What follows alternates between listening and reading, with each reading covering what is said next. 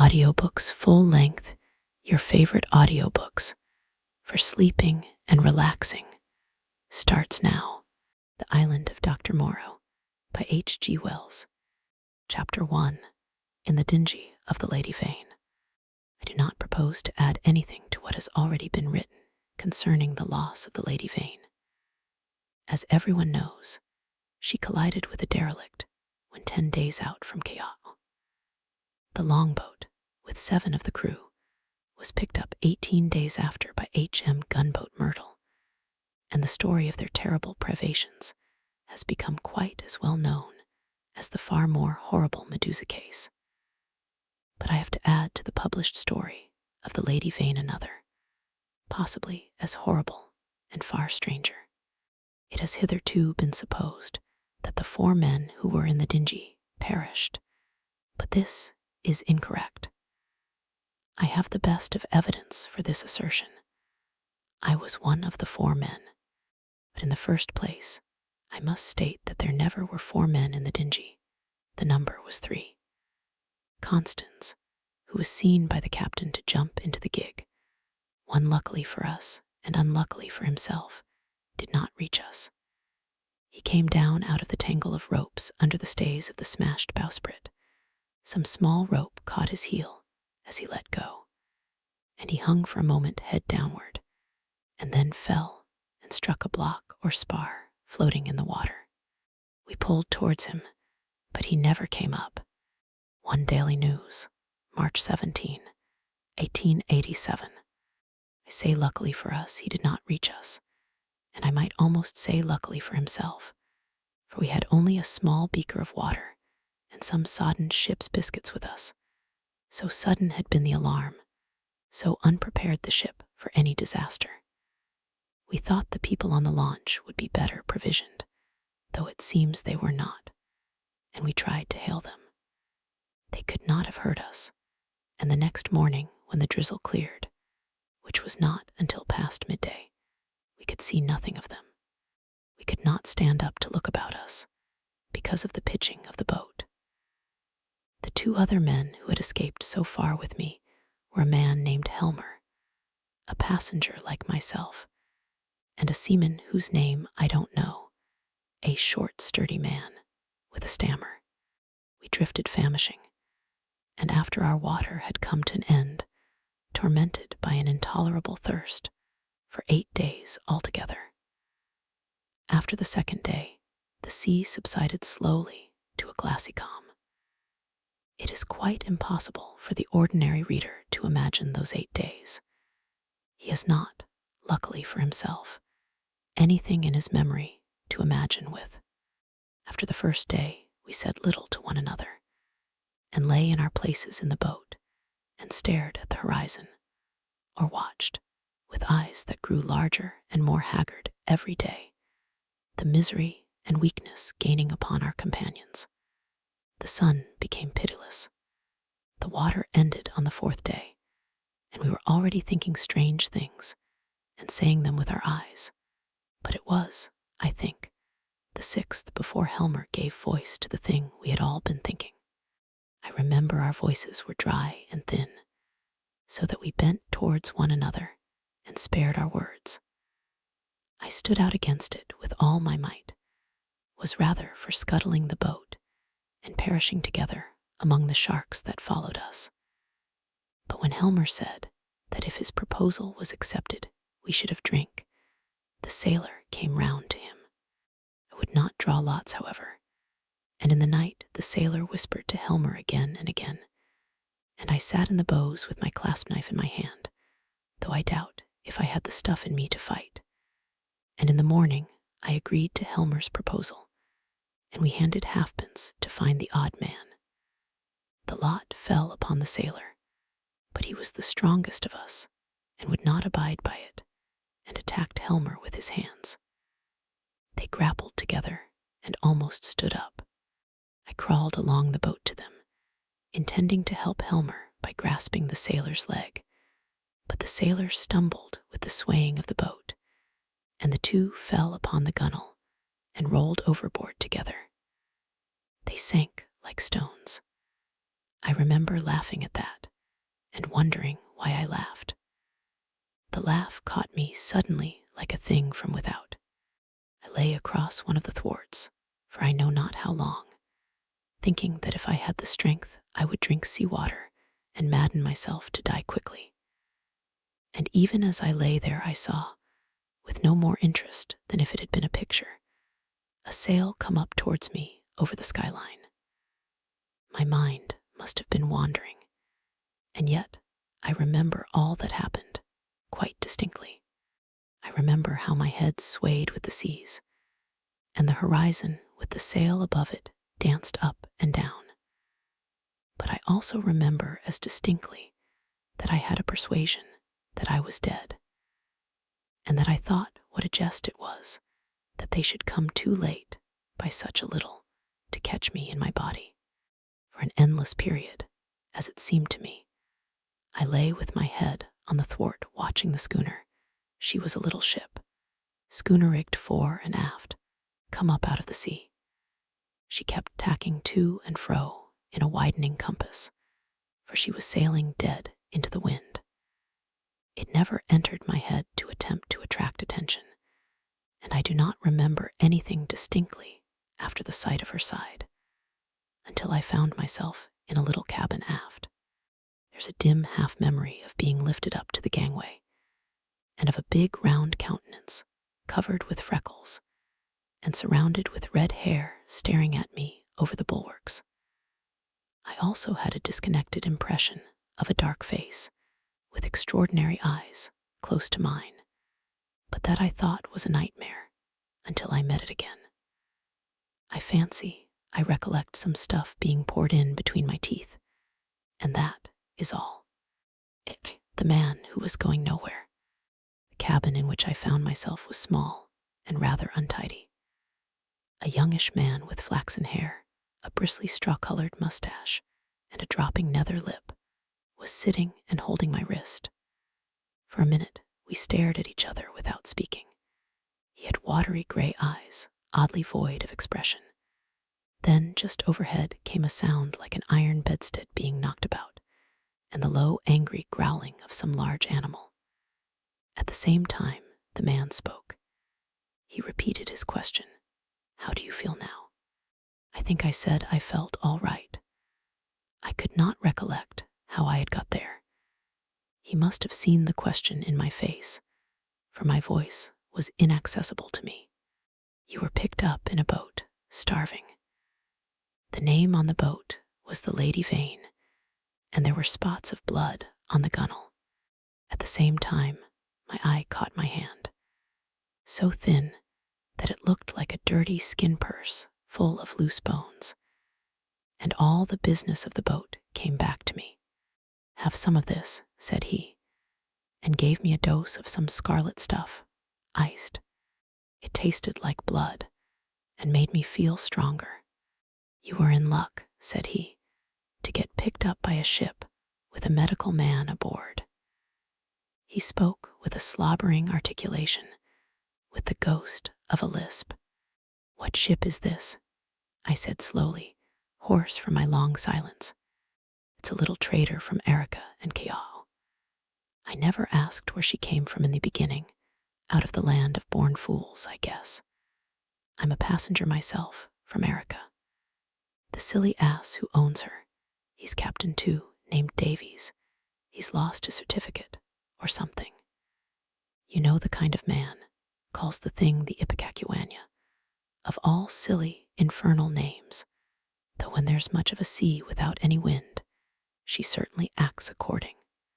Then the noise overhead began again, a snarling growl, and the voice of a human being together.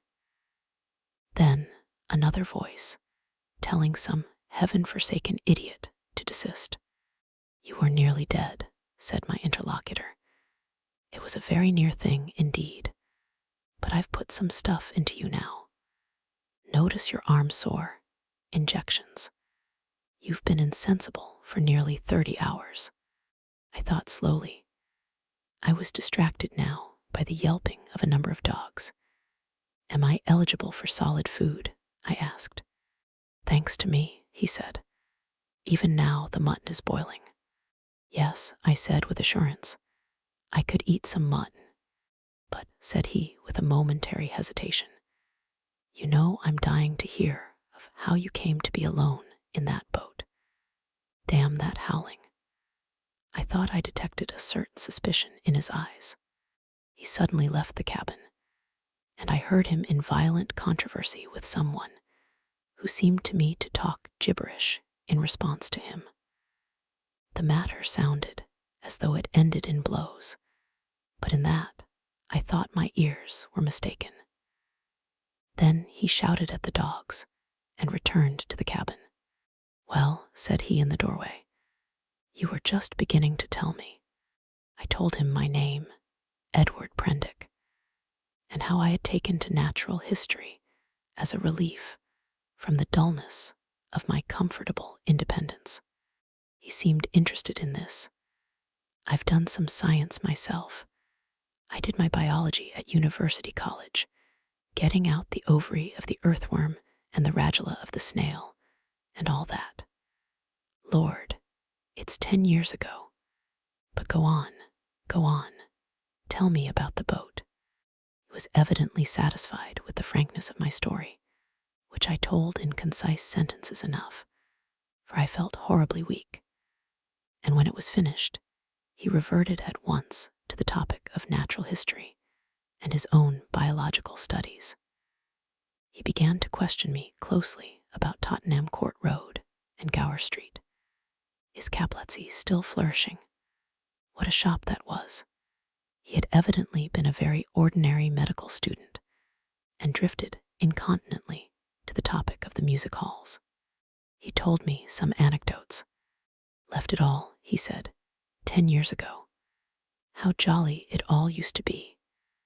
But I made a young ass of myself, played myself out before I was 21.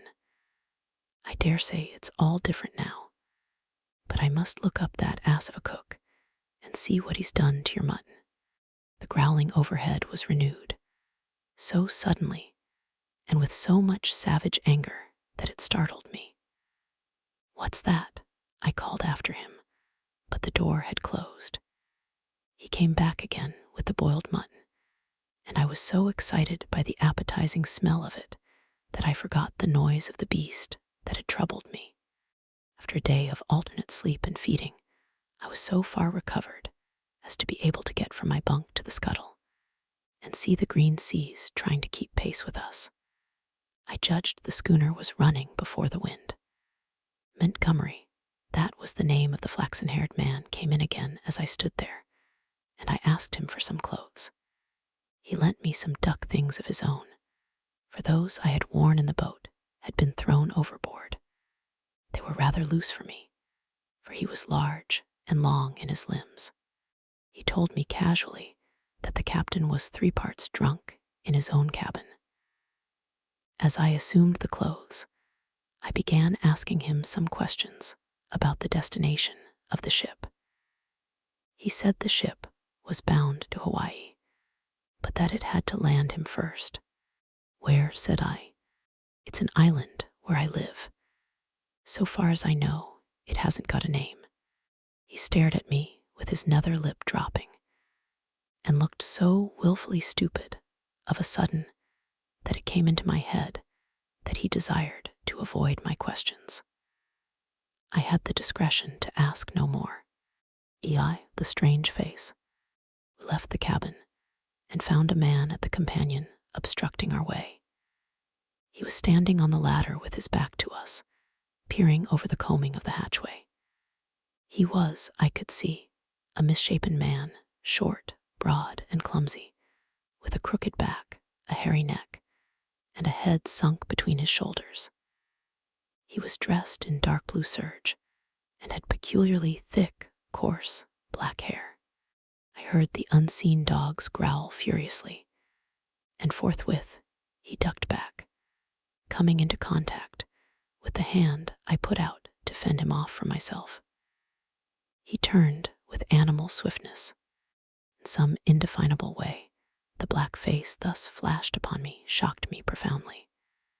It was a singularly deformed one.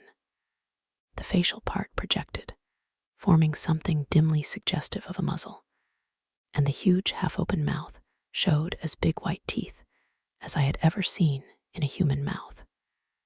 His eyes were bloodshot at the edges, with scarcely a rim of white round the hazel pupils. There was a curious glow of excitement in his face. "Confound you," said Montgomery. "Why the devil don't you get out of the way?" The black-faced man started aside without a word. I went on up the companion, staring at him instinctively as I did so. Montgomery stayed at the foot for a moment. "You have no business here, you know," he said in a deliberate tone. "Your place is forward." The black-faced man cowered. "They won't have me forward." He spoke slowly, with a queer, hoarse quality in his voice. "Won't have you forward," said Montgomery, in a menacing voice. "But I tell you to go." He was on the brink of saying something further, then looked up at me suddenly and followed me up the ladder. I had paused halfway through the hatchway, looking back, still astonished beyond measure at the grotesque ugliness of this black-faced creature. I had never beheld such a repulsive and extraordinary face before, and yet, if the contradiction is credible, I experienced at the same time an odd feeling that in some way I had already encountered exactly the features and gestures that now amazed me. Afterwards, it occurred to me that probably I had seen him as I was lifted aboard, and yet that scarcely satisfied my suspicion of a previous acquaintance.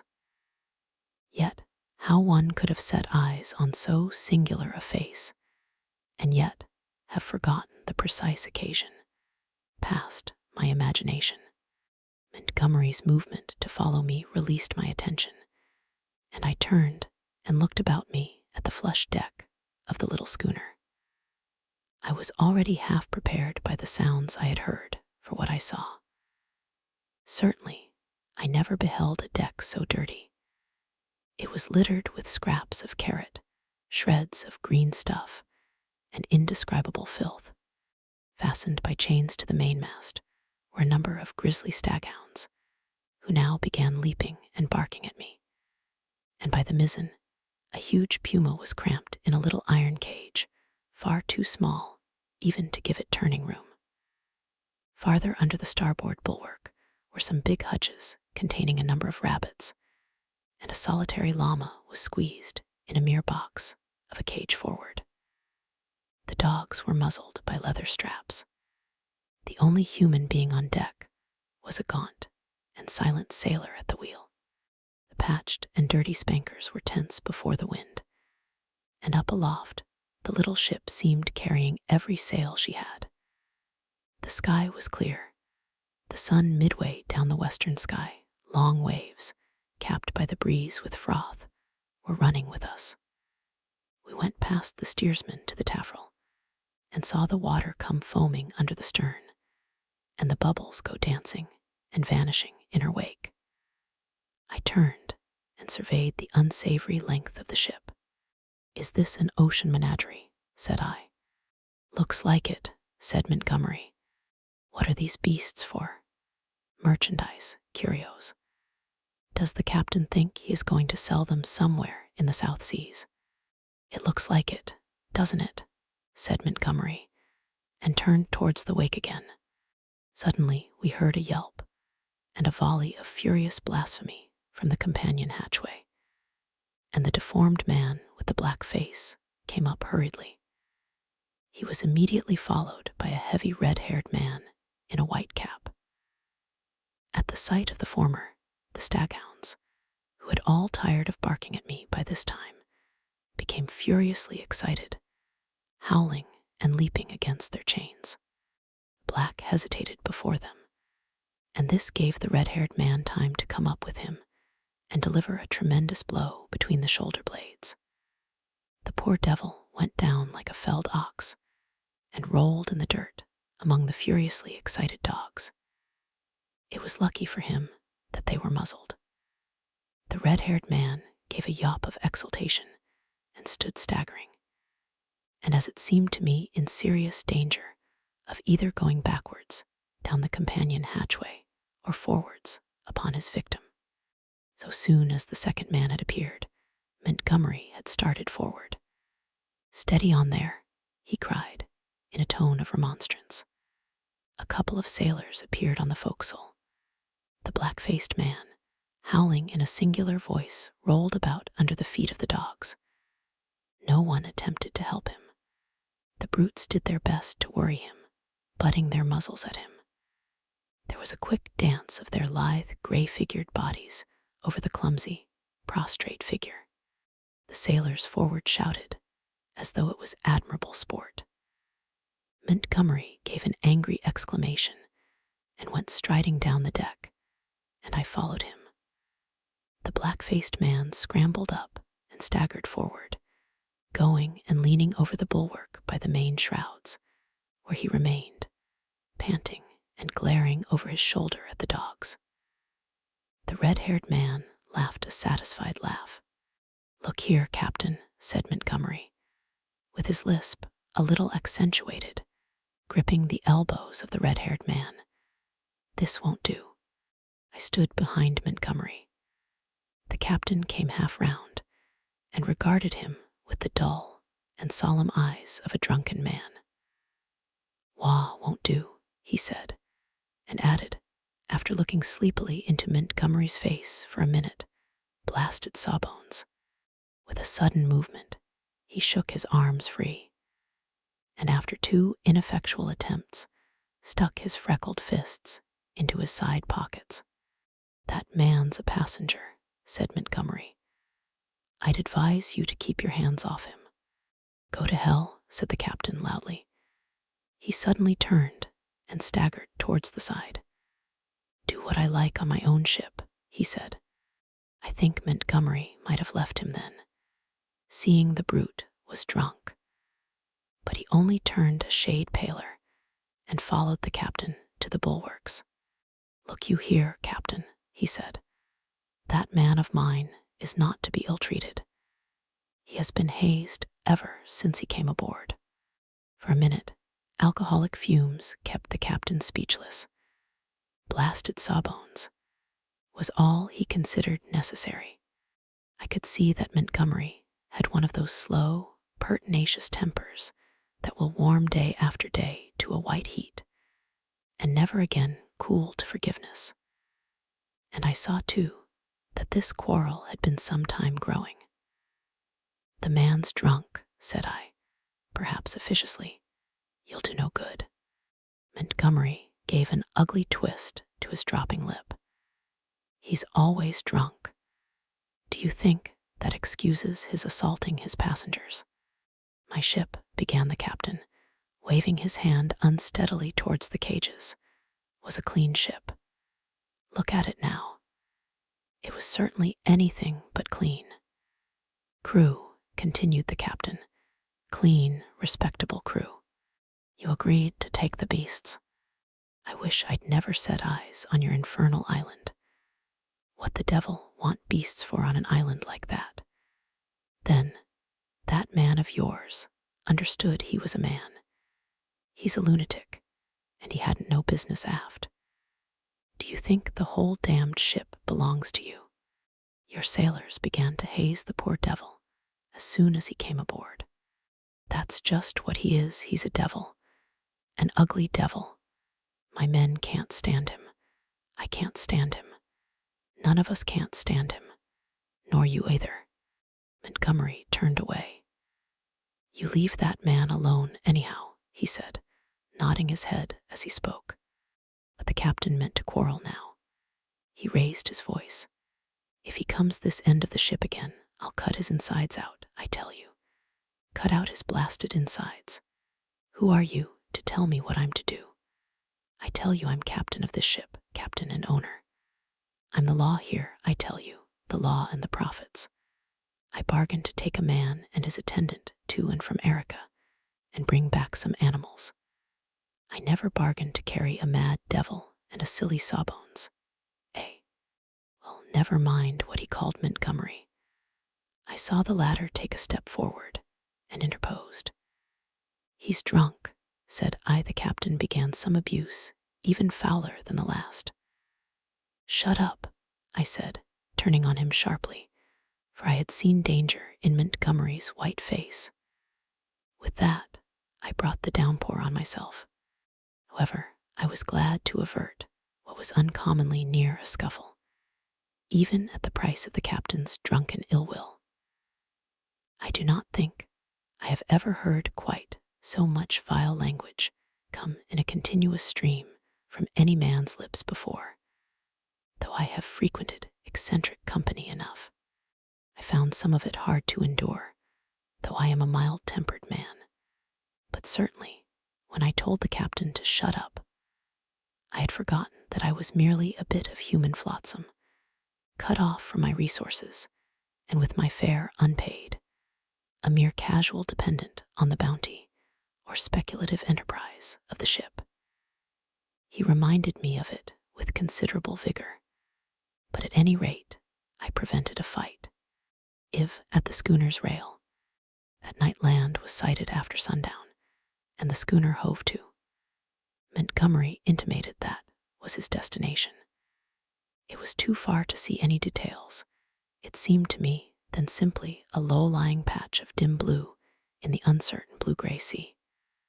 An almost vertical streak of smoke went up from it into the sky. The captain was not on deck when it was sighted. After he had vented his wrath on me, he had staggered below, and I understand he went to sleep on the floor of his own cabin. Mate practically assumed the command. He was the gaunt, taciturn individual we had seen at the wheel. Apparently, he was in an evil temper with Montgomery. He took not the slightest notice of either of us. We dined with him in a sulky silence, after a few ineffectual efforts on my part to talk. It struck me, too, that the men regarded my companion and his animals in a singularly unfriendly manner. I found Montgomery very reticent about his purpose with these creatures and about his destination, and though I was sensible of a growing curiosity as to both, I did not press him. We remained talking on the quarter-deck until the sky was thick with stars. Except for an occasional sound in the yellow-lit forecastle and a movement of the animals now and then, the night was very still. The puma lay crouched together, watching us with shining eyes, a black heap in the corner of its cage. Montgomery produced some cigars. He talked to me of London in a tone of half-painful reminiscence, asking all kinds of questions about changes that had taken place.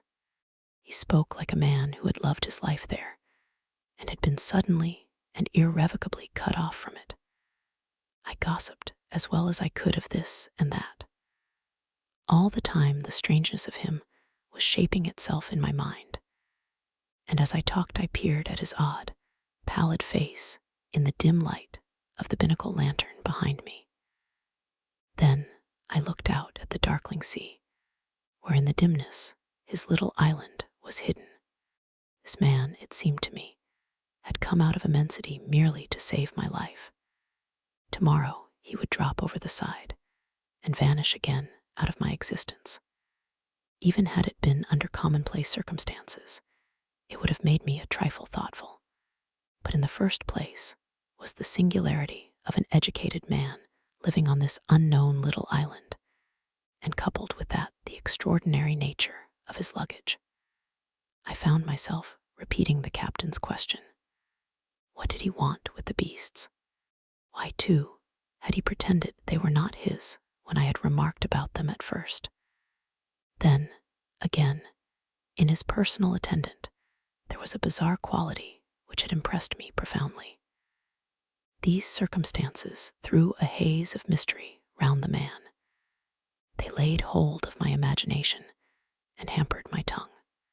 Towards midnight our talk of London died away, and we stood side by side leaning over the bulwarks and staring dreamily over the silent, starlit sea, each pursuing his own thoughts. It was the atmosphere for sentiment, and I began upon my gratitude. "If I may say it," said I, after a time, "you have saved my life." "Chance," he answered, "just chance. I prefer to make my thanks to the accessible agent. Thank no one. You had the need, and I had the knowledge, and I injected and fed you much as I might have collected a specimen. I was bored and wanted something to do. If I'd been jaded that day, or hadn't liked your face, well, it's a curious question where you would have been now." This damped my mood a little. "At any rate," I began. "It's a chance, I tell you," he interrupted, "as everything is in a man's life. Only the asses won't see it. Why am I here now, an outcast from civilization, instead of being a happy man, enjoying all the pleasures of London?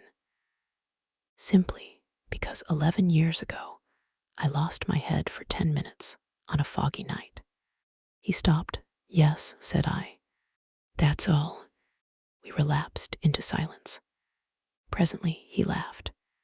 "There's something in this starlight that loosens one's tongue. I'm an ass, and yet somehow I would like to tell you. Whatever you tell me, you may rely upon my keeping to myself, if that's it." He was on the point of beginning, and then shook his head doubtfully.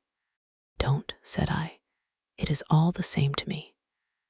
After all, it is better to keep your secret. There's nothing gained but a little relief if I respect your confidence. If I don't, well." He grunted undecidedly. I felt I had him at a disadvantage, had caught him in the mood of indiscretion, and to tell the truth, I was not curious to learn what might have driven a young medical student out of London. I have an imagination. I shrugged my shoulders and turned away. Over the taffrail leant a silent black figure, watching the stars. It was Montgomery's strange attendant. It looked over its shoulder quickly with my movement, then looked away again. It may seem a little thing to you, perhaps, but it came like a sudden blow to me. The only light near us was a lantern at the wheel. The creature's face was turned for one brief instant out of the dimness of the stern towards this illumination, and I saw that the eyes that glanced at me shone with a pale green light. I did not know then that a reddish luminosity, at least, is not uncommon in human eyes. The thing came to me as stark inhumanity. That black figure with its eyes of fire struck down through all my adult thoughts and feelings, and for a moment the forgotten horrors of childhood came back to my mind. Then the effect passed as it had come. An uncouth black figure of a man, a figure of no particular import, hung over the taffrail against the starlight, and I found Montgomery was speaking to me. "I'm thinking of turning in then," said he, "if you've had enough of this." I answered him incongruously. We went below, and he wished me good night at the door of my cabin. That night I had some very unpleasant dreams. The waning moon rose late. Its light struck a ghostly white beam across my cabin and made an ominous shape on the planking by my bunk. Then the staghounds woke and began howling and baying, so that I dreamt fitfully and scarcely slept until the approach of dawn. The man who had nowhere to go. In the early morning, it was the second morning after my recovery, and I believe the fourth after I was picked up. I awoke through an avenue of tumultuous dreams, dreams of guns and howling mobs, and became sensible of a horse shouting above me. I rubbed my eyes and lay listening to the noise, doubtful for a little while of my whereabouts. Then came a sudden pattering of bare feet, the sound of heavy objects being thrown about, a violent creaking, and the rattling of chains.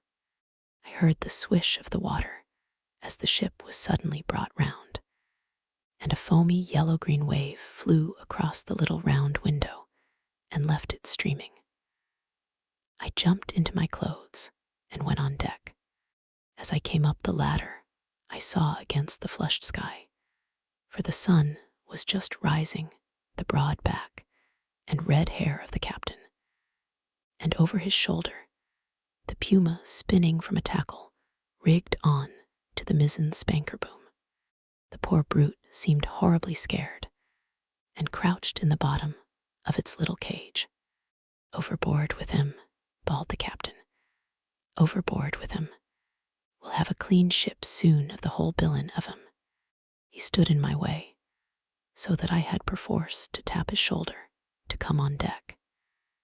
He came round with a start and staggered back a few paces to stare at me. It needed no expert eye to tell that the man was still drunk. "Hullo," said he stupidly, and then with a light coming into his eyes, "Why, it's Mr. Prendick," said I.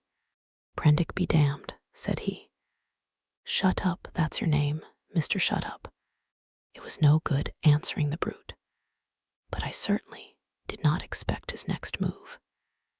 He held out his hand to the gangway, by which Montgomery stood talking to a massive gray-haired man in dirty blue flannels, who had apparently just come aboard. "That way, Mr. Blasted Shut Up. That way," roared the captain. Montgomery and his companion turned as he spoke. "What do you mean?" I said. "That way, Mr. Blasted Shut Up. That's what I mean. Overboard, Mr. Shut Up, and sharp.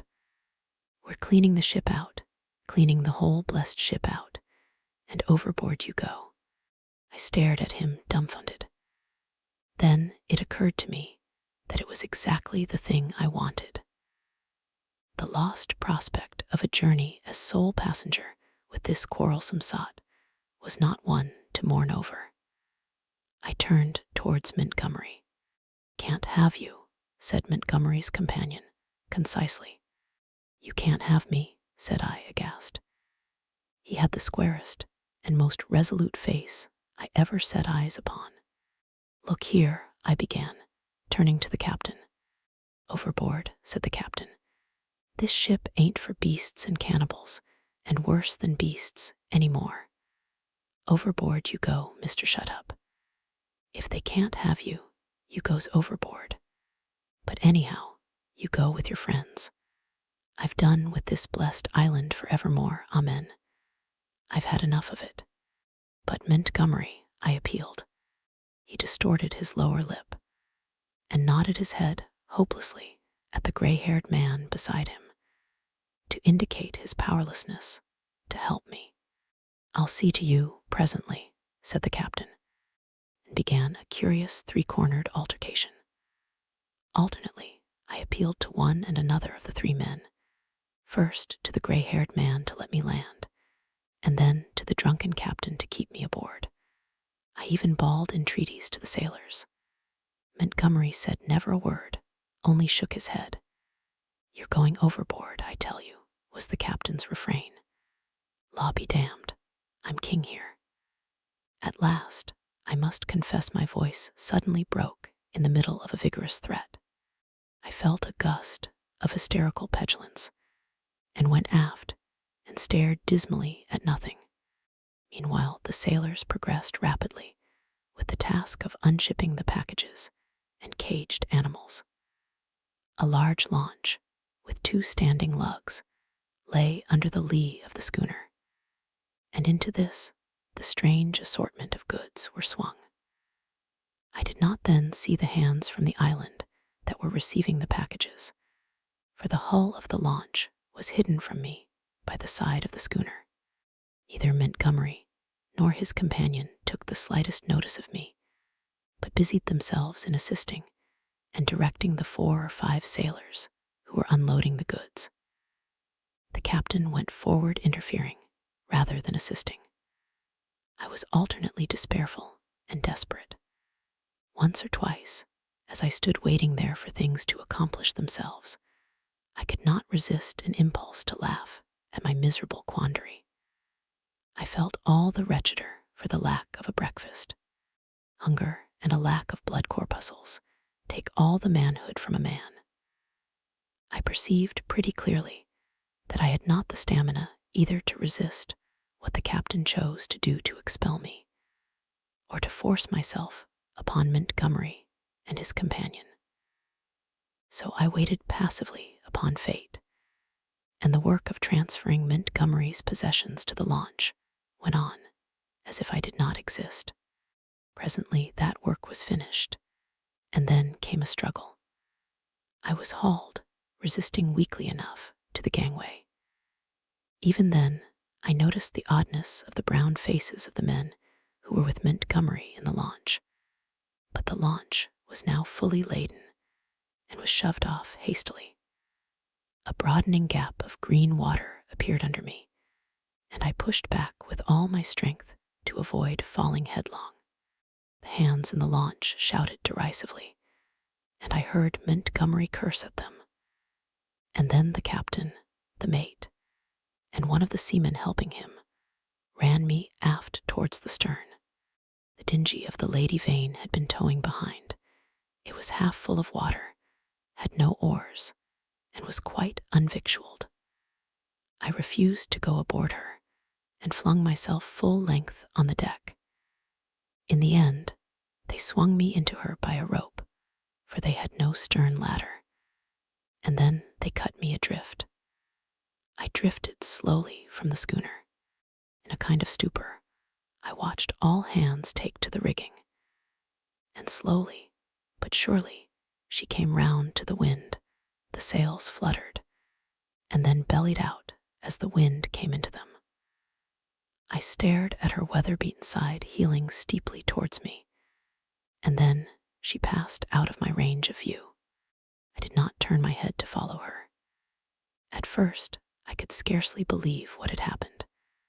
I crouched in the bottom of the dinghy, stunned and staring blankly at the vacant, oily sea. Then I realized that I was in that little hell of mine again, now half swamped, and looking back over the gunwale, I saw the schooner standing away from me, with the red-haired captain mocking at me over the taffrail, and turning towards the island, saw the launch growing smaller as she approached the beach. Abruptly, the cruelty of this desertion became clear to me. I had no means of reaching the land unless I should chance to drift there. I was still weak. You must remember, from my exposure in the boat, I was empty and very faint, or I should have had more heart. But as it was, I suddenly began to sob and weep, as I had never done since I was a little child. The tears ran down my face. In a passion of despair, I struck with my fists at the water in the bottom of the boat and kicked savagely at the gunwale. I prayed aloud for God to let me die. The evil-looking boatman. But the islanders, seeing that I was really adrift, took pity on me. I drifted very slowly to the eastward, approaching the island slantingly, and presently I saw, with hysterical relief, the launch come round and return towards me. She was heavily laden, and I could make out, as she drew nearer, Montgomery's white-haired, broad-shouldered companion sitting, cramped up with the dogs, and several packing cases in the stern sheets. This individual stared fixedly at me, without moving or speaking. The black-faced cripple was glaring at me as fixedly in the bows near the Puma. There were 3 other men besides, 3 strange, brutish-looking fellows, at whom the staghounds were snarling savagely. Montgomery, who was steering, brought the boat by me, and rising, caught and fastened my painter to the tiller to tow me, for there was no room aboard. I had recovered from my hysterical phase by this time, and answered his hail as he approached, bravely enough. I told him the dinghy was nearly swamped, and he reached me a piggin. I was jerked back as the rope tightened between the boats. For some time I was busy bailing. It was not until I had got the water under, for the water in the dinghy had been shipped. The boat was perfectly sound, that I had leisure to look at the people in the launch again. The white-haired man, I found, was still regarding me steadfastly, but with an expression, as I now fancied, of some perplexity. When my eyes met his, he looked down at the staghound that sat between his knees. He was a powerfully built man, as I have said, with a fine forehead and rather heavy features. But his eyes had that odd drooping of the skin above the lids, which often comes with advancing years, and the fall of his heavy mouth at the corners gave him an expression of pugnacious resolution. He talked to Montgomery in a tone too low for me to hear. From him, my eyes traveled to his 3 men, and a strange crew they were.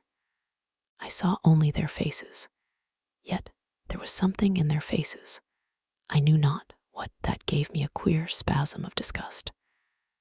I looked steadily at them, and the impression did not pass, though I failed to see what had occasioned it. They seemed to me then to be brown men, but their limbs were oddly swathed in some thin, dirty, white stuff down even to the fingers and feet. I have never seen men so wrapped up before, and women so only in the East. They wore turbans too, and thereunder peered out their elfin faces at me, faces with protruding lower jaws and bright eyes.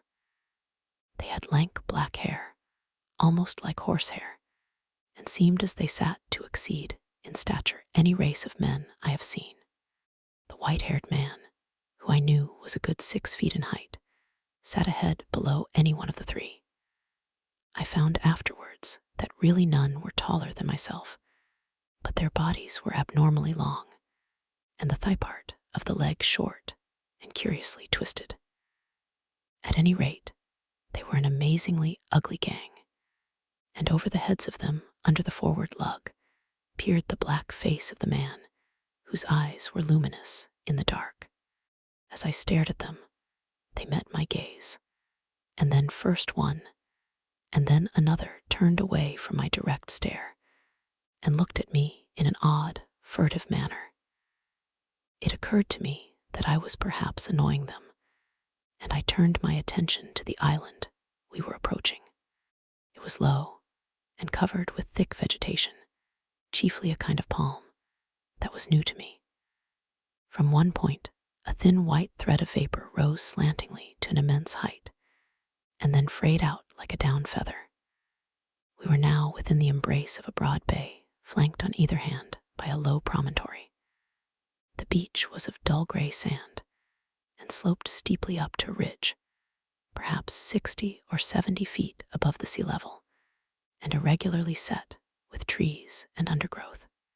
Halfway up was a square enclosure of some grayish stone, which I found, subsequently, was built partly of coral and partly of pumiceous lava.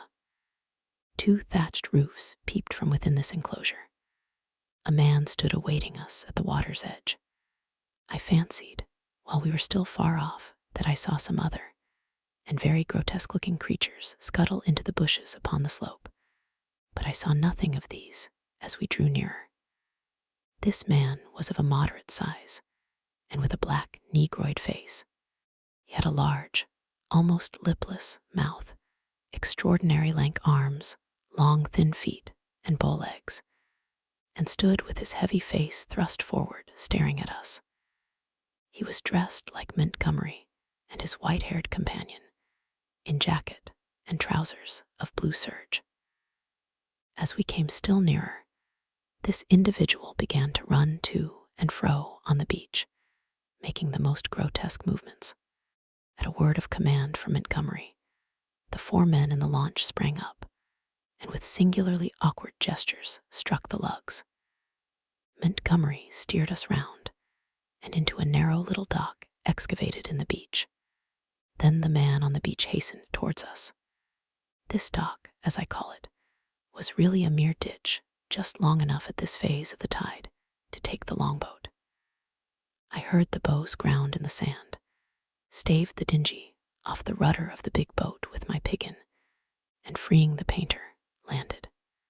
3 muffled men, with the clumsiest movements, scrambled out upon the sand, and forthwith set to landing the cargo, assisted by the man on the beach.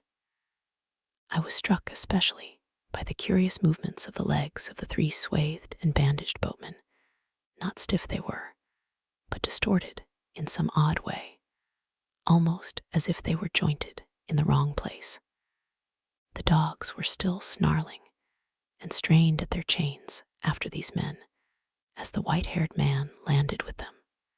3 big fellows spoke to one another in odd guttural tones, and the man who had waited for us on the beach began chattering to them excitedly, a foreign language, as I fancied, as they laid hands on some bales piled near the stern. Somewhere I had heard such a voice before, and I could not think where. The white-haired man stood, holding in a tumult of 6 dogs and bawling orders over their din. Montgomery, having unshipped the rudder, landed likewise, and all set to work at unloading. I was too faint, what with my long fast and the sun beating down on my bare head, to offer any assistance. Presently, the white-haired man seemed to recollect my presence and came up to me. "You look," said he, "as though you had scarcely breakfasted." His little eyes were a brilliant black under his heavy brows. "I must apologize for that. Now you are our guest, we must make you comfortable, though you are uninvited, you know." He looked keenly into my face. "Montgomery says you are an educated man, Mr. Prendick, says you know something of science. May I ask what that signifies?" I told him I had spent some years at the Royal College of Science and had done some researches in biology under Huxley. He raised his eyebrows slightly at that.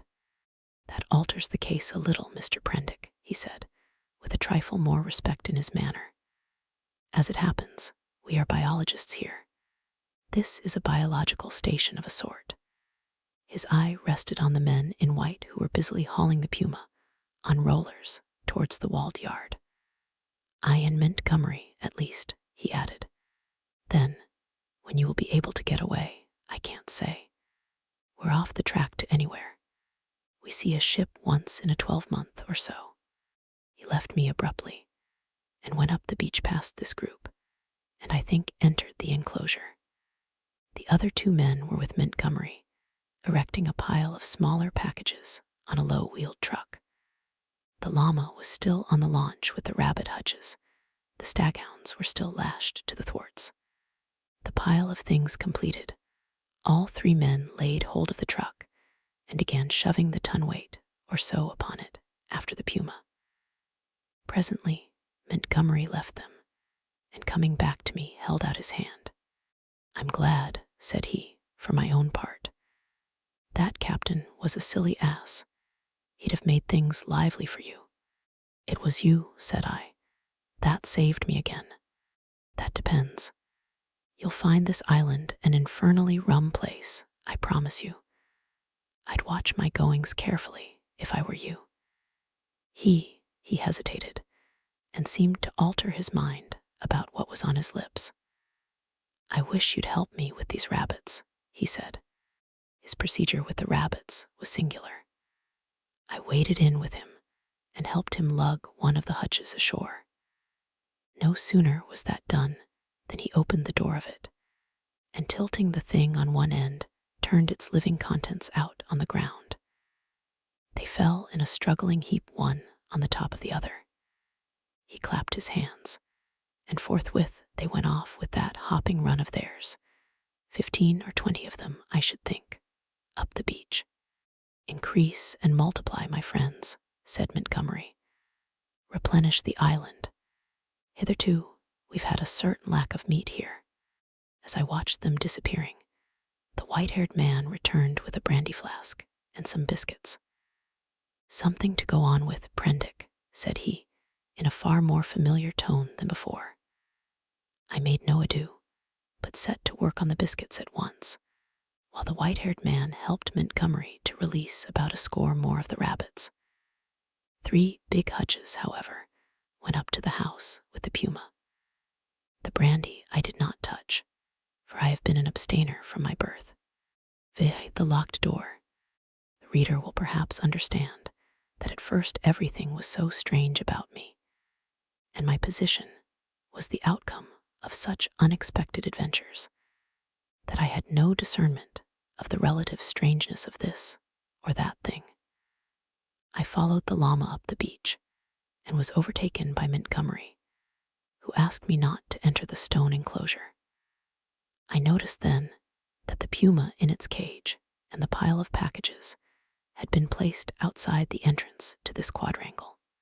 I turned and saw that the launch had now been unloaded, run out again, and was being beached, and the white-haired man was walking towards us.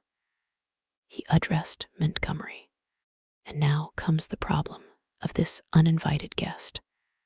What are we to do with him? He knows something of science, said Montgomery. I'm itching to get to work again with this new stuff, said the white-haired man, nodding towards the enclosure. His eyes grew brighter. I dare say you are, said Montgomery, in anything but a cordial tone. We can't send him over there, and we can't spare the time to build him a new shanty. And we certainly can't take him into our confidence just yet. I'm in your hands, said I. I had no idea of what he meant by over there. I've been thinking of the same things, Montgomery answered. There's my room with the outer door. That's it, said the elder man promptly, looking at Montgomery, and all three of us went towards the enclosure. I'm sorry to make a mystery, Mr. Prendick, but you'll remember you're uninvited. Our little establishment here contains a secret or so, is a kind of Bluebeard's chamber, in fact. Nothing very dreadful, really, to a sane man. But just now, as we don't know you. Decidedly, said I should be a fool to take offense at any want of confidence. Twisted his heavy mouth into a faint smile. He was one of those saturnine people who smile with the corners of the mouth down, and bowed his acknowledgment of my complacence. The main entrance to the enclosure was passed. It was a heavy wooden gate, framed in iron and locked, with the cargo of the launch piled outside it. And at the corner, we came to a small doorway I had not previously observed. The white-haired man produced a bundle of keys from the pocket of his greasy blue jacket, opened this door, and entered. His keys, and the elaborate locking up of the place, even while it was still under his eye, struck me as peculiar. I followed him, and found myself in a small apartment, plainly, but not uncomfortably furnished, and with its inner door, which was slightly ajar, opening into a paved courtyard. This inner door Montgomery at once closed. A hammock was slung across the darker corner of the room, and a small unglazed window defended by an iron bar looked out towards the sea. This the white-haired man told me was to be my apartment, and the inner door, which for fear of accidents, he said, he would lock on the other side, was my limit inward. He called my attention to a convenient deck chair before the window, and to an array of old books, chiefly, I found, surgical works and editions of the Latin and Greek classics, languages I cannot read with any comfort, on a shelf near the hammock. He left the room by the outer door, as if to avoid opening the inner one again. We usually have our meals in here, said Montgomery, and then, as if in doubt, went out after the other. Moreau, I heard him call, and for the moment I do not think I noticed. Then, as I handled the books on the shelf, it came up in consciousness. Where had I heard the name of Moreau before?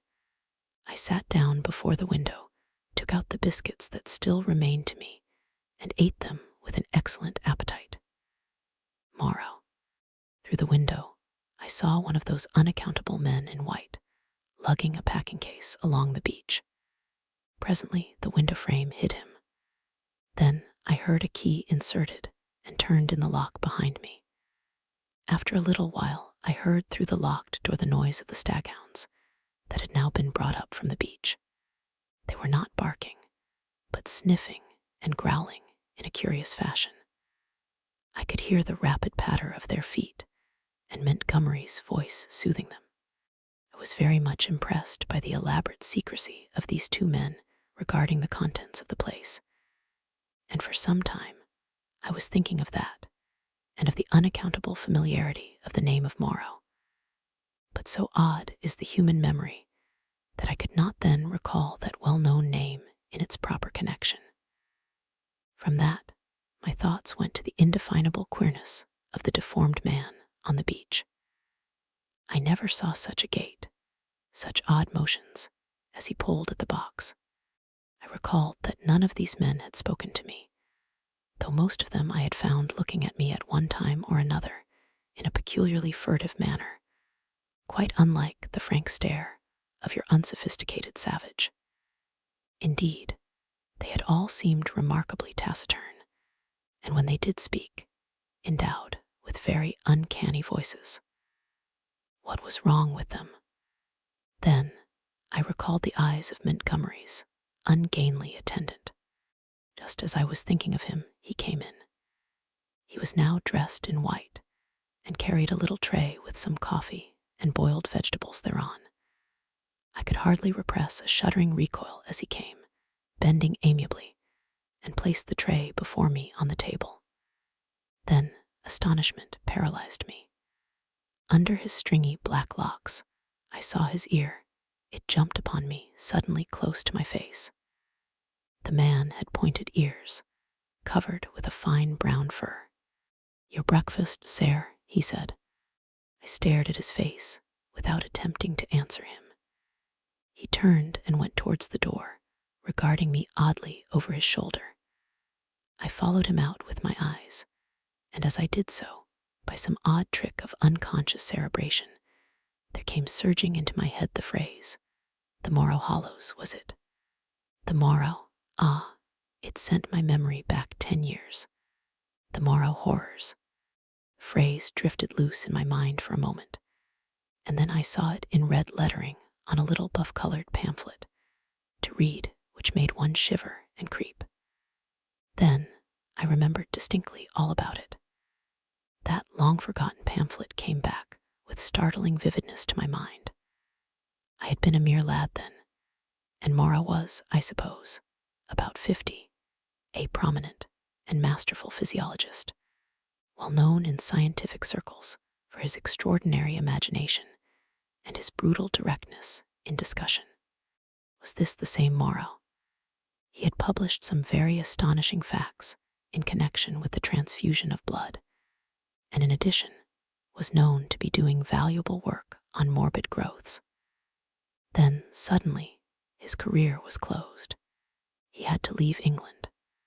A journalist obtained access to his laboratory in the capacity of laboratory assistant, with the deliberate intention of making sensational exposures, and by the help of a shocking accident, if it was an accident, his gruesome pamphlet became notorious.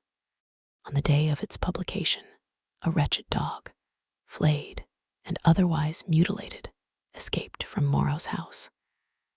It was in the silly season, and a prominent editor, a cousin of the temporary laboratory assistant, appealed to the conscience of the nation.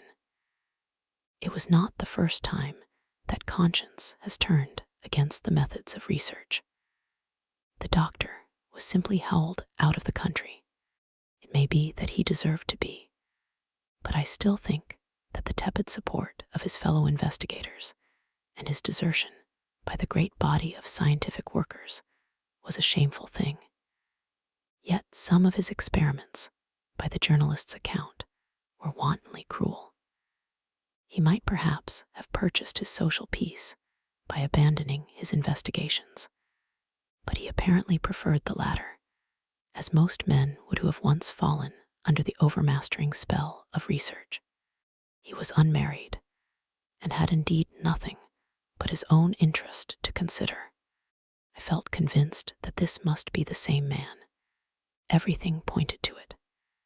It dawned upon me to what end the puma and the other animals, which had now been brought with other luggage into the enclosure behind the house, were destined.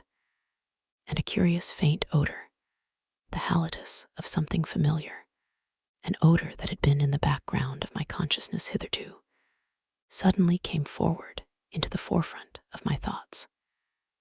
It was the antiseptic odor of the dissecting room. I heard the puma growling through the wall, and one of the dogs yelped as though it had been struck. Yet surely, and especially to another scientific man, there was nothing so horrible in vivisection as to account for this secrecy. And by some odd leap in my thoughts, the pointed ears and luminous eyes of Montgomery's attendant came back again before me with the sharpest definition. I stared before me out at the green sea, frothing under a freshening breeze, and let these and other strange memories of the last few days chase one another through my mind. What could it all mean? A locked enclosure on a lonely island, a notorious vivisector, and these crippled and distorted men. Vi, the crying of the puma. Montgomery interrupted my tangle of mystification and suspicion about 1 o'clock, and his grotesque attendant followed him with a tray bearing bread, some herbs and other eatables, a flask of whiskey, a jug of water, and 3 glasses and knives. I glanced askance at this strange creature and found him watching me with his queer, restless eyes. Montgomery said he would lunch with me, but that Moreau was too preoccupied with some work to come. Moreau, said I know that name. The devil you do, said he. What an ass I was to mention it to you. I might have thought. Anyhow, it will give you an inkling of our mysteries. Whiskey. No, thanks, I'm an abstainer. I wish I'd been. But it's no use locking the door after the steed is stolen. It was that infernal stuff which led to my coming here, that, and a foggy night. I thought myself in luck at the time, when Moreau offered to get me off. It's queer.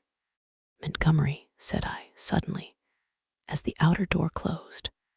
Why has your man pointed ears? Damn, he said, over his first mouthful of food. He stared at me for a moment, and then repeated, pointed ears. Little points to them, said I, as calmly as possible, with a catch in my breath, and a fine black fur at the edges. He helped himself to whiskey and water with great deliberation. I was under the impression that his hair covered his ears. I saw them as he stooped by me to put that coffee you sent to me on the table, and his eyes shine in the dark. By this time, Montgomery had recovered from the surprise of my question. I always thought, he said deliberately, with a certain accentuation of his flavoring of lisp, that there was something the matter with his ears from the way he covered them. What were they like? I was persuaded from his manner that this ignorance was a pretense. Still, I could hardly tell the man that I thought him a liar. Pointed, I said, rather small and furry, distinctly furry. But the whole man is one of the strangest beings I ever set eyes on. A sharp, hoarse cry of animal pain came from the enclosure behind us. Its depth and volume testified to the puma. I saw Montgomery wince. Yes, he said. Where did you pick up the creature? San Francisco. He's an ugly brute, I admit. Half-witted, you know. Can't remember where he came from. But I'm used to him, you know. We both are. How does he strike you? He's unnatural, I said. There's something about him, don't think me fanciful, but it gives me a nasty little sensation, a tightening of my muscles, when he comes near me.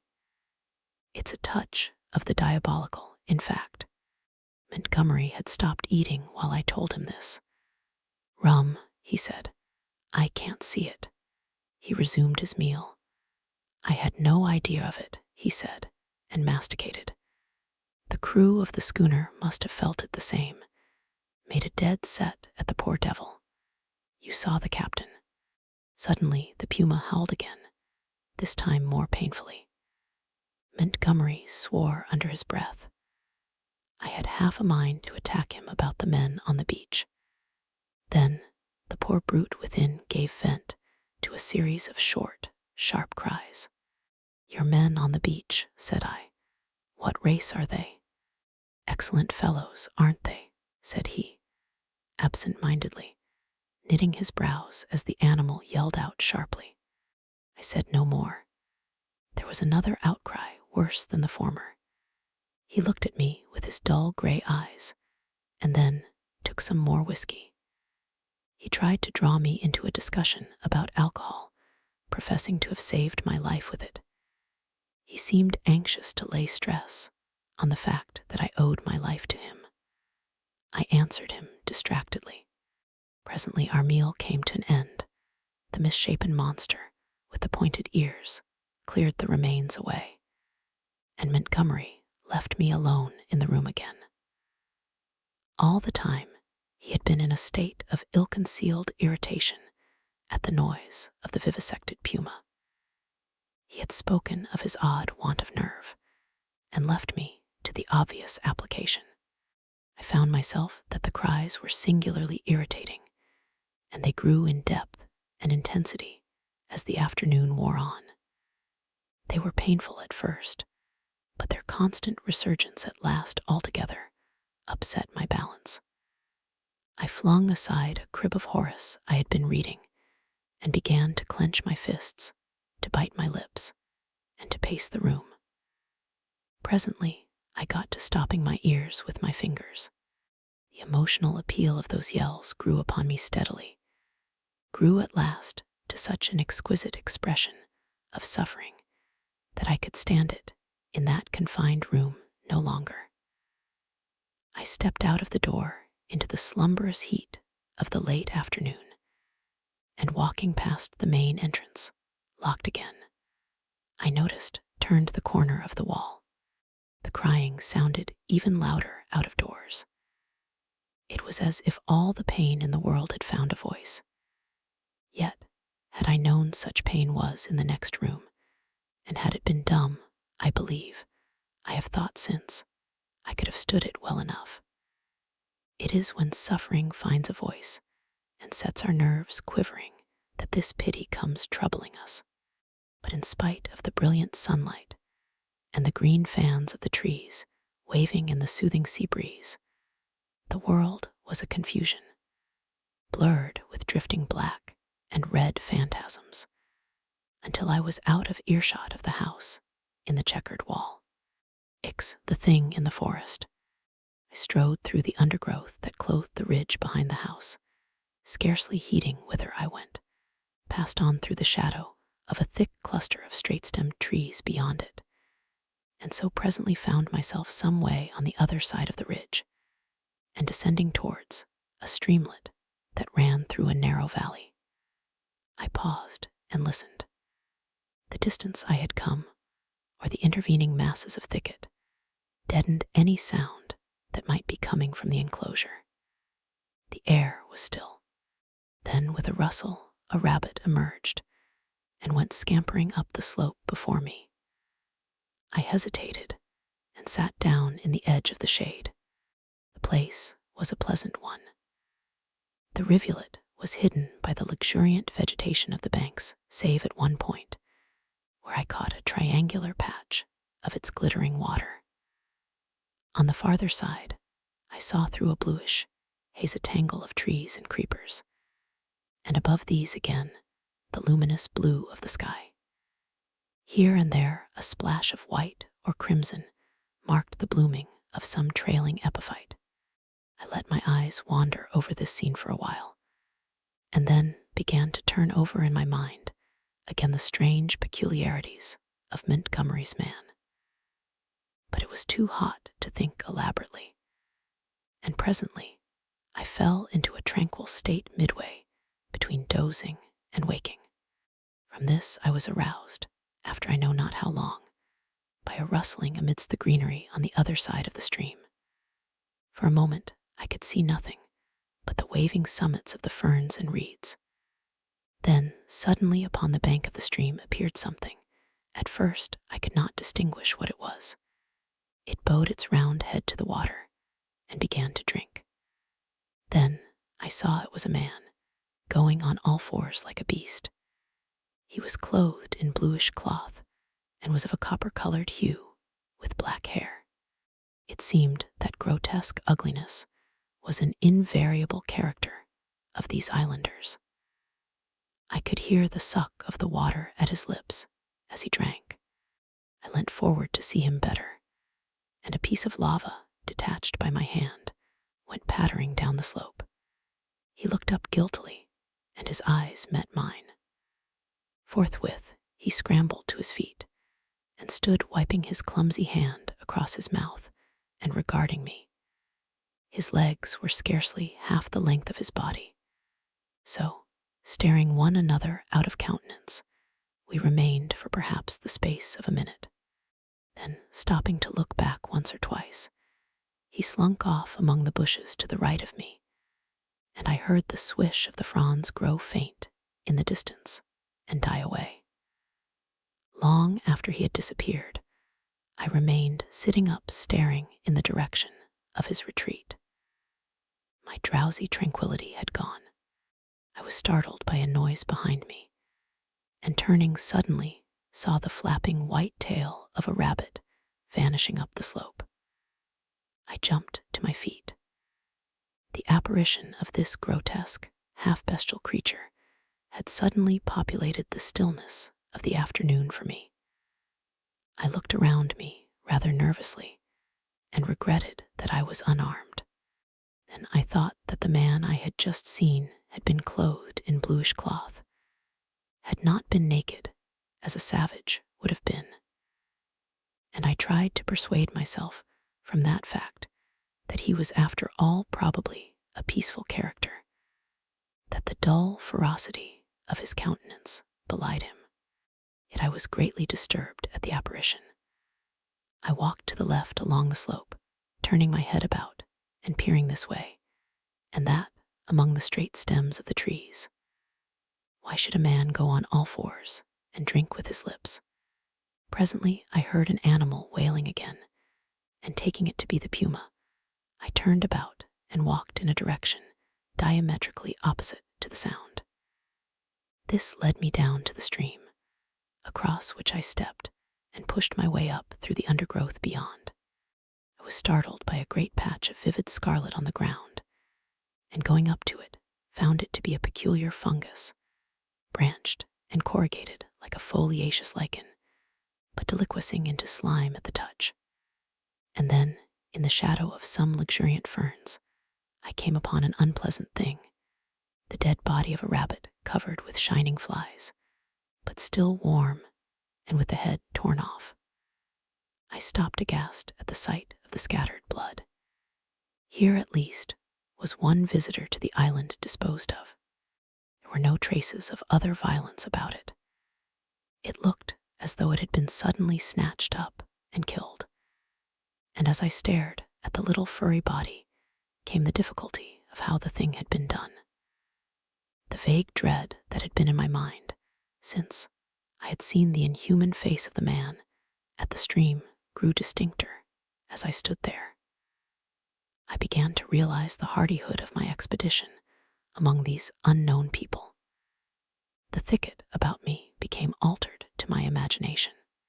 Every shadow became something more than a shadow, became an ambush. Every rustle became a threat. Invisible things seemed watching me.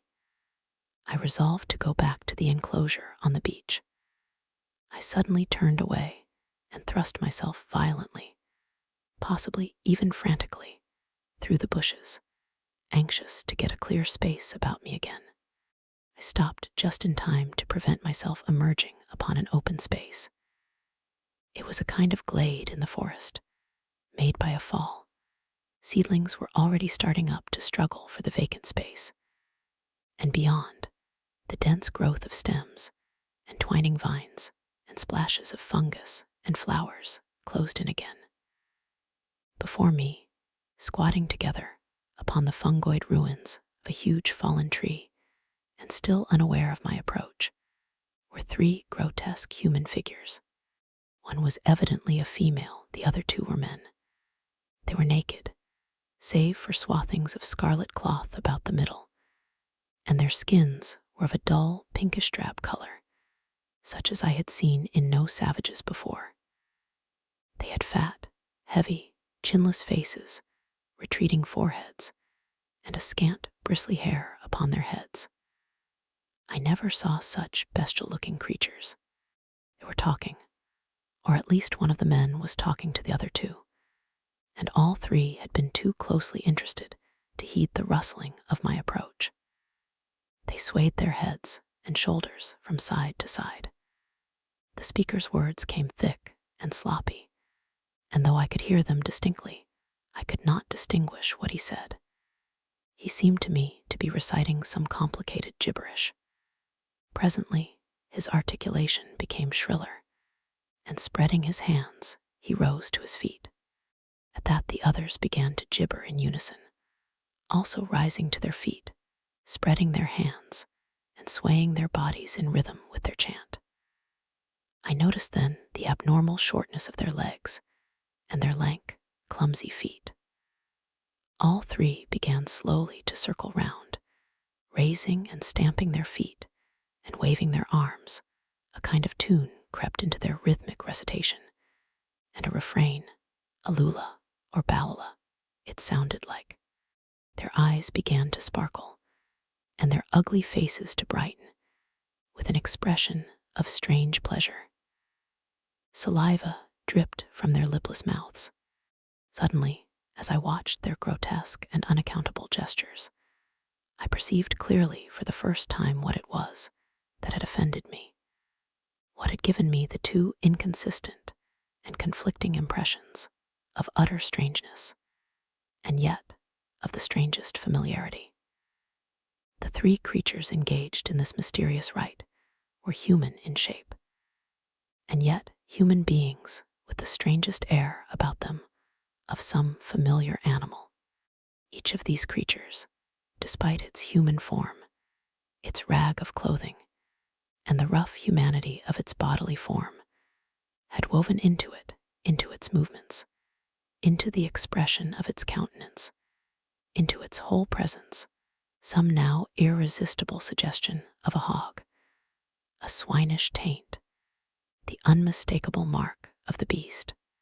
I stood overcome by this amazing realization, and then the most horrible questionings came rushing into my mind. They began leaping in the air, first one and then the other, whooping and grunting. Then one slipped, and for a moment was on all fours, to recover, indeed, forthwith. But that transitory gleam of the true animalism of these monsters was enough. I turned as noiselessly as possible, and becoming every now and then rigid with the fear of being discovered, as a branch cracked or a leaf rustled, I pushed back into the bushes. It was long before I grew bolder and dared to move freely. My only idea for the moment was to get away from these foul beings, and I scarcely noticed that I had emerged upon a faint pathway amidst the trees, and suddenly traversing a little glade, I saw with an unpleasant start two clumsy legs among the trees, walking with noiseless footsteps parallel with my course, and perhaps 30 yards away from me. The head and upper part of the body were hidden by a tangle of creeper. I stopped abruptly, hoping the creature did not see me. The feet stopped as I did. So nervous was I that I controlled an impulse to headlong flight with the utmost difficulty. Then, looking hard, I distinguished through the interlacing network the head and body of the brute I had seen drinking. He moved his head. There was an emerald flash in his eyes as he glanced at me from the shadow of the trees, a half-luminous color that vanished as he turned his head again. He was motionless for a moment, and then, with a noiseless tread, began running through the green confusion. In another moment, he had vanished behind some bushes. I could not see him, but I felt that he had stopped and was watching me again. What on earth was he, man or beast? What did he want with me? I had no weapon, not even a stick. Flight would be madness. At any rate, the thing, whatever it was, lacked the courage to attack me. Setting my teeth hard, I walked straight towards him. I was anxious not to show the fear that seemed chilling my backbone. I pushed through a tangle of tall, white-flowered bushes and saw him 20 paces beyond, looking over his shoulder at me and hesitating. I advanced a step or two, looking steadfastly into his eyes. "Who are you?" said I. He tried to meet my gaze. "No," he said suddenly, and turning went bounding away from me through the undergrowth. Then he turned and stared at me again. His eyes shone brightly out of the dusk under the trees. My heart was in my mouth, but I felt my only chance was bluff and walked steadily towards him. He turned again and vanished into the dusk. Once more, I thought I caught the glint of his eyes, and that was all. For the first time, I realized how the lateness of the hour might affect me. The sun had set some minutes since. The swift dusk of the tropics was already fading out of the eastern sky, and a pioneer moth fluttered silently by my head. Unless I would spend the night among the unknown dangers of the mysterious forest, I must hasten back to the enclosure. The thought of a return to that pain-haunted refuge was extremely disagreeable, but still more so was the idea of being overtaken in the open by darkness, and all that darkness might conceal. I gave one more look into the blue shadows that had swallowed up this odd creature, and then retraced my way down the slope towards the stream, going, as I judged, in the direction from which I had come. I walked eagerly, my mind confused with many things, and presently found myself in a level place among scattered trees. The colorless clearness that comes after the sunset flush was darkling. The blue sky above grew momentarily deeper, and the little stars one by one pierced the attenuated light, the interspaces of the trees, the gaps in the further vegetation that had been hazy blue in the daylight grew black and mysterious. I pushed on. The color vanished from the world. The treetops rose against the luminous blue sky in inky silhouette, and all below that outline melted into one formless blackness. Presently the trees grew thinner, and the shrubby undergrowth more abundant. Then there was a desolate space covered with a white sand, and then another expanse of tangled bushes. I did not remember crossing the sand opening before. I began to be tormented by a faint rustling upon my right hand. I thought at first it was fancy, for whenever I stopped there was silence, save for the evening breeze in the treetops. Then, when I turned to hurry on again, there was an echo to my footsteps. I turned away from the thickets, keeping to the more open ground, and endeavoring by sudden turns now and then to surprise something in the act of creeping upon me. I saw nothing, and nevertheless my sense of another presence grew steadily. I increased my pace, and after some time came to a slight ridge, crossed it, and turned sharply, regarding it steadfastly from the further side. It came out black and clear-cut against the darkling sky, and presently a shapeless lump heaved up momentarily against the skyline and vanished again. I felt assured now that my tawny-faced antagonist was stalking me once more, and coupled with that was another unpleasant realization that I had lost my way. For a time I hurried on hopelessly perplexed and pursued by that stealthy approach. Whatever it was, the thing either lacked the courage to attack me, or it was waiting to take me at some disadvantage. I kept studiously to the open. At times I would turn and listen, and presently I had half persuaded myself that my pursuer had abandoned the chase, or was a mere creation of my disordered imagination. Then I heard the sound of the sea. I quickened my footsteps almost into a run, and immediately there was a stumble in my rear. I turned suddenly and stared at the uncertain trees behind me. One black shadow seemed to leap into another.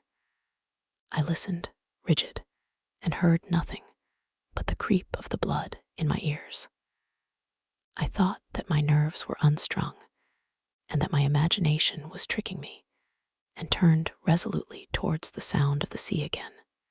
In a minute or so, the trees grew thinner, and I emerged upon a bare, low headland running out into the somber water. The night was calm and clear, and the reflection of the growing multitude of the stars shivered in the tranquil heaving of the sea. Some way out, the wash upon an irregular band of reef shone with a pallid light of its own.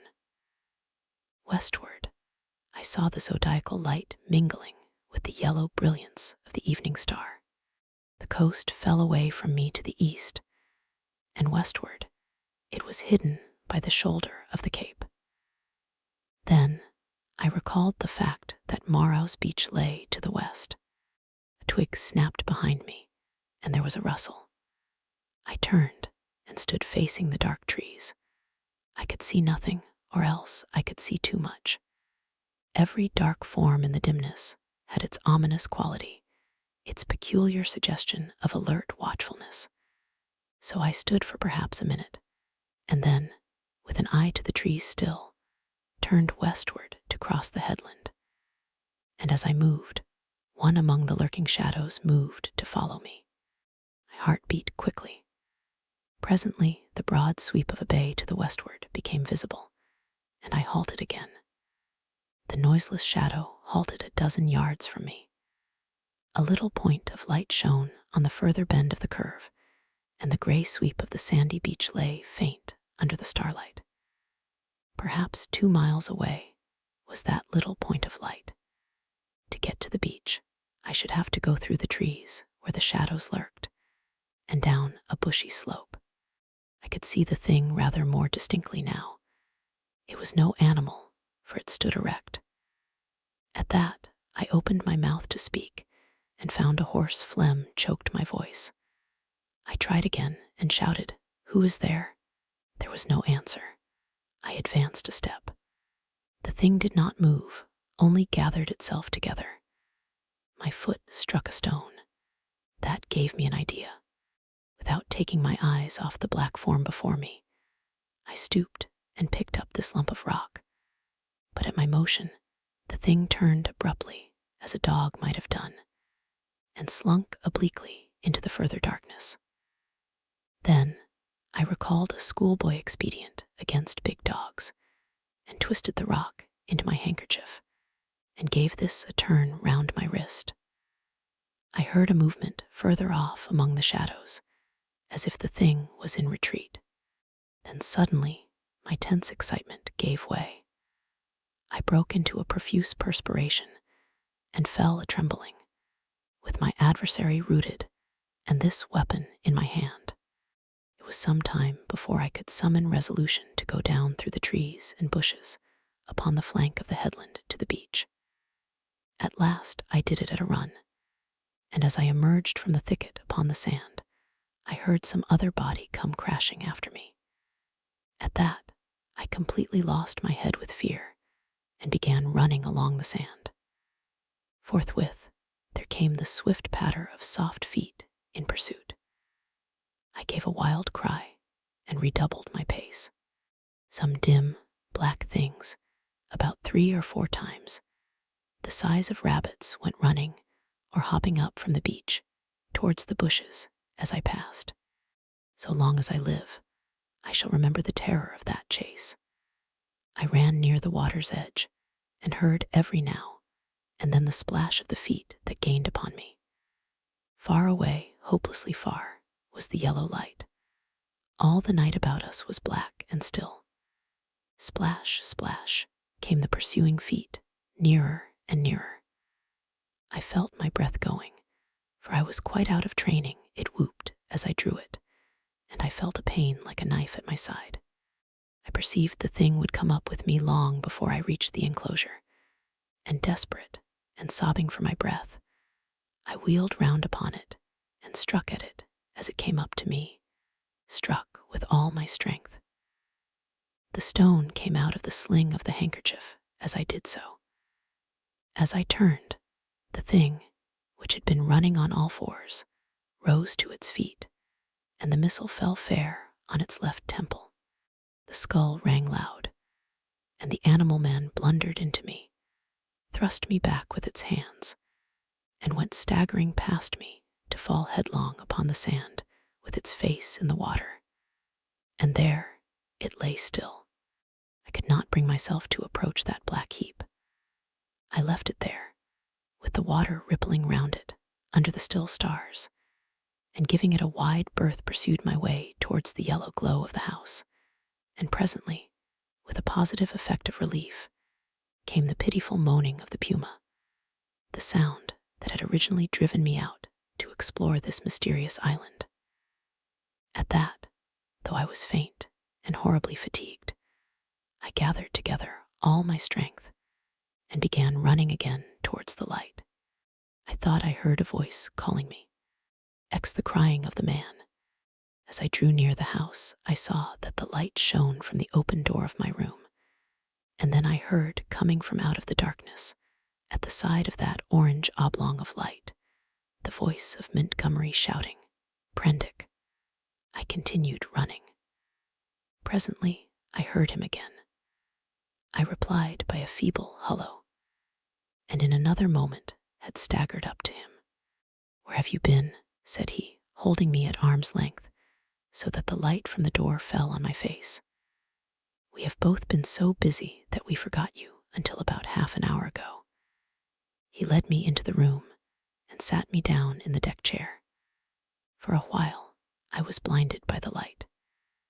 "We did not think you would start to explore this island of ours without telling us," he said, and then, "I was afraid, but what hullo." My last remaining strength slipped from me, and my head fell forward on my chest. I think he found a certain satisfaction in giving me brandy. "For God's sake," said I, "fasten that door. You've been meeting some of our curiosities, eh?" said he. He locked the door and turned to me again. He asked me no questions, but gave me some more brandy and water and pressed me to eat. I was in a state of collapse. He said something vague about his forgetting to warn me, and asked me briefly when I left the house and what I had seen. I answered him as briefly, in fragmentary sentences. "Tell me what it all means," said I, in a state bordering on hysterics. "It's nothing so very dreadful," said he, "but I think you have had about enough for one day." The puma suddenly gave a sharp yell of pain. At that, he swore under his breath. "I'm damned," said he, "if this place is not as bad as Gower Street with its cats." "Montgomery," said I, "what was that thing that came after me? Was it a beast or was it a man?" "If you don't sleep tonight," he said, "you'll be off your head tomorrow." I stood up in front of him. "What was that thing that came after me?" I asked. He looked me squarely in the eyes and twisted his mouth askew. His eyes, which had seemed animated a minute before, went dull. "From your account," said he, "I'm thinking it was a bogle." I felt a gust of intense irritation, which passed as quickly as it came. I flung myself into the chair again and pressed my hands on my forehead. The puma began once more. Montgomery came round behind me and put his hand on my shoulder. "Look here, Prendick," he said. "I had no business to let you drift out into this silly island of ours. But it's not so bad as you feel, man. Your nerves are worked to rags. Let me give you something that will make you sleep. That will keep on for hours yet. You must simply get to sleep, or I won't answer for it." I did not reply. I bowed forward and covered my face with my hands. Presently, he returned with a small measure containing a dark liquid. This he gave me. I took it unresistingly, and he helped me into the hammock. When I awoke, it was broad day. For a little while I lay flat, staring at the roof above me. The rafters, I observed, were made out of the timbers of a ship. Then I turned my head and saw a meal prepared for me on the table.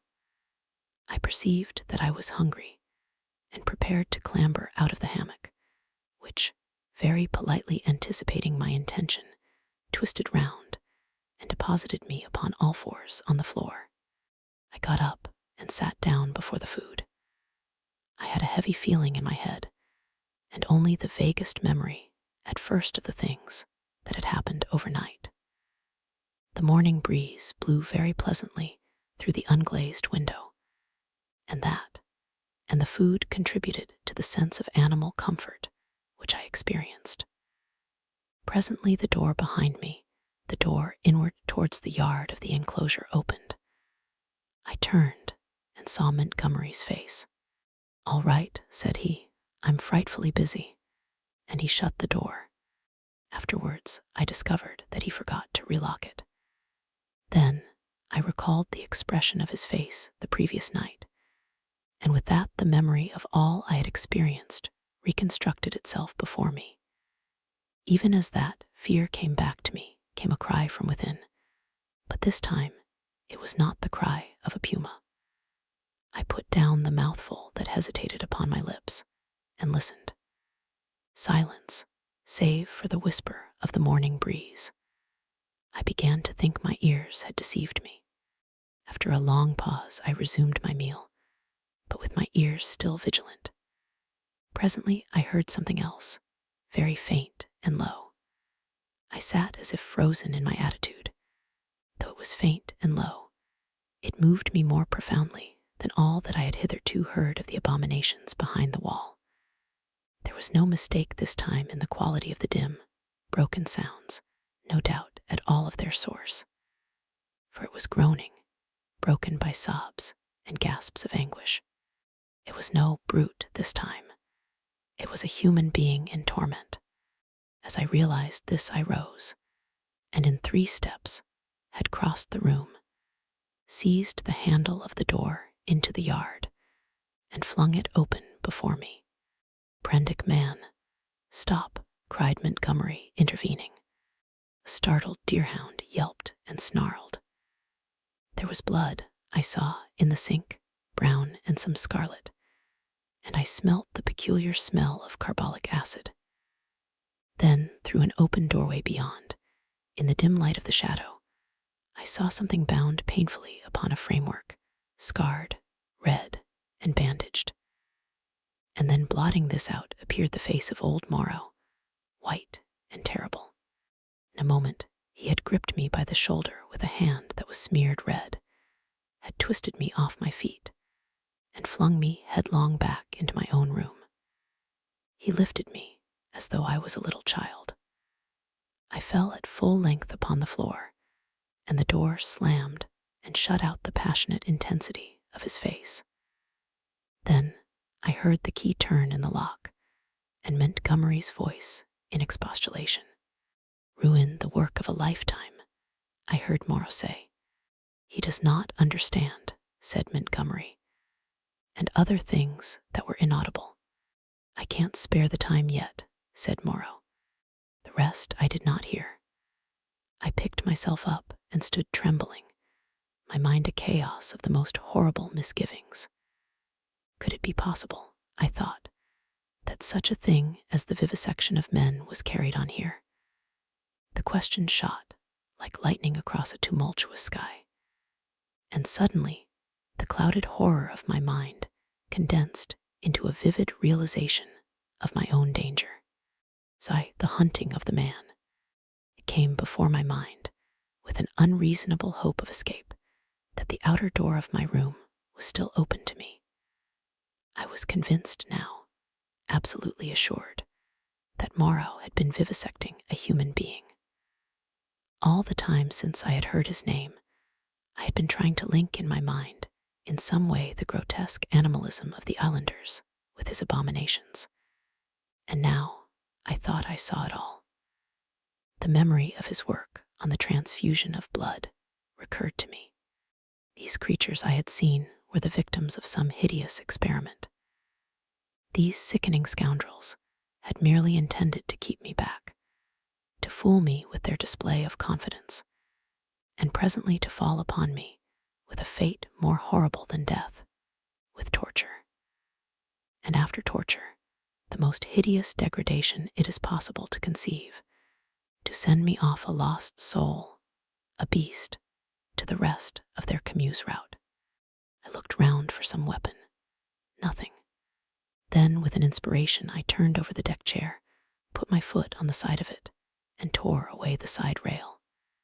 It happened that a nail came away with the wood, and projecting, gave a touch of danger to an otherwise petty weapon.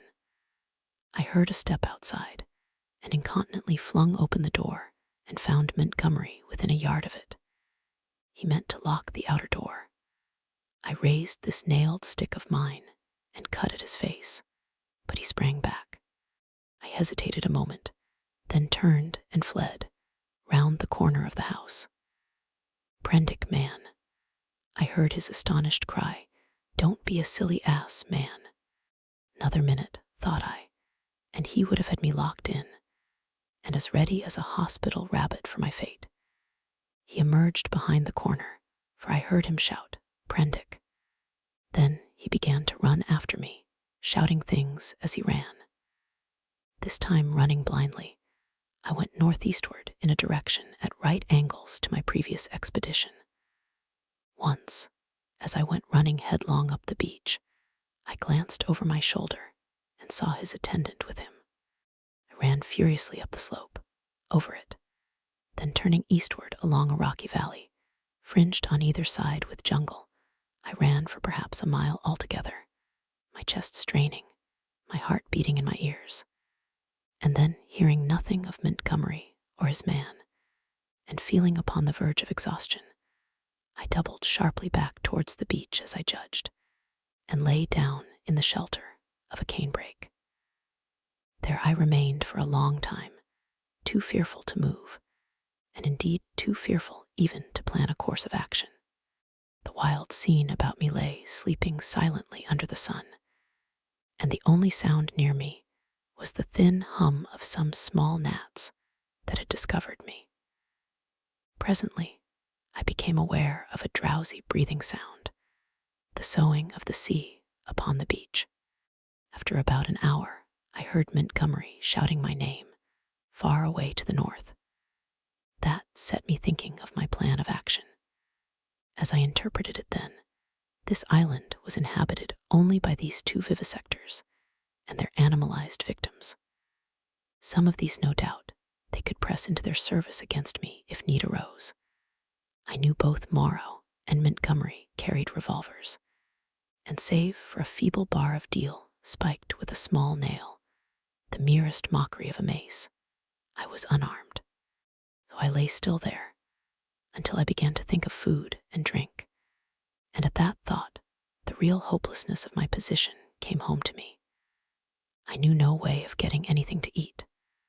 I was too ignorant of botany to discover any resort of root or fruit that might lie about me.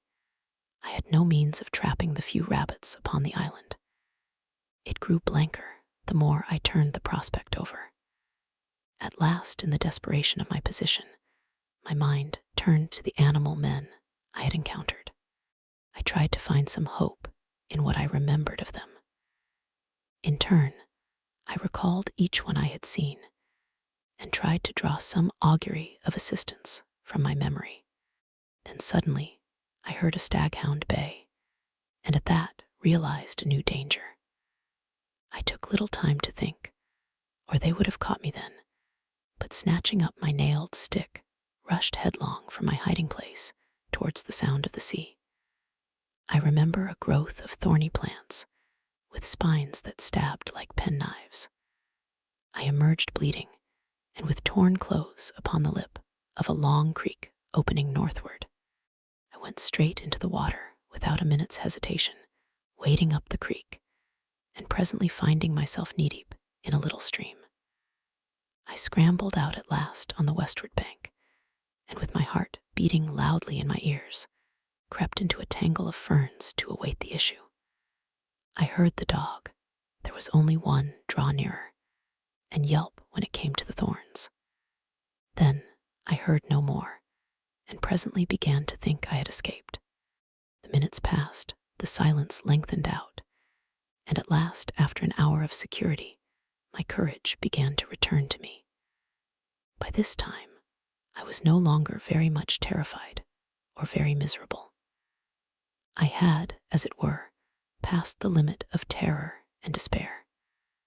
I felt now that my life was practically lost, and that persuasion made me capable of daring anything. I had even a certain wish to encounter Moreau face to face, and as I had waded into the water, I remembered that if I were too hard pressed, at least one path of escape from torment still lay open to me. They could not very well prevent my drowning myself. I had half a mind to drown myself then, but an odd wish to see the whole adventure out, a queer, impersonal, spectacular interest in myself, restrained me. I stretched my limbs, sore and painful from the pricks of the spiny plants, and stared around me at the trees, and so suddenly that it seemed to jump out of the green tracery about it, my eyes lit upon a black face watching me. I saw that it was the simian creature who had met the launch upon the beach. He was clinging to the oblique stem of a palm tree. I gripped my stick and stood up facing him. He began chattering. You, was all I could distinguish at first. Suddenly, he dropped from the tree, and in another moment was holding the fronds apart and staring curiously at me. I did not feel the same repugnance towards this creature which I had experienced in my encounters with the other beast men. You, he said, in the boat. He was a man then, at least as much of a man as Montgomery's attendant, for he could talk. Yes, I said, I came in the boat, from the ship. Oh, he said, and his bright, restless eyes traveled over me to my hands, to the stick I carried, to my feet, to the tattered places in my coat, and the cuts and scratches I had received from the thorns. He seemed puzzled at something. His eyes came back to my hands. He held his own hand out and counted his digits slowly. 1, 2, 3, 4, 5, A. I did not grasp his meaning then. Afterwards, I was to find that a great proportion of these beast people had malformed hands, lacking sometimes even 3 digits. But guessing this was in some way a greeting, I did the same thing by way of reply. He grinned with immense satisfaction. Then his swift roving glance went round again. He made a swift movement and vanished. The fern fronds he had stood between came swishing together. I pushed out of the brake after him, and was astonished to find him swinging cheerfully by one lank arm from a rope of creepers that looped down from the foliage overhead. His back was to me. Hullo, said I. He came down with a twisting jump and stood facing me. I say, said I, where can I get something to eat? Eat, he said, eat man's food now. And his eye went back to the swing of ropes. At the huts. But where are the huts? Oh, I'm new, you know. At that he swung round and set off at a quick walk. All his motions were curiously rapid. Come along, said he. I went with him to see the adventure out. I guessed the huts were some rough shelter where he and some more of these beast people lived. I might perhaps find them friendly, find some handle in their minds to take hold of. I did not know how far they had forgotten their human heritage. My ape-like companion trotted along by my side, with his hands hanging down and his jaw thrust forward. I wondered what memory he might have in him. How long have you been on this island? Said I. How long? He asked. And after having the question repeated, he held up 3 fingers. The creature was little better than an idiot. I tried to make out what he meant by that, and it seems I bored him. After another question or two, he suddenly left my side and went leaping at some fruit that hung from a tree. He pulled down a handful of prickly husks and went on eating the contents. I noted this with satisfaction, for here, at least, was a hint for feeding. I tried him with some other questions, but his chattering, prompt responses were as often as not quite at cross purposes with my question. Some few were appropriate, others quite parrot-like. I was so intent upon these peculiarities that I scarcely noticed the path we followed. Presently we came to trees, all charred and brown, and so to a bare place covered with a yellow-white incrustation, across which a drifting smoke, pungent in whiffs to nose and eyes, went drifting. On our right, over a shoulder of bare rock, I saw the level blue of the sea. The path coiled down abruptly into a narrow ravine between two tumbled and knotty masses of blackish scoriae. Into this we plunged. It was extremely dark, this passage, after the blinding sunlight reflected from the sulphurous ground. Its walls grew steep and approached each other. Blotches of green and crimson drifted across my eyes. My conductor stopped suddenly. "Home," said he, and I stood in a floor of a chasm that was at first absolutely dark to me. I heard some strange noises and thrust the knuckles of my left hand into my eyes. I became aware of a disagreeable odor, like that of a monkey's cage ill-cleaned. Beyond, the rock opened again upon a gradual slope of sunlit greenery, and on either hand the light smote down through narrow ways into the central gloom. They, the sayers of the law, and something cold touched my hand. I started violently and saw close to me a dim pinkish thing, looking more like a flayed child than anything else in the world. The creature had exactly the mild but repulsive features of a sloth, the same low forehead and slow gestures. As the first shock of the change of light passed, I saw about me more distinctly. The little sloth-like creature was standing and staring at me. My conductor had vanished. The place was a narrow passage between high walls of lava, a crack in the knotted rock, and on either side, interwoven heaps of sea mat, palm fans, and reeds leaning against the rock formed rough and impenetrably dark dens.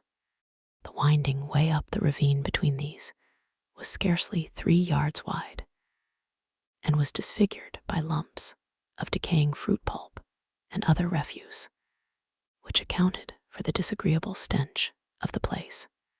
The little pink sloth creature was still blinking at me when my ape-man reappeared at the aperture of the nearest of these dens and beckoned me in.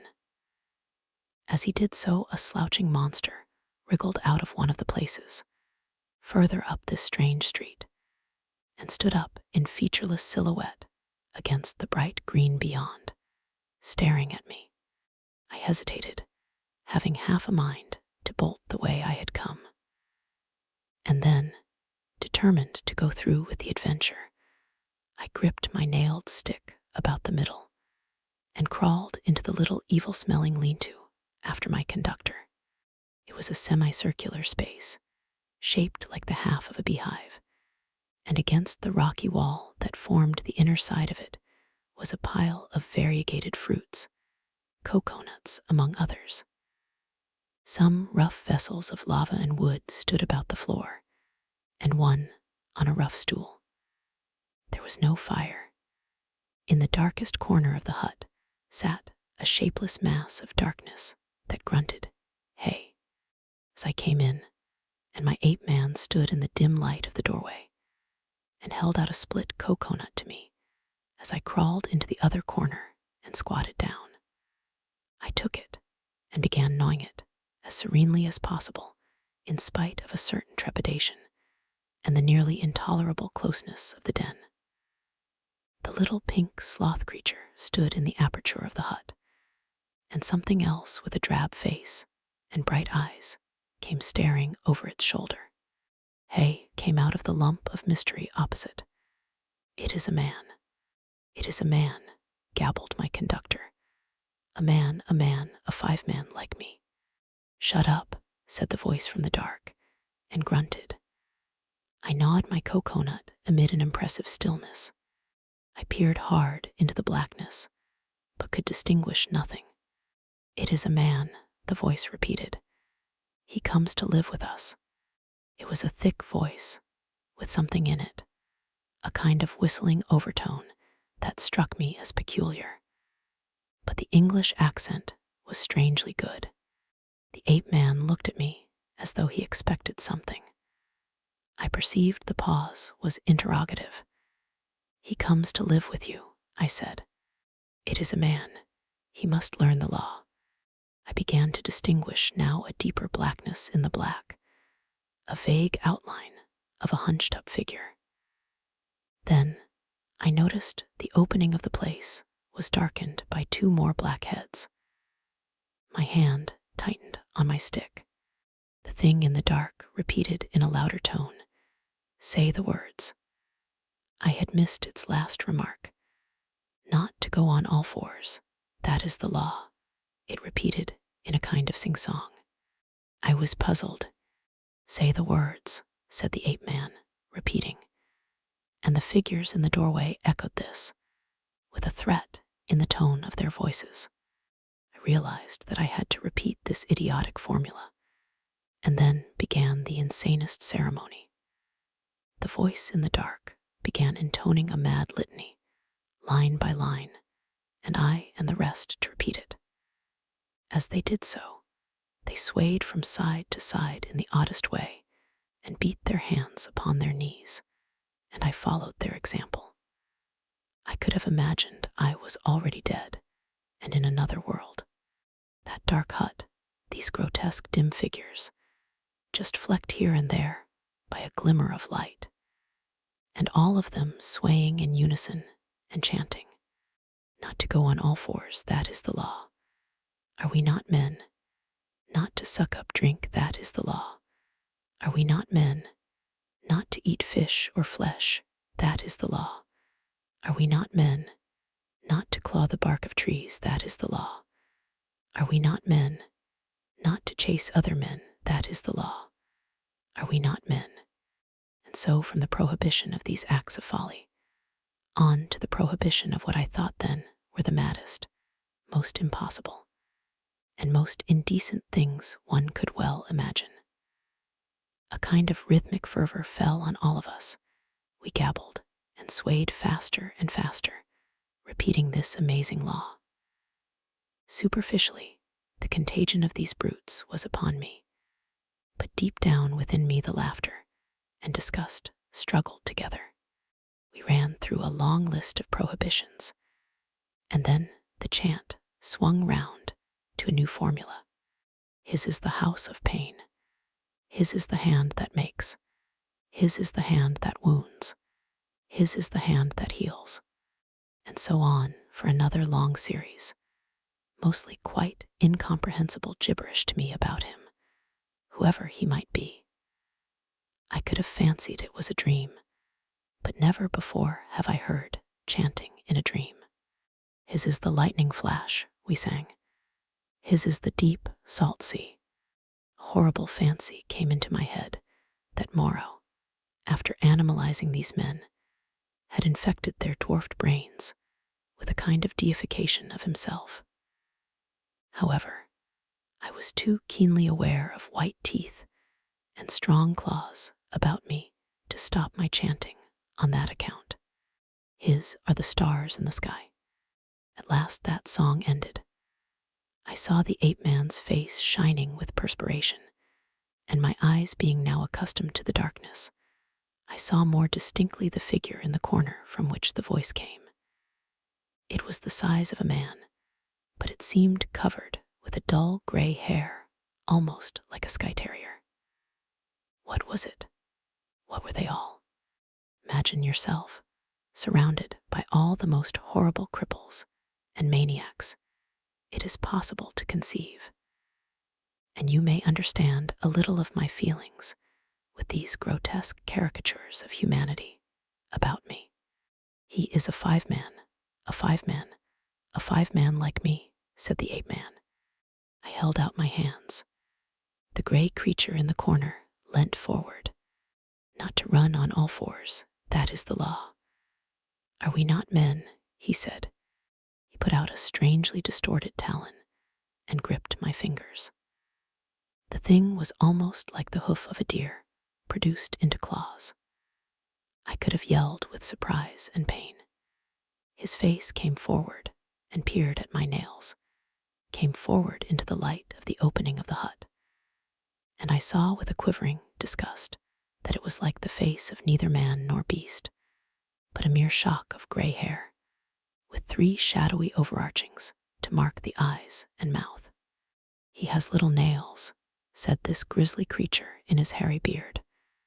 It is well. He threw my hand down, and instinctively I gripped my stick. Eat roots and herbs. It is his will, said the ape-man. I am the sayer of the law, said the gray figure. Here come all that be new to learn the law. I sit in the darkness and say the law. It is even so, said one of the beasts in the doorway. Evil are the punishments of those who break the law. None escape. None escape, said the beast folk, glancing furtively at one another. None, said the ape-man, none escape. See, I did a little thing, a wrong thing once. I jabbered, stopped talking. None could understand. I am burnt, branded in the hand. He is great, he is good. None escape, said the gray creature in the corner. None escape, said the beast people, looking askance at one another. For everyone the want that is bad, said the gray sayer of the law. What you will want we do not know, we shall know. Some want to follow things that move, to watch and slink, and wait and spring, to kill and bite deep and rich, sucking the blood. It is bad. Not to chase other men, that is the law. Are we not men? Not to eat flesh or fish, that is the law. Are we not men? None escape, said a dappled brute, standing in the doorway. For everyone the want is bad, said the gray sayer of the law. Some want to go tearing with teeth and hands into the roots of things, snuffing into the earth. It is bad. None escape, said the men in the door. Some go clawing trees, some go scratching at the graves of the dead. Some go fighting with foreheads or feet or claws. Some bite suddenly, none giving occasion. Some love uncleanness. None escape, said the ape-man, scratching his calf. None escape, said the little pink sloth creature. Punishment is sharp and sure. Therefore learn the law. Say the words. And incontinently, he began again the strange litany of the law. And again, I and all these creatures began singing and swaying. My head reeled with this jabbering and the close stench of the place, but I kept on, trusting to find presently some chance of a new development. Not to go on all fours, that is the law. Are we not men? We were making such a noise that I noticed nothing of a tumult outside, until someone, who I think was one of the 2 swine men I had seen, thrust his head over the little pink sloth creature and shouted something excitedly, something that I did not catch. Incontinently, those at the opening of the hut vanished. My ape-man rushed out. The thing that had sat in the dark followed him.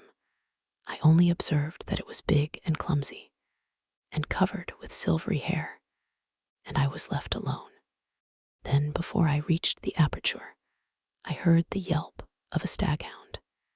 In another moment, I was standing outside the hovel, my chair rail in my hand, every muscle of me quivering. Before me were the clumsy backs of perhaps a score of these beast people, their misshapen heads half hidden by their shoulder blades. They were gesticulating excitedly. Other half-animal faces glared interrogation out of the hovels. Looking in the direction in which they faced, I saw coming through the haze under the trees, beyond the end of the passage of dens, the dark figure and awful white face of Moreau. He was holding the leaping staghound back, and close behind him came Montgomery, revolver in hand. For a moment, I stood horror-struck. I turned and saw the passage behind me blocked by another heavy brute, with a huge gray face and twinkling little eyes, advancing towards me. I looked round and saw to the right of me, and a half-dozen yards in front of me, a narrow gap in the wall of rock, through which a ray of light slanted into the shadows. "Stop," cried Moreau as I strode towards this, and then, "Hold him." At that, first one face turned towards me, and then others. Their bestial minds were happily slow. I dashed my shoulder into a clumsy monster who was turning to see what Moreau meant, and flung him forward into another. I felt his hands fly round, clutching at me and missing me. The little pink sloth creature dashed at me, and I gashed down its ugly face with the nail in my stick, and in another minute was scrambling up a steep side pathway, a kind of sloping chimney, out of the ravine. I heard a howl behind me and cries of "Catch him! Hold him!" and the gray-faced creature appeared behind me and jammed his huge bulk into the cleft. Go on, they howled. I clambered up the narrow cleft in the rock and came out upon the sulphur on the westward side of the village of the beast men. That gap was altogether fortunate for me, for the narrow chimney, slanting obliquely upward, must have impeded the nearer pursuers.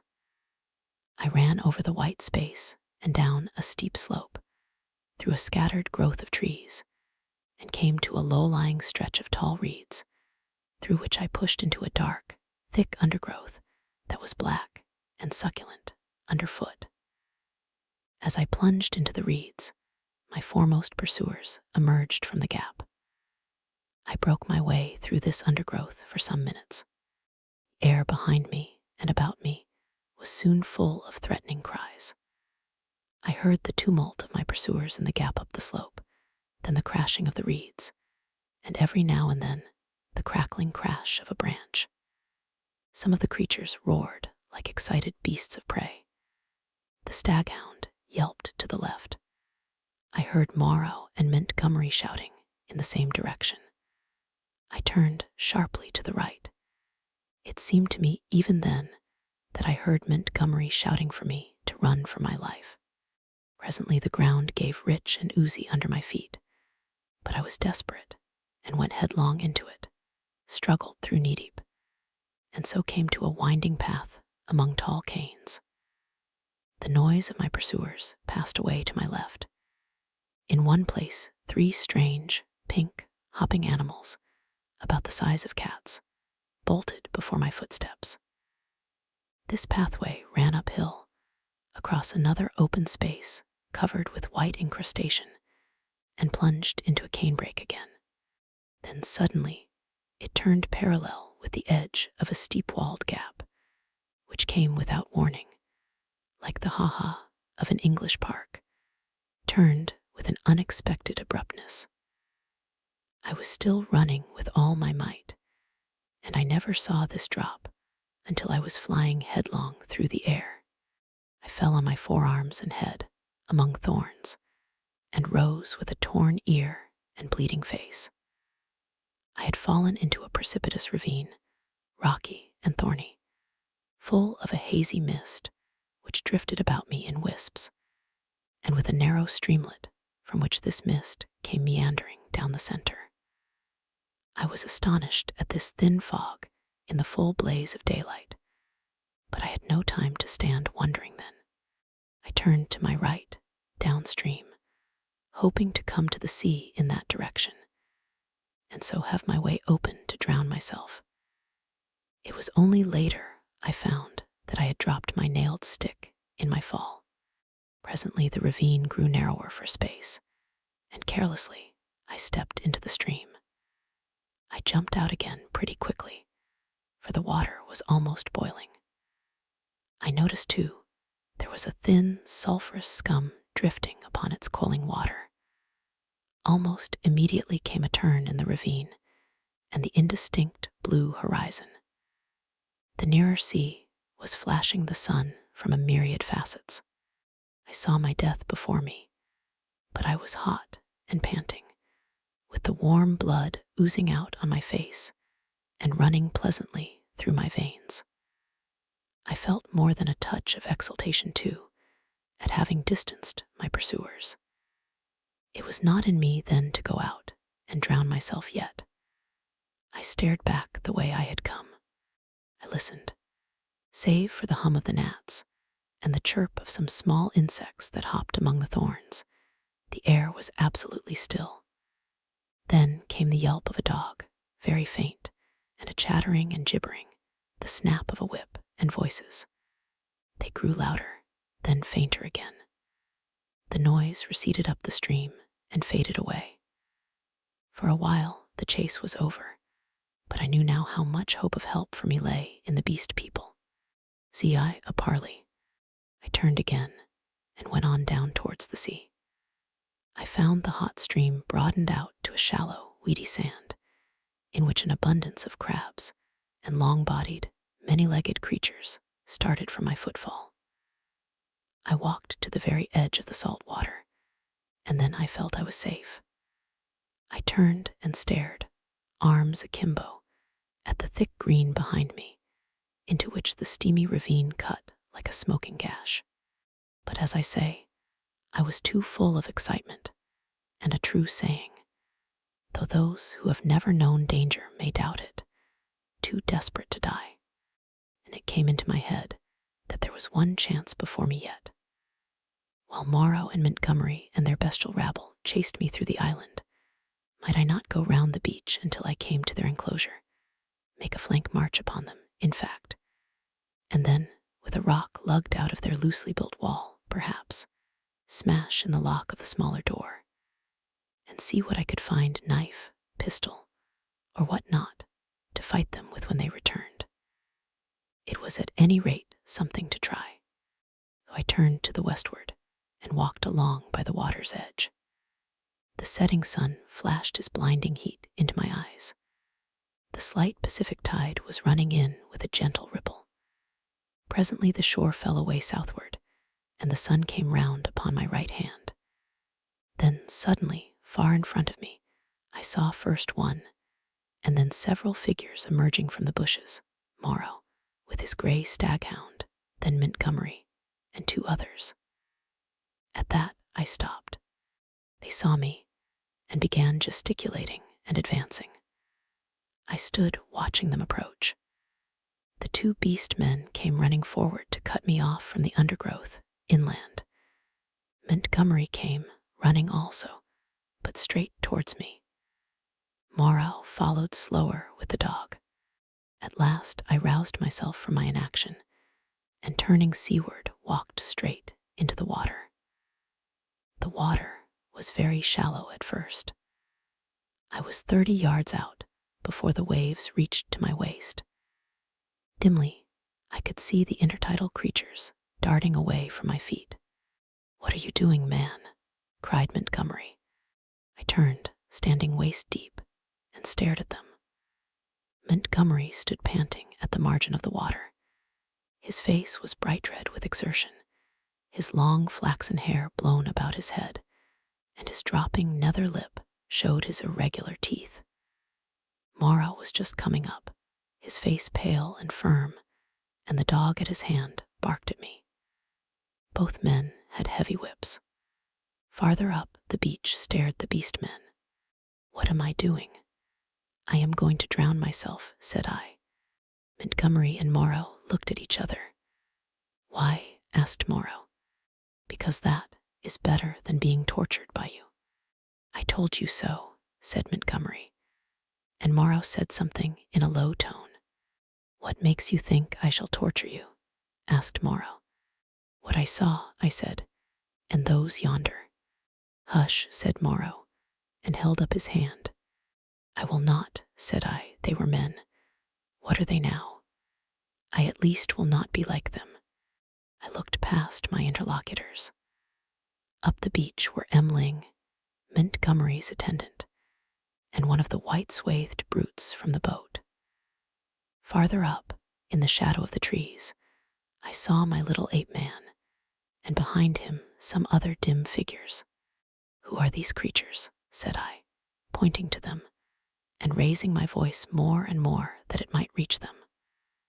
They were men like yourselves, whom you have infected with some bestial taint, men whom you have enslaved, and whom you still fear. "You who listen," I cried, pointing now to Moreau, and shouting past him to the beast men. "You who listen. Do you not see these men still fear you, go in dread of you? Why, then, do you fear them? You are many." "For God's sake," cried Montgomery. "Stop that, Prendick." "Prendick," cried Moreau. They both shouted together, as if to drown my voice, and behind them lowered the staring faces of the beast men, wondering, their deformed hands hanging down, their shoulders hunched up. They seemed, as I fancied, to be trying to understand me, to remember, I thought, something of their human past. I went on shouting. I scarcely remember what, that Moreau and Montgomery could be killed, that they were not to be feared. That was the burden of what I put into the heads of the beast people. I saw the green-eyed man in the dark rags, who had met me on the evening of my arrival, come out from among the trees, and others followed him to hear me better. At last, for want of breath, I paused. "Listen to me for a moment," said the steady voice of Moreau, "and then say what you will." "Well," said I. He coughed thought, then shouted, "Latin, Prendick. Bad Latin, schoolboy Latin, but try and understand. Hi non sunt homines, sunt animalia qui nos habemus vivisected. A humanizing process. I will explain. Come ashore." I laughed. "A pretty story," said I. "They talk, build houses. They were men. It's likely I'll come ashore. The water just beyond where you stand is deep and full of sharks." "That's my way," said I, short and sharp. Presently. "Wait a minute." He took something out of his pocket that flashed back the sun and dropped the object at his feet. "That's a loaded revolver," said he. "Montgomery here will do the same. Now we are going up the beach until you are satisfied the distance is safe. Then come and take the revolvers." "Not I. You have a third between you. I want you to think over things, Prendick. In the first place, I never asked you to come upon this island. If we vivisected men, we should import men, not beasts. In the next, we had you drugged last night, had we wanted to work you any mischief. And in the next, now your first panic is over, and you can think a little. Is Montgomery here quite up to the character you give him? We have chased you for your good, because this island is full of inimical phenomena. Besides, why should we want to shoot you when you have just offered to drown yourself? Why did you set your people onto me when I was in the hut? We felt sure of catching you and bringing you out of danger. Afterwards, we drew away from the scent for your good." I mused. It seemed just possible. Then I remembered something again. "But I saw," said I, "in the enclosure. That was the puma." "Look here, Prendick," said Montgomery. "You're a silly ass. Come out of the water and take these revolvers and talk. We can't do anything more than we could do now. I will confess that then, and indeed always, I distrusted and dreaded Moreau. But Montgomery was a man I felt I understood. Go up the beach, said I after thinking, and added, holding your hands up. Can't do that, said Montgomery, with an explanatory nod over his shoulder. Undignified. Go up to the trees then, said I, as you please. It's a damned silly ceremony, said Montgomery. Both turned and faced the 6 or 7 grotesque creatures, who stood there in the sunlight, solid, casting shadows, moving, and yet so incredibly unreal. Montgomery cracked his whip at them, and forthwith they all turned and fled helter-skelter into the trees. And when Montgomery and Moreau were at a distance I judged sufficient, I waded ashore and picked up and examined the revolvers. To satisfy myself against the subtlest trickery, I discharged one at a round lump of lava, and had the satisfaction of seeing the stone pulverized and the beach splashed with lead. Still, I hesitated for a moment. "I'll take the risk," said I at last, and with a revolver in each hand, I walked up the beach towards them. "That's better," said Moreau, without affectation. "As it is, you have wasted the best part of my day with your confounded imagination." And with a touch of contempt which humiliated me, he and Montgomery turned and went on in silence before me. The knot of beast men, still wondering, stood back among the trees. I passed them as serenely as possible. One started to follow me, but retreated again when Montgomery cracked his whip.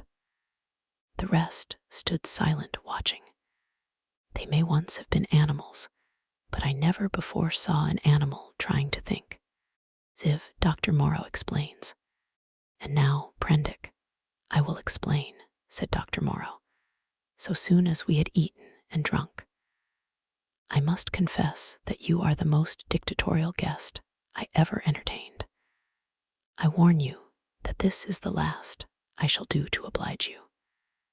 The next thing you threaten to commit suicide about, I shan't do, even at some personal inconvenience." He sat in my deck chair, a cigar half consumed in his white, dexterous-looking fingers.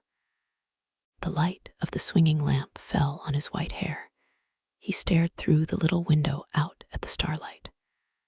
I sat as far away from him as possible, the table between us and the revolvers to hand. Montgomery was not present. I did not care to be with the two of them in such a little room. "You admit that the vivisected human being, as you called it, is, after all, only the puma," said Moreau. He had made me visit that horror in the inner room to assure myself of its inhumanity. "It is the puma," I said, "still alive, but so cut and mutilated as I pray I may never see living flesh again. Of all vile." "Never mind that," said Moreau. "At least, spare me those youthful horrors. Montgomery used to be just the same. You admit that it is the puma. Now be quiet, while I reel off my physiological lecture to you." And forthwith, beginning in the tone of a man supremely bored, but presently warming a little, he explained his work to me. He was very simple and convincing. Now and then there was a touch of sarcasm in his voice.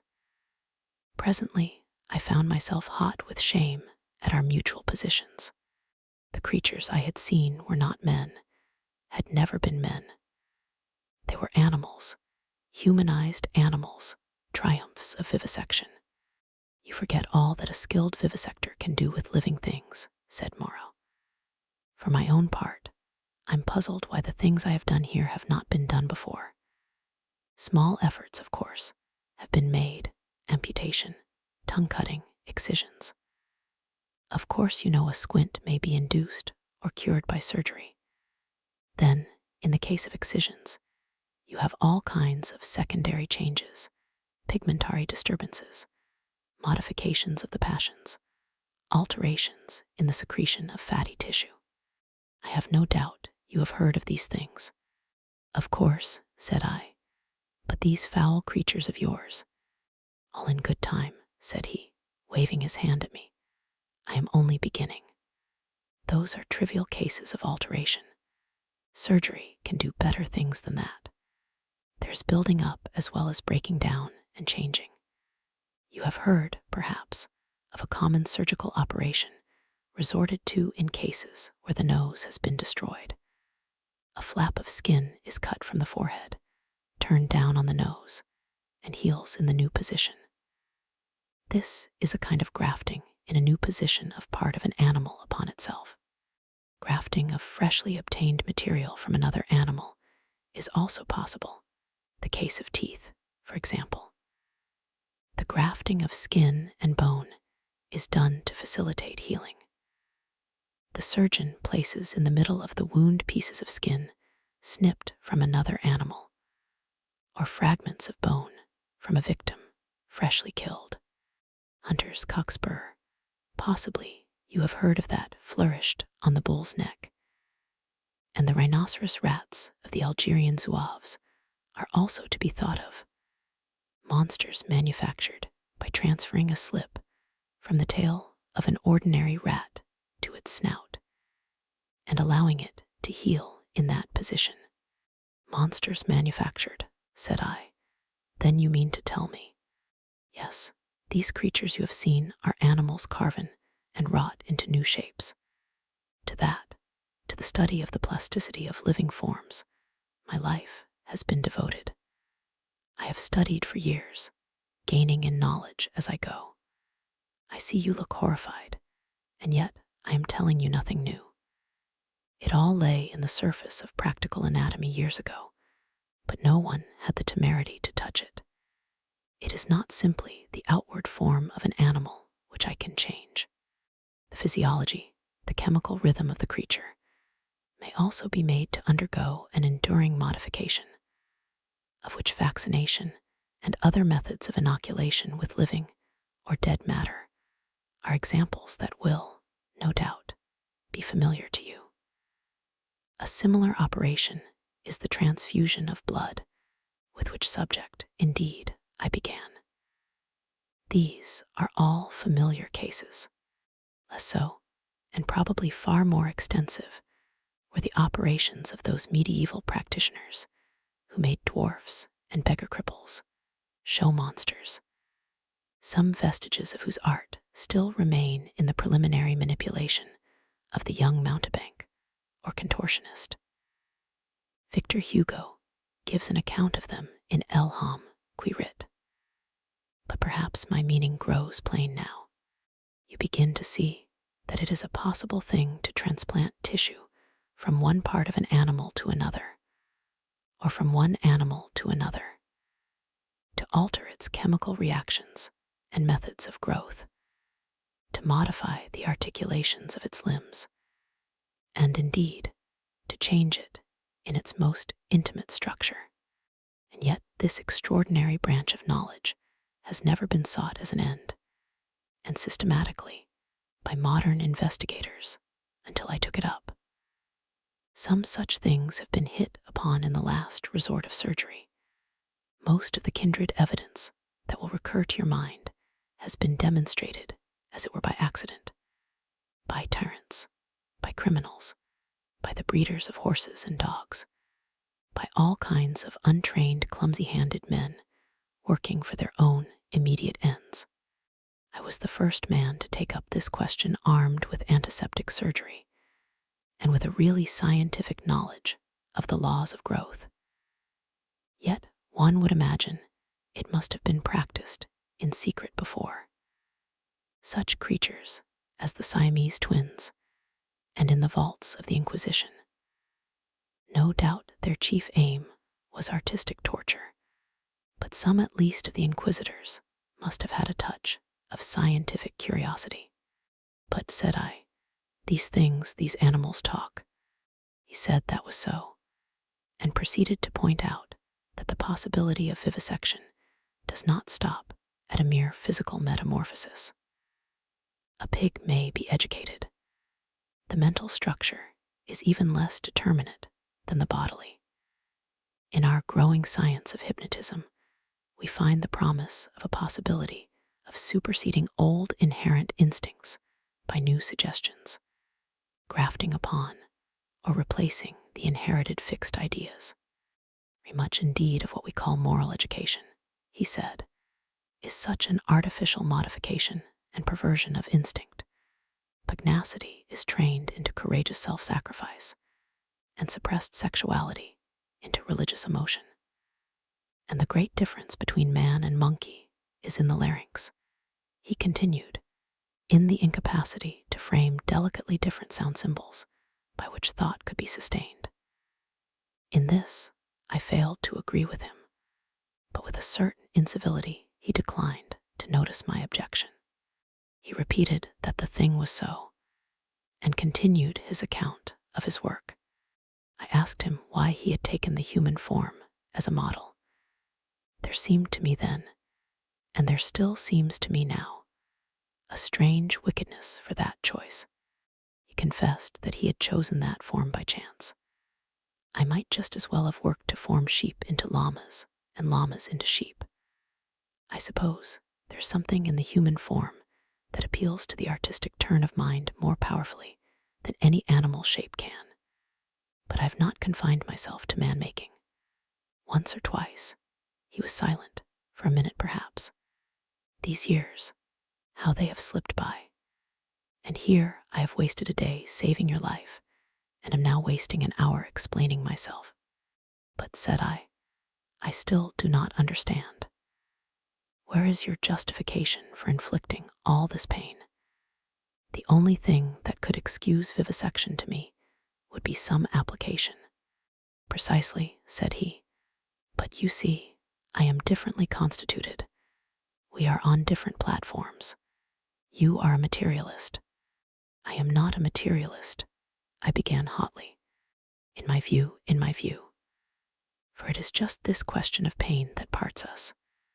So long as visible or audible pain turns you sick, so long as your own pains drive you, so long as pain underlies your propositions about sin, so long, I tell you, you are an animal, thinking a little less obscurely what an animal feels. This pain, I gave an impatient shrug at such sophistry. Oh, but it is such a little thing. A mind truly opened to what science has to teach must see that it is a little thing. It may be that save in this little planet, this speck of cosmic dust, invisible long before the nearest star could be attained, it may be, I say, that nowhere else does this thing called pain occur. But the laws we feel our way towards, why, even on this earth, even among living things, what pain is there? As he spoke, he drew a little penknife from his pocket, opened the smaller blade, and moved his chair so that I could see his thigh. Then, choosing the place deliberately, he drove the blade into his leg and withdrew it. No doubt, he said, you have seen that before. It does not hurt a pinprick, but what does it show? The capacity for pain is not needed in the muscle, and it is not placed there, is but little needed in the skin, and only here and there over the thigh is a spot capable of feeling pain. Pain is simply our intrinsic medical advisor to warn us and stimulate us. Not all living flesh is painful, nor is all nerve, not even all sensory nerve. There's no taint of pain, real pain, in the sensations of the optic nerve. If you wound the optic nerve, you merely see flashes of light, just as disease of the auditory nerve merely means a humming in our ears. Plants do not feel pain, nor the lower animals. It's possible that such animals as the starfish and crayfish do not feel pain at all. Then with men, the more intelligent they become, the more intelligently they will see after their own welfare, and the less they will need the goad to keep them out of danger. I never yet heard of a useless thing that was not ground out of existence by evolution sooner or later. Did you? And pain gets needless. Then I'm a religious man, Prendick, as every sane man must be. It may be, I fancy, that I have seen more of the ways of this world's maker than you, for I have sought his laws in my way all my life, while you, I understand, have been collecting butterflies. And I tell you, pleasure and pain have nothing to do with heaven or hell. pleasure and pain, bah. What is your theologian's ecstasy but Mahomet's huri in the dark? This store which men and women set on pleasure and pain, prendic, is the mark of the beast upon them, the mark of the beast from which they came. Pain, pain and pleasure, they are for us only so long as we wriggle in the dust. You see, I went on with this research just the way it led me. That is the only way I ever heard of true research going. I asked a question, devised some method of obtaining an answer, and got a fresh question. Was this possible or that possible? You cannot imagine what this means to an investigator, what an intellectual passion grows upon him. You cannot imagine the strange, colorless delight of these intellectual desires. The thing before you is no longer an animal, a fellow creature, but a problem. Sympathetic pain. All I know of it, I remember as a thing I used to suffer from years ago. It was the one thing I wanted, to find out the extreme limit of plasticity in a living shape.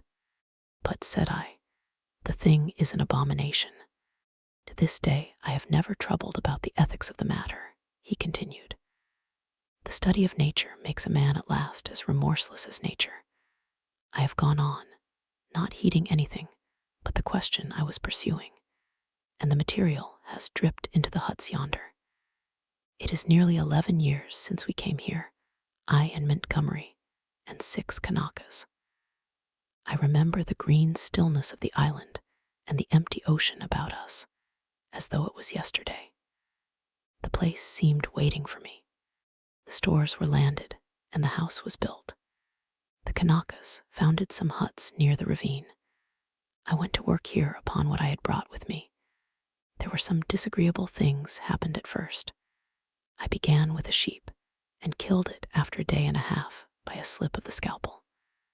I took another sheep, and made a thing of pain and fear, and left it bound up to heal. It looked quite human to me when I had finished it, but when I went to it, I was discontented with it. It remembered me, and was terrified beyond imagination, and it had no more than the wits of a sheep.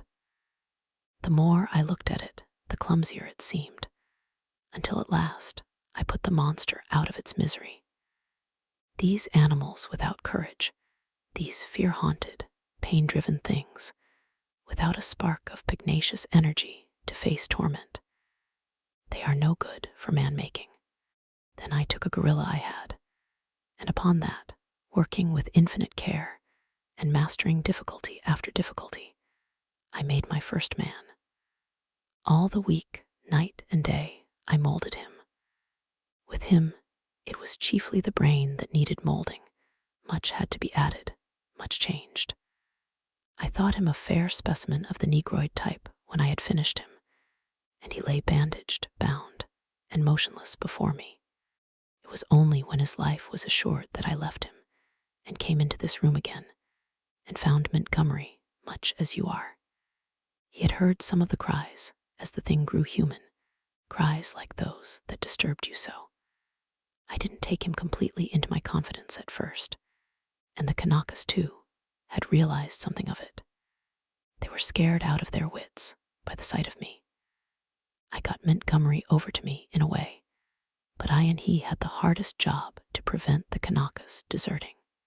Finally they did, and so we lost the yacht. I spent many days educating the brute.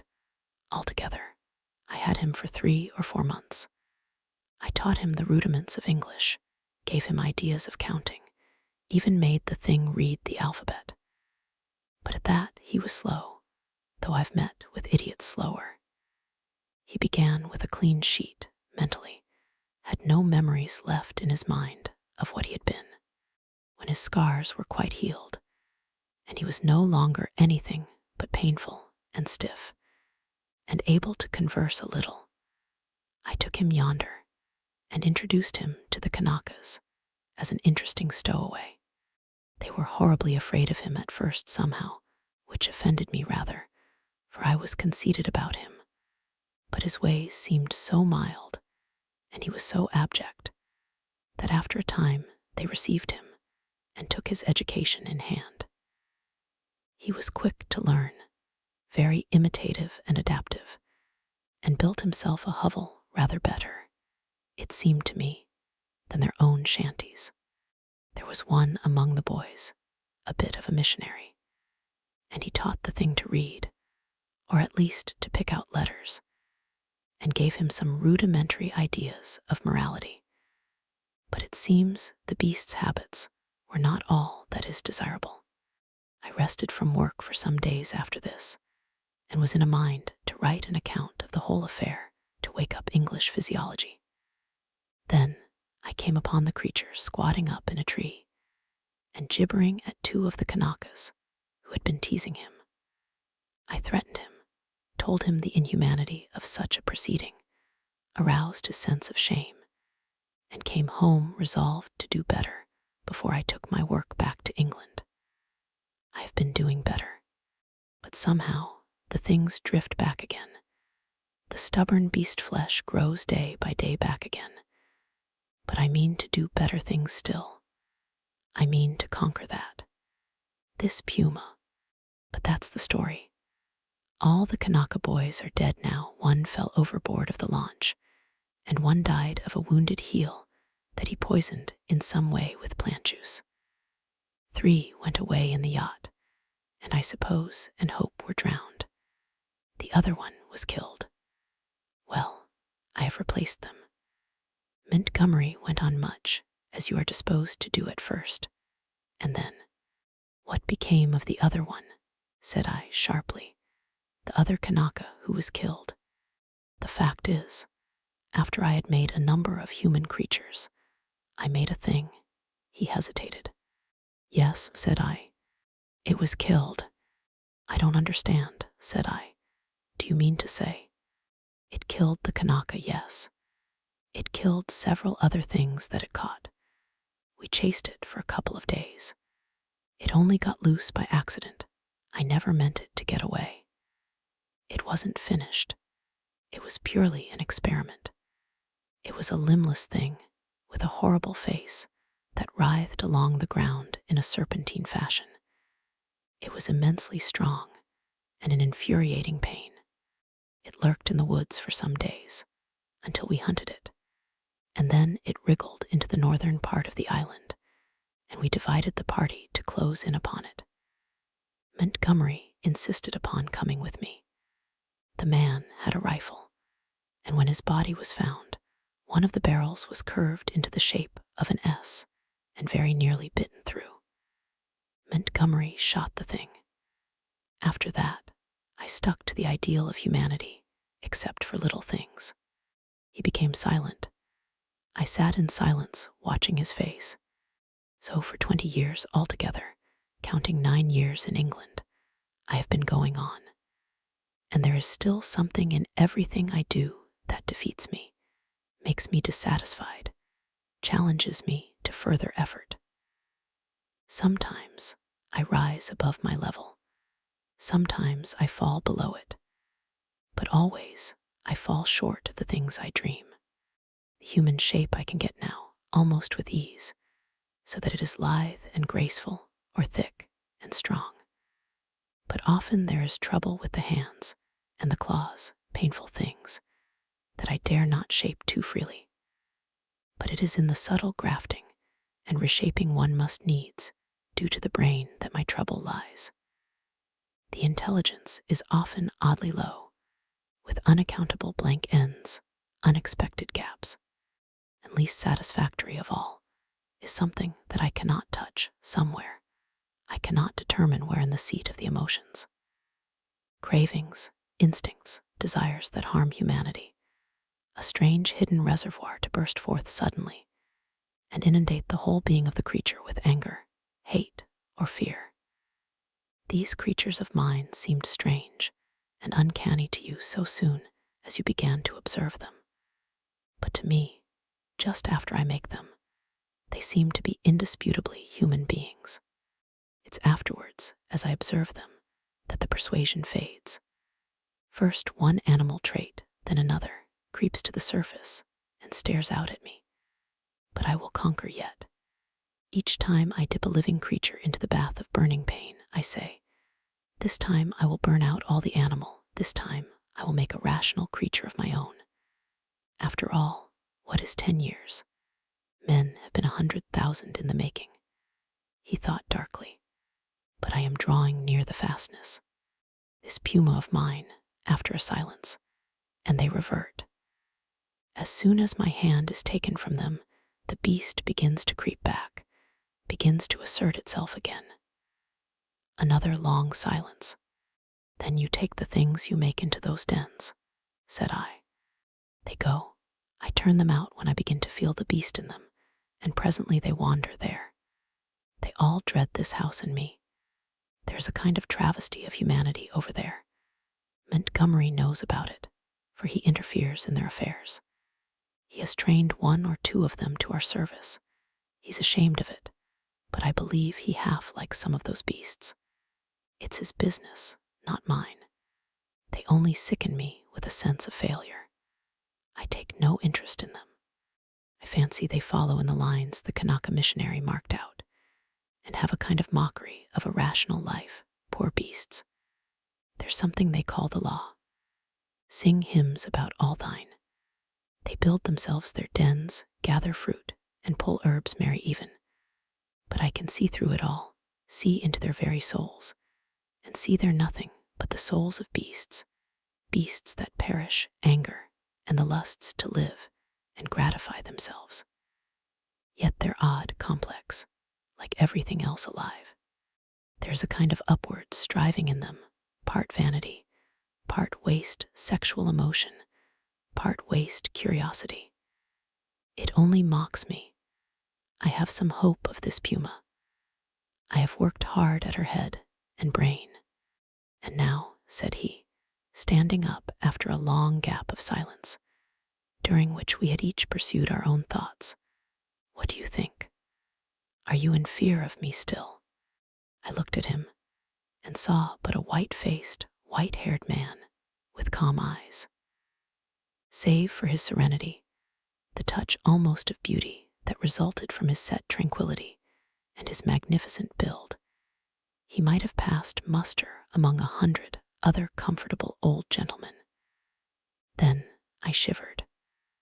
By way of answer to his second question, I handed him a revolver with either hand. Keep them, he said, and snatched at a yawn. He stood up, stared at me for a moment, and smiled. You have had 2 eventful days, said he. I should advise some sleep. I'm glad it's all clear. Good night. He thought me over for a moment, then went out by the inner door. I immediately turned the key in the outer one. I sat down again, sat for a time in a kind of stagnant mood, so weary, emotionally, mentally, and physically, that I could not think beyond the point at which he had left me. The black window stared at me like an eye. At last, with an effort, I put out the light and got into the hammock. Very soon I was asleep. XV, concerning the beast folk. I woke early. Moreau's explanation stood before my mind, clear and definite, from the moment of my awakening. I got out of the hammock and went to the door to assure myself that the key was turned. Then I tried the window bar and found it firmly fixed.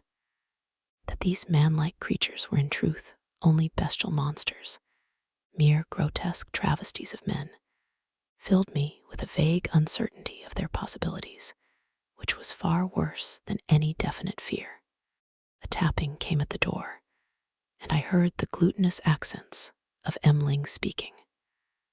I pocketed one of the revolvers, keeping one hand upon it, and opened to him. Good morning, sir, he said, bringing in addition to the customary herb breakfast, an ill-cooked rabbit. Montgomery followed him. His roving eye caught the position of my arm, and he smiled askew. The puma was resting to heal that day, but Moreau, who was singularly solitary in his habits, did not join us. I talked with Montgomery to clear my ideas of the way in which the beast folk lived. In particular, I was urgent to know how these inhuman monsters were kept from falling upon Moreau and Montgomery, and from rending one another.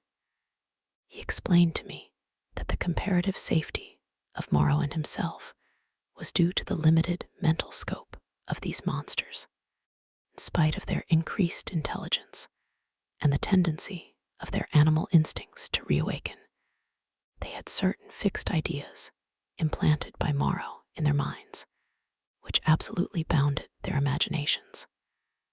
They were really hypnotized, had been told that certain things were impossible, and that certain things were not to be done, and these prohibitions were woven into the texture of their minds beyond any possibility of disobedience or dispute. Certain matters, however, in which old instinct was at war with Moreau's convenience, were in a less stable condition. A series of propositions called the law. I had already heard them recited, battled in their minds with the deep-seated, ever-rebellious cravings of their animal natures. This law they were ever repeating, I found, and ever breaking. Both Montgomery and Moreau displayed particular solicitude to keep them ignorant of the taste of blood. They feared the inevitable suggestions of that flavor.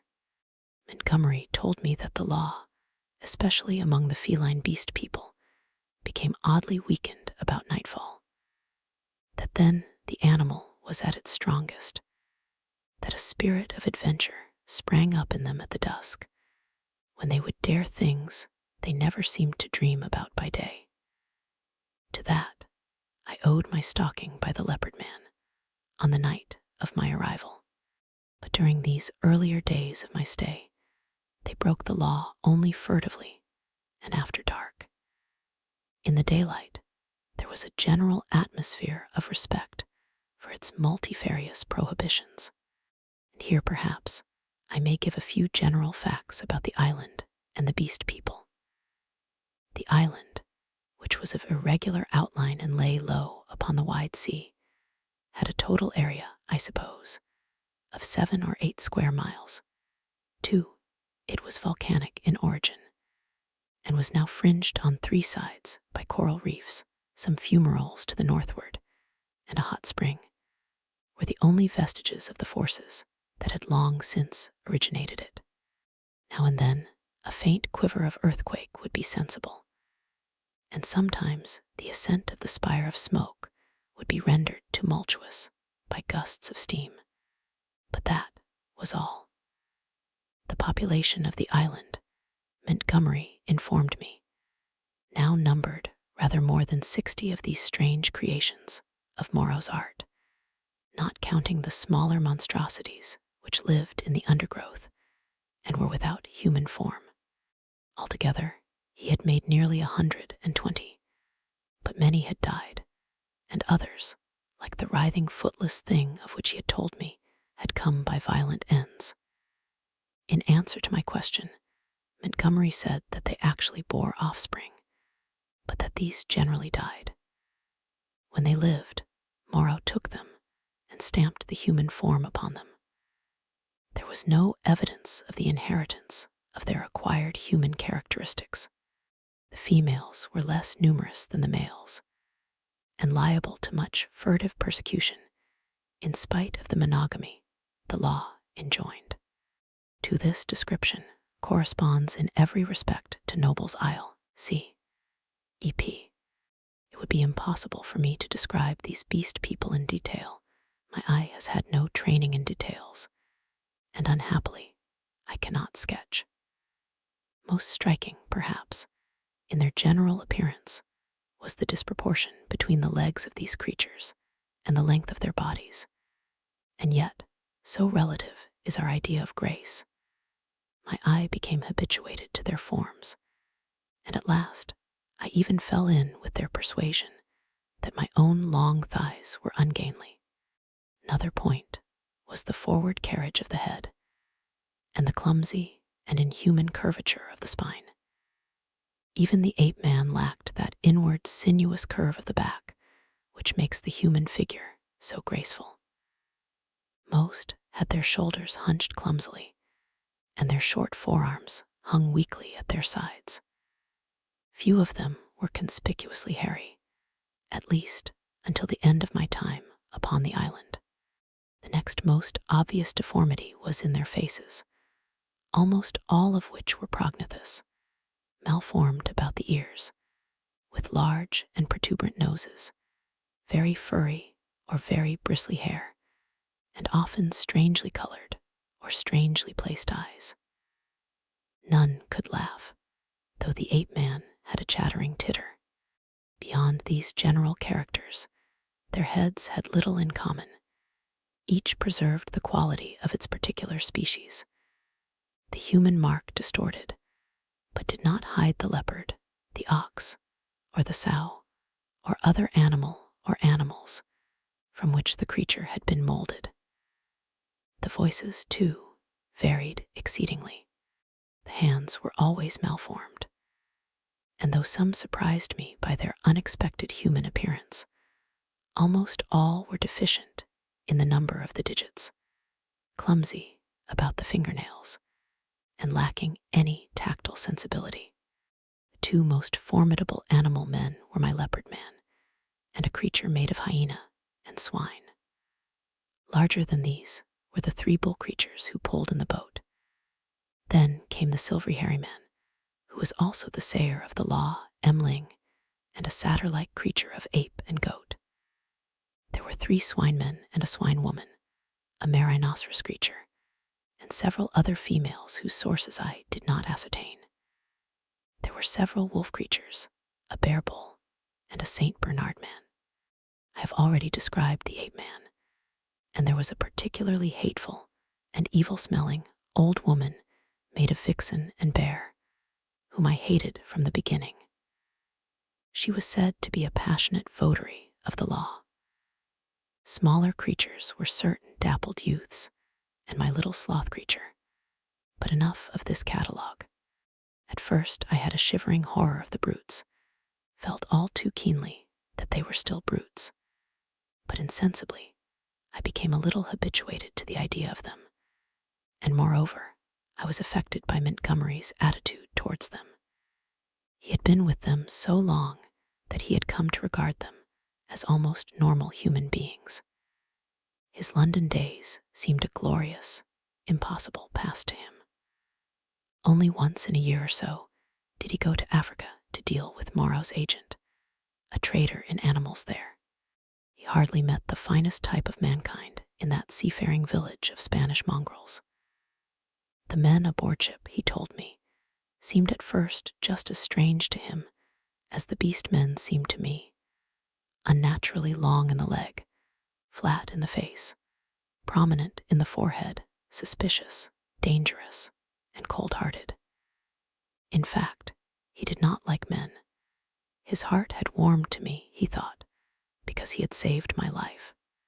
I fancied even then that he had a sneaking kindness for some of these metamorphosed brutes, a vicious sympathy with some of their ways, but that he attempted to veil it from me at first.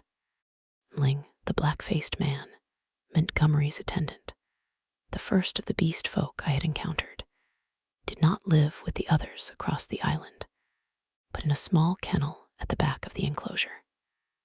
The creature was scarcely so intelligent as the ape-man, but far more docile, and the most human-looking of all the beast folk, and Montgomery had trained it to prepare food, and indeed to discharge all the trivial domestic offices that were required. It was a complex trophy of Moreau's horrible skill, a bear, tainted with dog and ox, and one of the most elaborately made of all his creatures.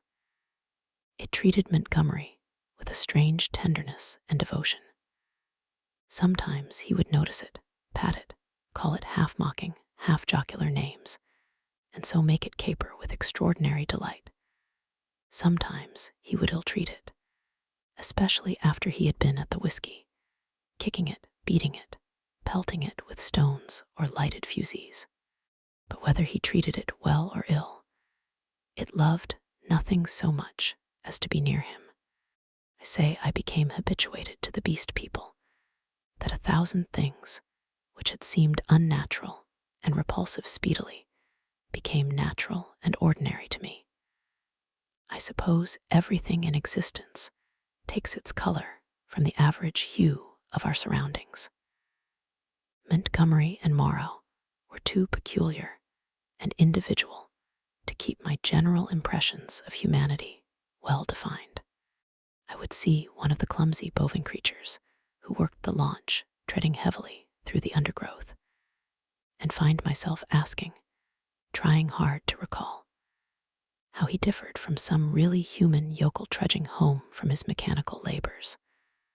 Or I would meet the fox-bear woman's vulpine, shifty face, strangely human in its speculative cunning, and even imagine I had met it before in some city byway. Yet every now and then the beast would flash out upon me beyond doubt or denial. An ugly-looking man, a hunchbacked human savage to all appearance, squatting in the aperture of one of the dens, would stretch his arms and yawn, showing with startling suddenness scissor-edged incisors and saber-like canines, keen and brilliant as knives. Or in some narrow pathway, glancing with a transitory, daring into the eyes of some lithe, white-swathed female figure, I would suddenly see, with a spasmodic revulsion, that she had slit-like pupils, or glancing down note the curving nail with which she held her shapeless wrap about her. It is a curious thing, by the by, for which I am quite unable to account, that these weird creatures, the females, I mean, had in the earlier days of my stay an instinctive sense of their own repulsive clumsiness, and displayed in consequence a more than human regard for the decency and decorum of extensive costume. XVI. How the beast folk taste blood. My inexperience as a writer betrays me, and I wander from the thread of my story. After I had breakfasted with Montgomery, he took me across the island to see the fumarole and the source of the hot spring into whose scalding waters I had blundered on the previous day. Both of us carried whips and loaded revolvers. While going through a leafy jungle on our road thither, we heard a rabbit squealing. We stopped and listened, but we heard no more, and presently we went on our way, and the incident dropped out of our minds. Montgomery called my attention to certain little pink animals with long hind legs that went leaping through the undergrowth. He told me they were creatures made of the offspring of the beast people that Moreau had invented. He had fancied they might serve for meat, but a rabbit-like habit of devouring their young had defeated this intention. I had already encountered some of these creatures, once during my moonlight flight from the leopard man, and once during my pursuit by Moreau on the previous day. By chance, one hopping to avoid us leapt into the hole caused by the uprooting of a wind-blown tree. Before it could extricate itself, we managed to catch it.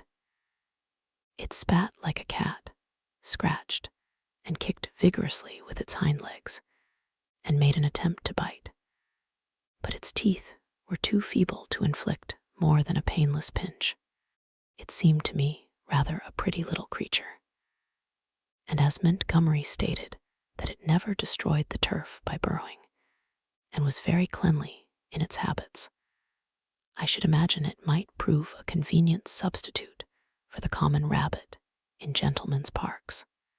We also saw on our way the trunk of a tree barked in long strips and splintered deeply. Montgomery called my attention to this. Not to claw bark of trees. That is the law, he said. Much some of them care for it. It was after this, I think, that we met the satyr and the ape-man. The satyr was a gleam of classical memory on the part of Moreau, his face ovine in expression, like the coarser Hebrew type, his voice a harsh bleat, his nether extremities satanic. He was gnawing the husk of a pod-like fruit as he passed us. Both of them saluted Montgomery. "Hail," said they, to the other with the whip. "There's a third with a whip now," said Montgomery.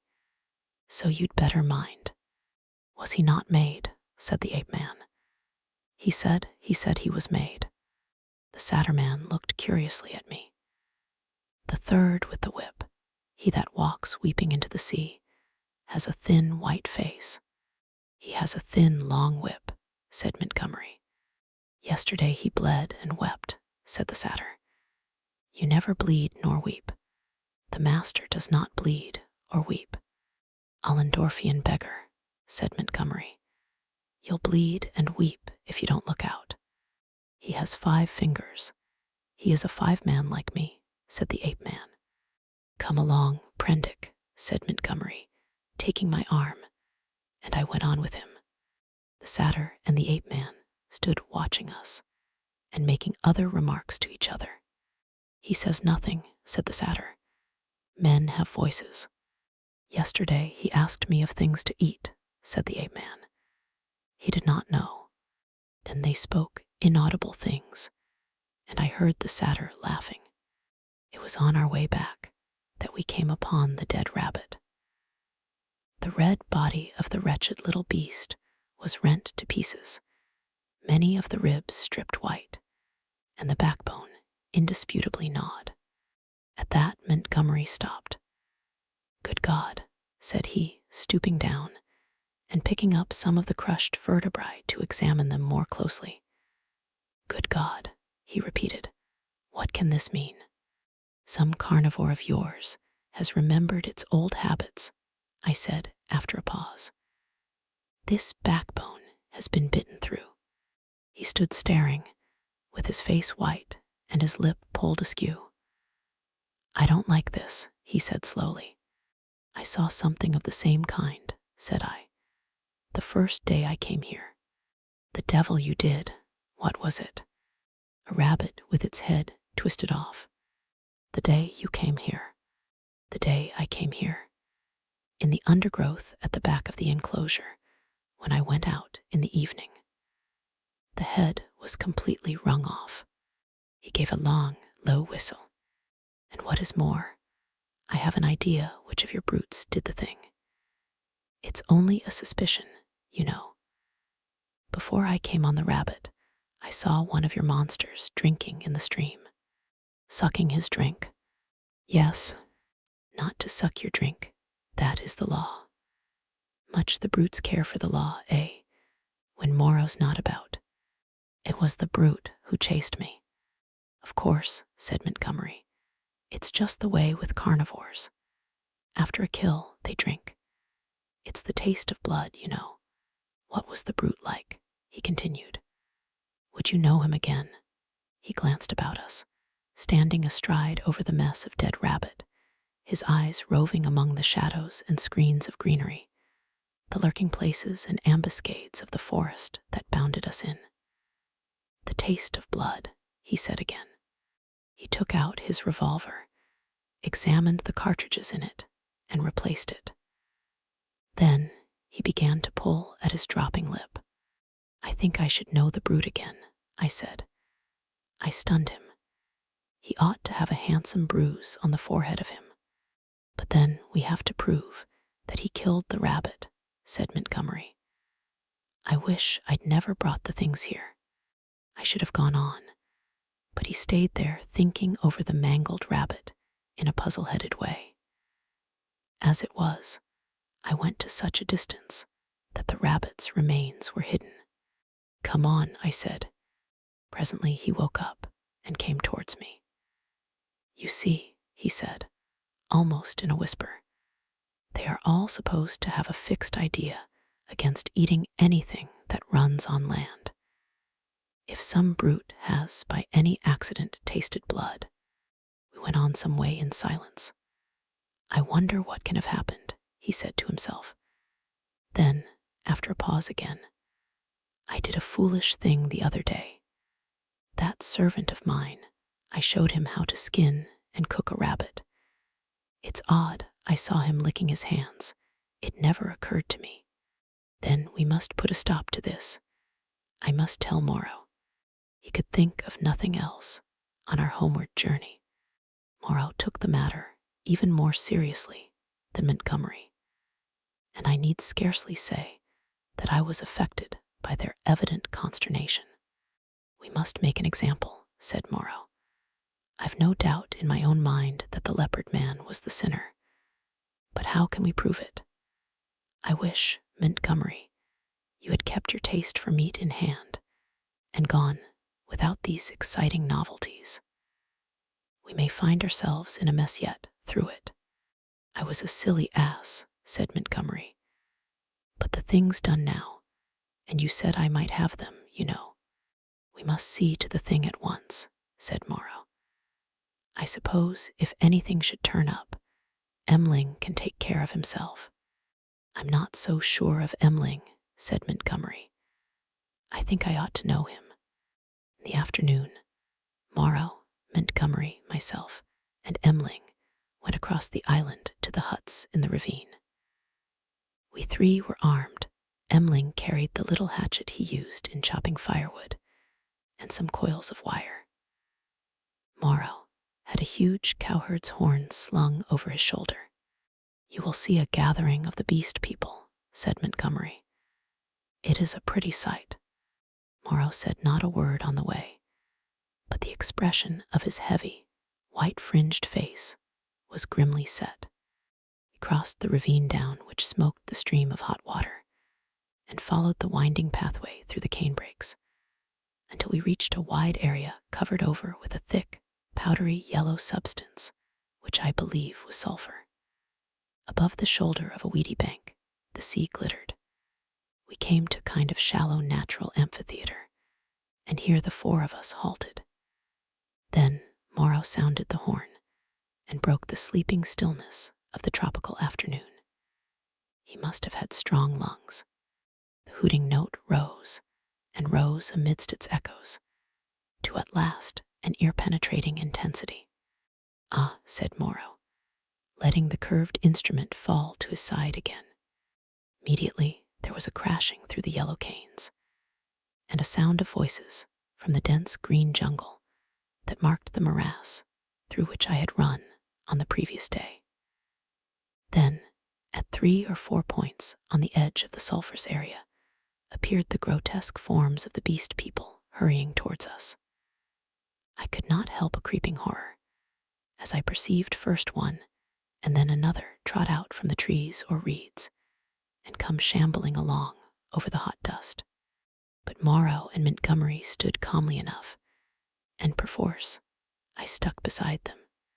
First to arrive was the satyr, strangely unreal for all that he cast a shadow, and tossed the dust with his hoofs.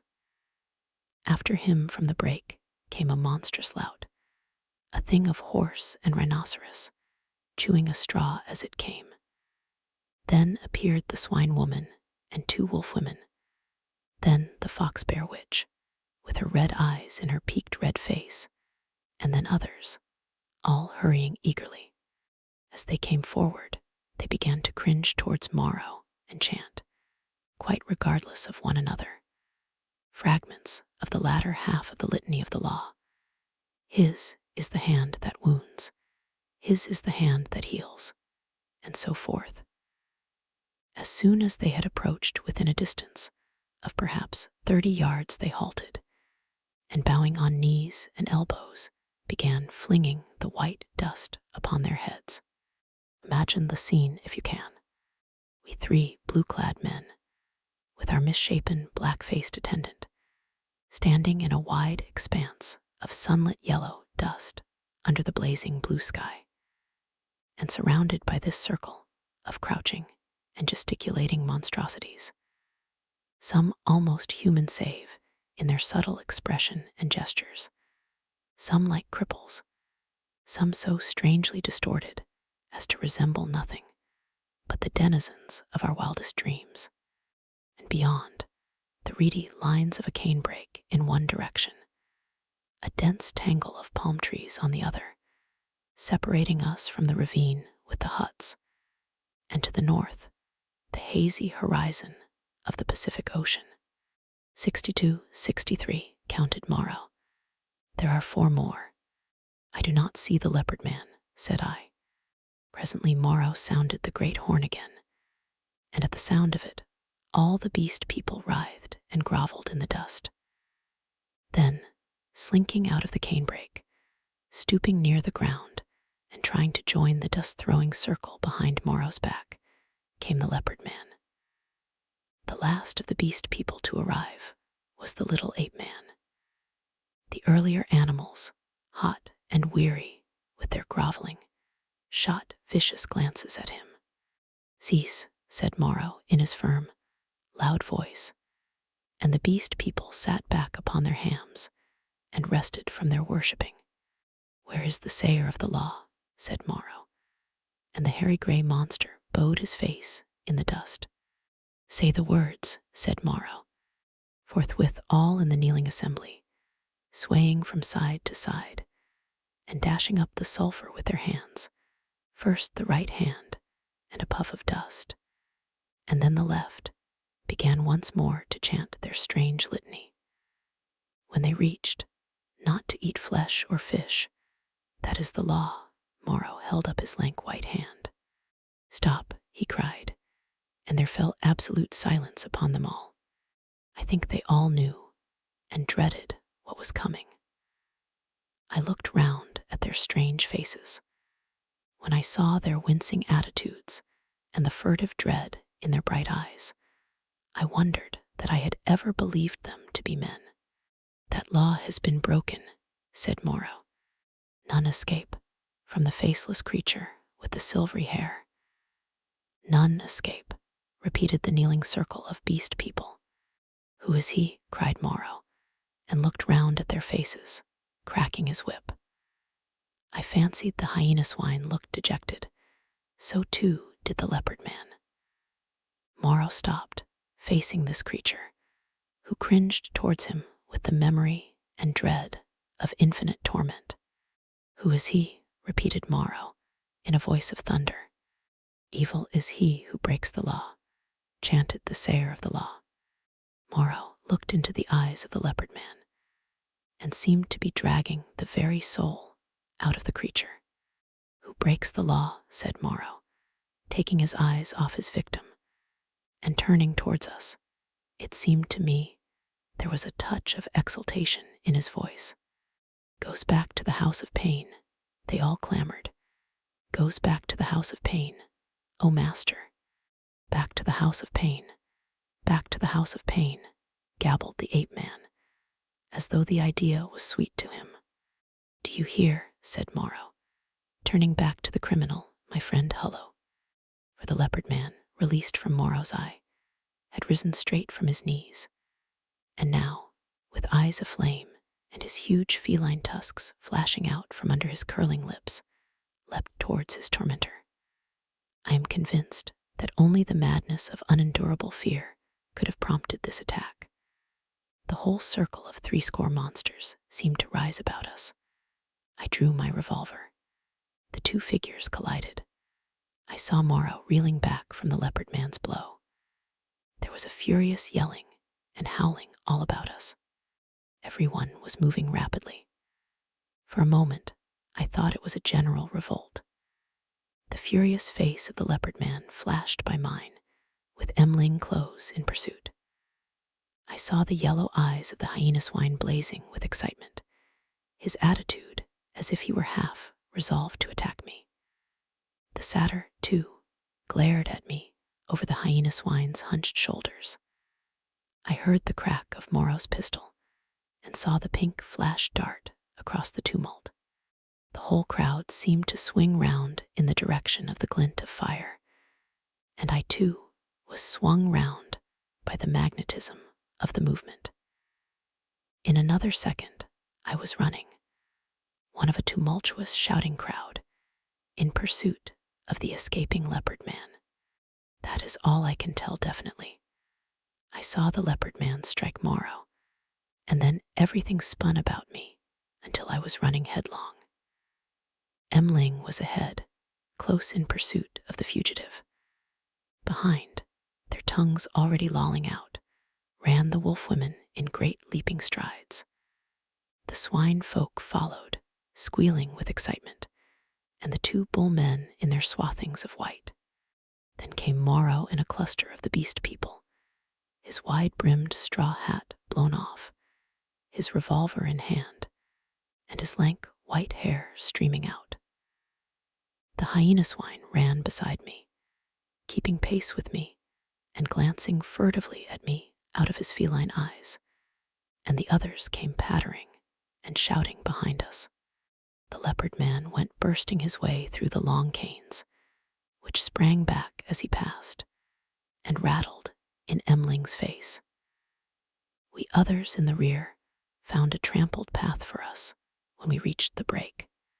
The chase lay through the break for perhaps a quarter of a mile, and then plunged into a dense thicket, which retarded our movements exceedingly, though we went through it in a crowd together, fronds flicking into our faces, ropey creepers catching us under the chin or gripping our ankles, thorny plants hooking into and tearing cloth and flesh together.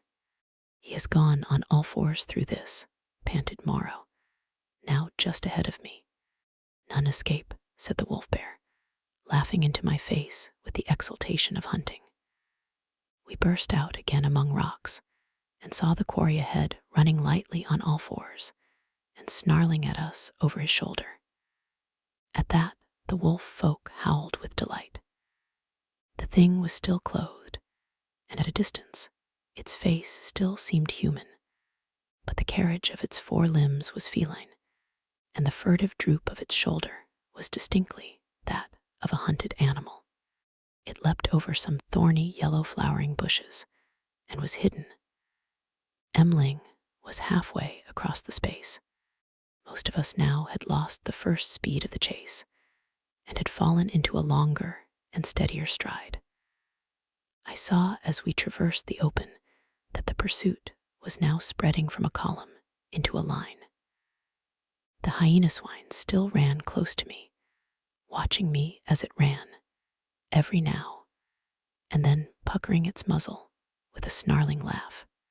At the edge of the rocks, the leopard man, realizing that he was making for the projecting cape upon which he had stalked me on the night of my arrival, had doubled in the undergrowth, but Montgomery had seen the maneuver and turned him again. So, panting, tumbling against rocks, torn by brambles, impeded by ferns and reeds, I helped to pursue the leopard man who had broken the law, and the hyena swine ran, laughing savagely, by my side. I staggered on, my head reeling and my heart beating against my ribs, tired almost to death, and yet not daring to lose sight of the chase, lest I should be left alone with this horrible companion. I staggered on in spite of infinite fatigue and the dense heat of the tropical afternoon. At last the fury of the hunt slackened. We had pinned the wretched brute into a corner of the island. Moreau, whip in hand, marshaled us all into an irregular line, and we advanced now slowly, shouting to one another as we advanced and tightening the cordon about our victim. He lurked noiseless and invisible in the bushes through which I had run from him during that midnight pursuit. Steady, cried Moreau, steady. As the ends of the line crept round the tangle of undergrowth and hemmed the brute in, where a rush, came the voice of Montgomery from beyond the thicket. I was on the slope above the bushes. Montgomery and Moreau beat along the beach beneath. Slowly, we pushed in among the fretted network of branches and leaves. The quarry was silent. Back to the house of pain, the house of pain, the house of pain, yelped the voice of the ape-man, some 20 yards to the right. When I heard that, I forgave the poor wretch all the fear he had inspired in me. I heard the twigs snap and the boughs swish aside before the heavy tread of the horse rhinoceros upon my right. Then, suddenly, through a polygon of green, in the half-darkness under the luxuriant growth, I saw the creature we were hunting. I halted. He was crouched together into the smallest possible compass, his luminous green eyes turned over his shoulder regarding me. It may seem a strange contradiction in me. I cannot explain the fact. But now, seeing the creature there in a perfectly animal attitude, with the light gleaming in its eyes and its imperfectly human face distorted with terror, I realized again the fact of its humanity. In another moment, other of its pursuers would see it, and it would be overpowered and captured, to experience once more the horrible tortures of the enclosure. Abruptly, I slipped out my revolver, aimed between its terror-struck eyes, and fired. As I did so, the hyena swine saw the thing and flung itself upon it with an eager cry, thrusting thirsty teeth into its neck. All about me, the green masses of the thicket were swaying and cracking as the beast people came rushing together. One face and then another appeared. "Don't kill it, Prendick," cried Moreau. "Don't kill it." And I saw him stooping as he pushed through under the fronds of the big ferns. In another moment, he had beaten off the hyena swine with the handle of his whip, and he and Montgomery were keeping away the excited carnivorous beast people, and particularly Emling, from the still quivering body.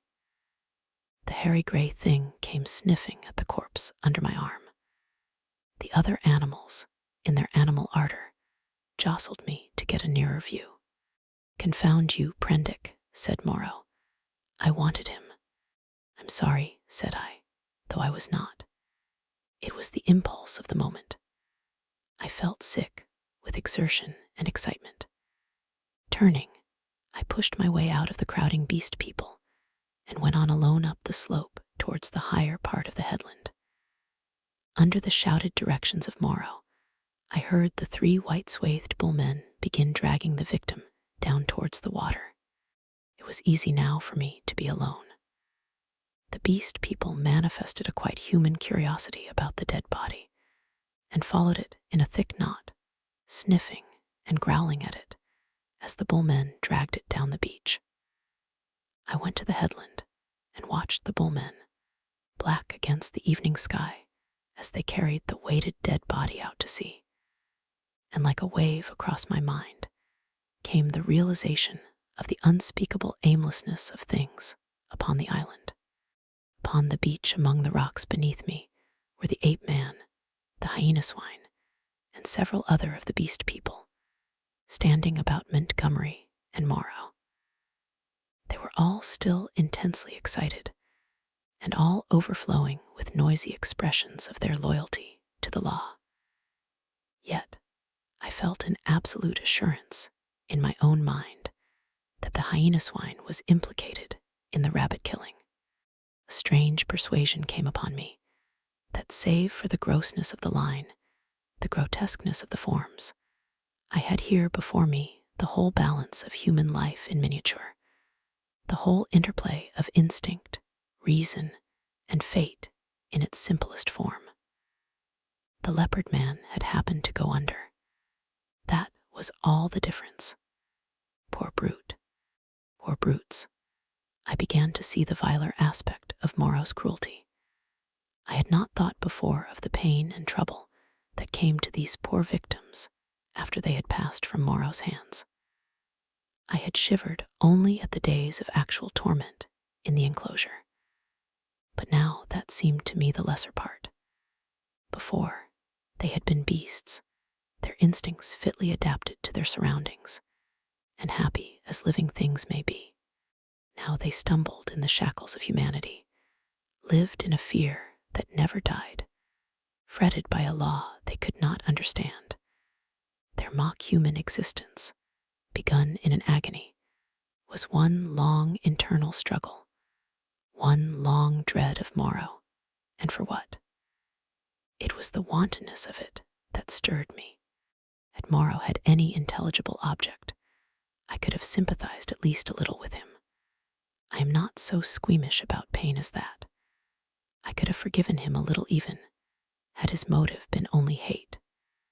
But he was so irresponsible, so utterly careless. His curiosity, his mad, aimless investigations, drove him on, and the things were thrown out to live a year or so, to struggle and blunder and suffer, and at last to die painfully. They were wretched in themselves. The old animal hate moved them to trouble one another.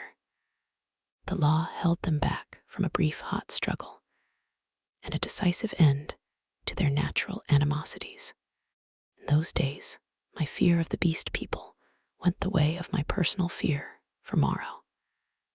I fell indeed into a morbid state, deep and enduring, and alien to fear, which has left permanent scars upon my mind.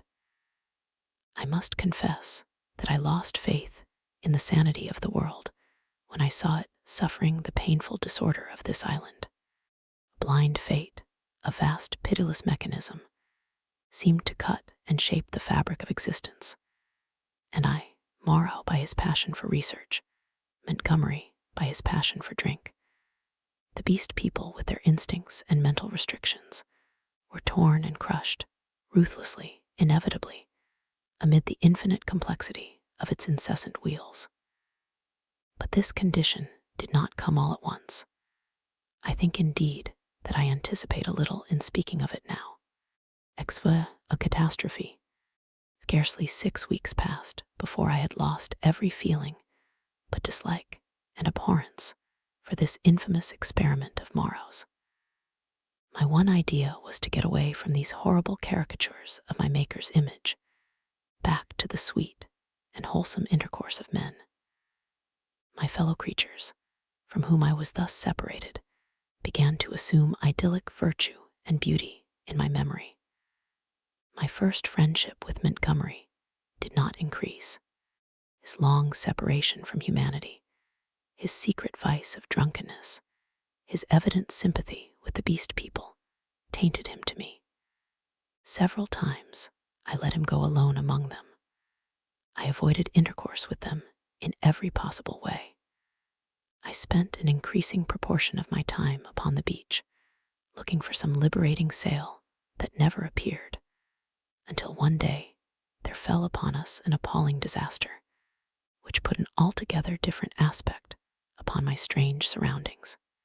It was about 7 or 8 weeks after my landing, rather more, I think, though I had not troubled to keep account of the time when this catastrophe occurred. It happened in the early morning, I should think about 6. I had risen and breakfasted early, having been aroused by the noise of 3 beast men carrying wood into the enclosure. After breakfast, I went to the open gateway of the enclosure and stood there smoking a cigarette and enjoying the freshness of the early morning. Moreau presently came round the corner of the enclosure and greeted me. He passed by me, and I heard him behind me unlock and enter his laboratory. So indurated was I at that time to the abomination of the place that I heard, without a touch of emotion, the puma victim begin another day of torture. It met its persecutor with a shriek, almost exactly like that of an angry virago. Then suddenly something happened. I do not know what to this day. I heard a short, sharp cry behind me, a fall, and turning saw an awful face rushing upon me, not human, not animal, but hellish, brown, seamed with red branching scars, red drops starting out upon it, and the lidless eyes ablaze. I threw up my arm to defend myself from the blow that flung me headlong with a broken forearm, and the great monster, swathed in lint, and with red-stained bandages fluttering about it, leapt over me and passed. I rolled over and over down the beach, tried to sit up, and collapsed upon my broken arm. Then Moreau appeared, his massive white face all the more terrible for the blood that trickled from his forehead. He carried a revolver in one hand.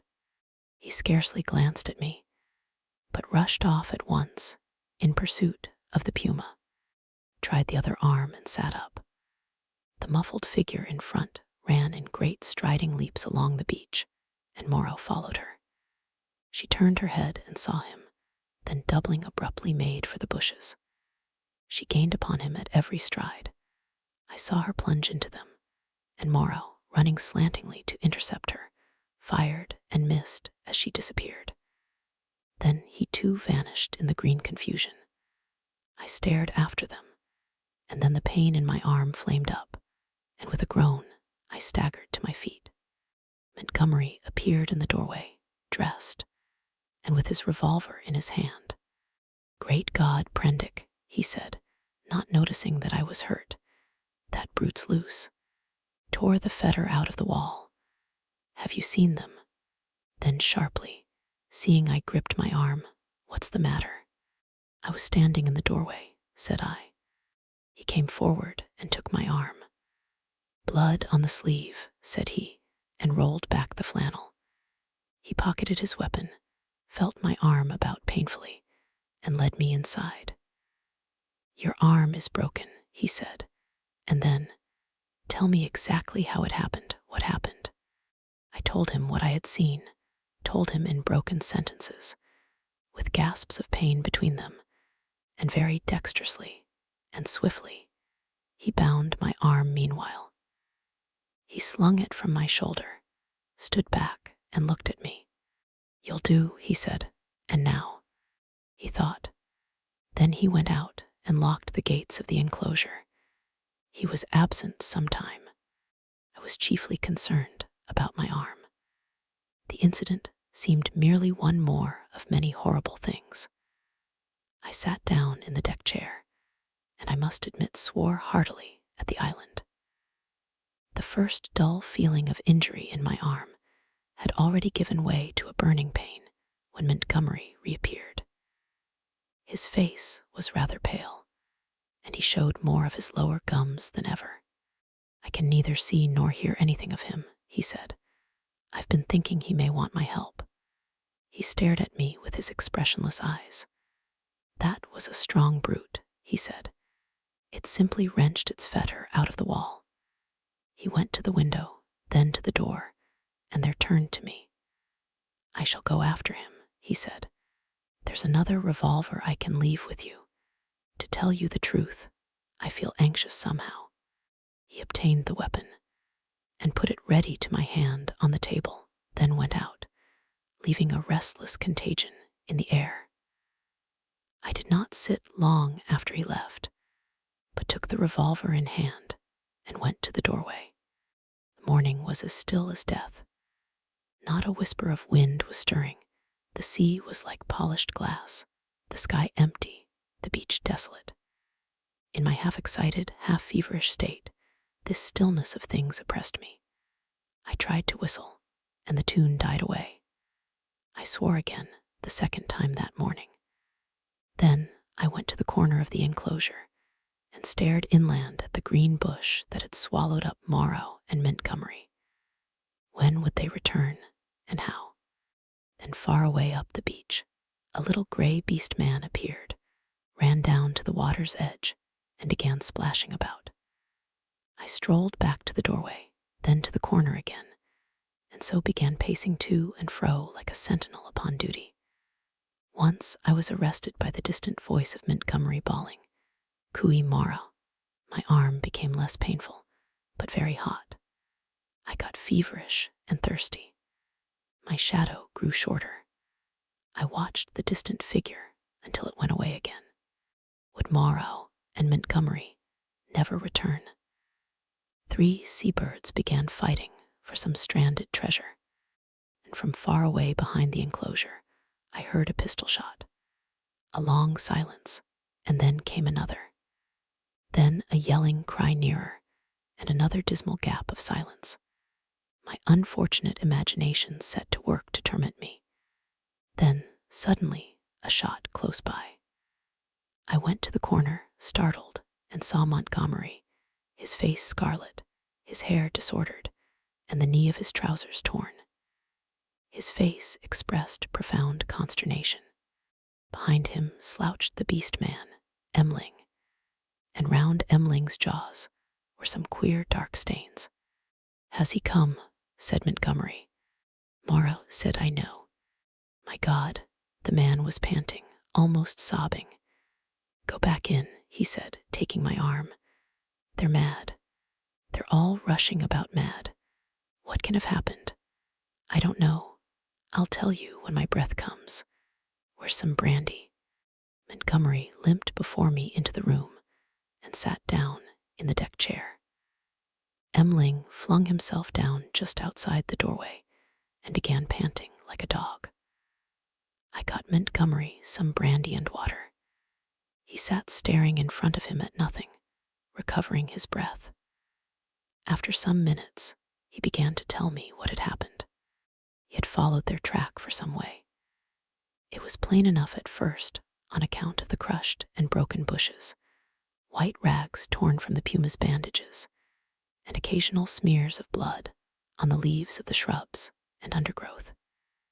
He lost the track, however, on the stony ground beyond the stream where I had seen the beast man drinking, and went wandering aimlessly westward, shouting Moreau's name.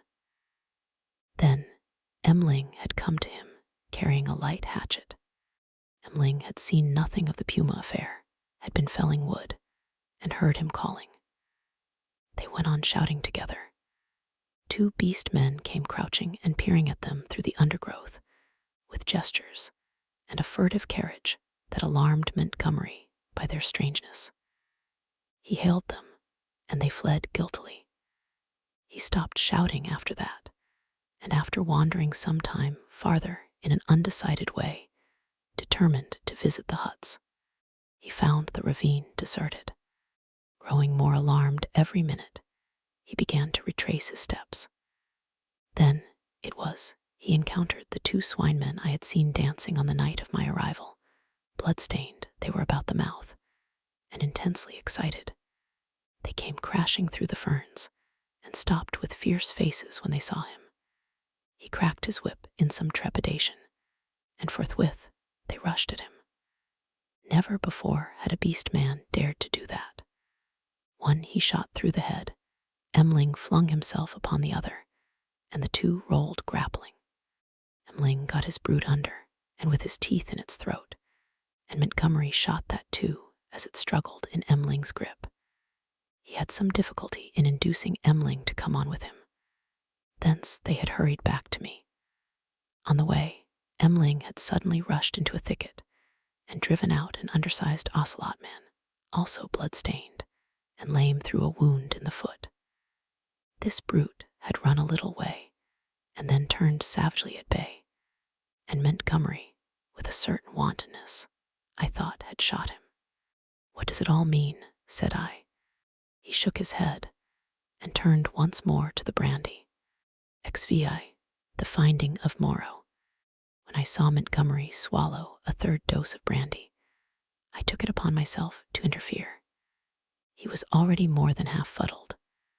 I told him that some serious thing must have happened to Moreau by this time, or he would have returned before this, and that it behoved us to ascertain what that catastrophe was.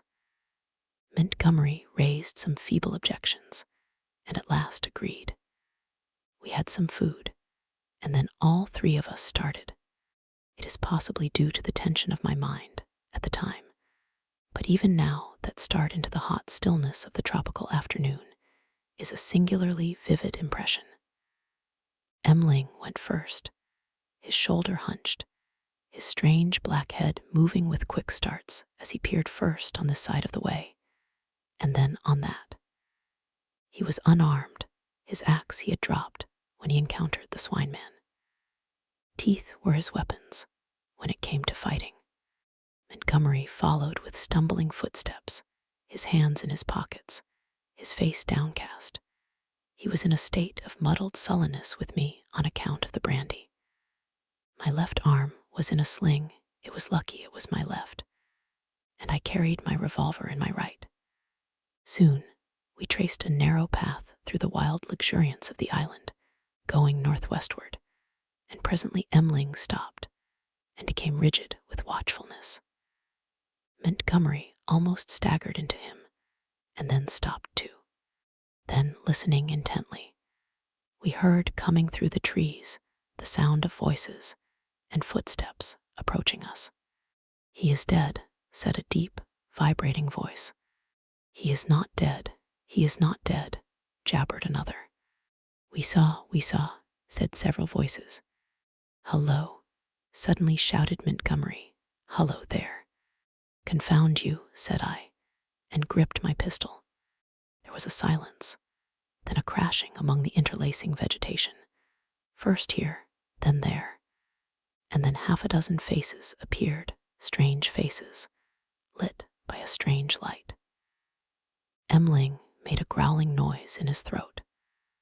I recognized the ape-man. I had indeed already identified his voice, and two of the white-swathed, brown-featured creatures I had seen in Montgomery's boat. With these were the two dappled brutes, and that gray, horribly crooked creature who said the law, with gray hair streaming down its cheeks, heavy gray eyebrows, and gray locks pouring off from a central parting upon its sloping forehead. A heavy, faceless thing, with strange red eyes, looking at us curiously from amidst the green. For a space no one spoke. Then Montgomery hiccuped. "Who said he was dead?" The monkey man looked guiltily at the hairy gray thing. "He is dead," said this monster. They saw. There was nothing threatening about this detachment, at any rate. They seemed awe-stricken and puzzled.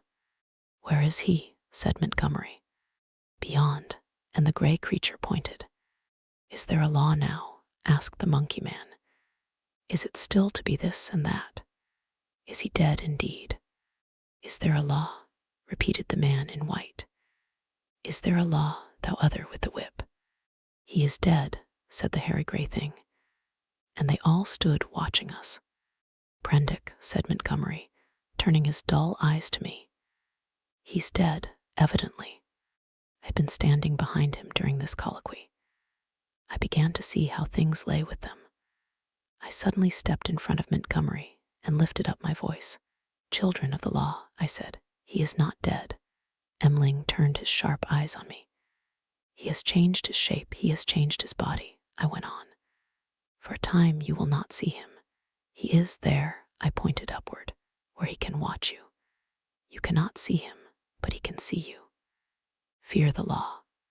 I looked at them squarely. They flinched. "He is great, he is good," said the ape-man, peering fearfully upward among the dense trees. "And the other thing," I demanded, "the thing that bled and ran screaming and sobbing, that is dead too," said the gray thing, still regarding me. "That's well," grunted Montgomery. "The other with the whip," began the gray thing. "Well," said I, said he was dead. But Montgomery was still sober enough to understand my motive in denying Moreau's death. "He is not dead," he said slowly. "Not dead at all. No more dead than I am. Some," said I, "have broken the law. They will die. Some have died. Show us now where his old body lies, the body he cast away, because he had no more need of it." "It is this way, man who walked in the sea," said the gray thing. And with these 6 creatures guiding us, we went through the tumult of ferns and creepers and tree stems towards the northwest. Then came a yelling, a crashing among the branches, and a little pink homunculus rushed by us shrieking. Immediately after appeared a monster in headlong pursuit, blood-bedabbled, who was amongst us almost before he could stop his career. The gray thing leapt aside. Emling, with a snarl, flew at it and was struck aside. Montgomery fired and missed, bowed his head, threw up his arm, and turned to run. I fired, and the thing still came on, fired again, point blank, into its ugly face. I saw its features vanish in a flash. Its face was driven in. Yet it passed me, gripped Montgomery, and holding him, fell headlong beside him, and pulled him sprawling upon itself in its death agony. I found myself alone with Emling, the dead brute, and the prostrate man. Montgomery raised himself slowly and stared in a muddled way at the shattered beast man beside him. It more than half sobered him. He scrambled to his feet. Then I saw the gray thing returning cautiously through the trees. "See," said I, pointing to the dead brute, "is the law not alive?" This came of breaking the law. He peered at the body. "He sends the fire that kills," said he, in his deep voice, repeating part of the ritual. The others gathered round and stared for space. At last we drew near the westward extremity of the island. We came upon the gnawed and mutilated body of the puma, its shoulder bone smashed by a bullet, and perhaps 20 yards farther found at last what we sought. Moreau lay face downward in a trampled space in a canebrake. One hand was almost severed at the wrist, and his silvery hair was dabbled in blood. His head had been battered in by the fetters of the puma. The broken canes beneath him were smeared with blood. His revolver we could not find. Montgomery turned him over, resting at intervals, and with the help of the 7 beast people, for he was a heavy man, we carried Moreau back to the enclosure. The night was darkling. Twice we heard unseen creatures howling and shrieking past our little band, and once the little pink sloth creature appeared and stared at us and vanished again. But we were not attacked again. At the gates of the enclosure our company of beast people left us, Emling going with the rest. We locked ourselves in, and then took Moreau's mangled body into the yard and laid it upon a pile of brushwood. Then we went into the laboratory and put an end to all we found living there. 6 Montgomery's bank holiday. When this was accomplished, and we had washed and eaten, Montgomery and I went into my little room and seriously discussed our position for the first time. It was then near midnight. He was almost sober, but greatly disturbed in his mind. He had been strangely under the influence of Moreau's personality. I do not think it had ever occurred to him that Moreau could die. This disaster was the sudden collapse of the habits that had become part of his nature in the 10 or more monotonous years he had spent on the island. He talked vaguely, answered my questions crookedly, wandered into general questions. "This silly ass of a world," he said. "What a muddle it all is.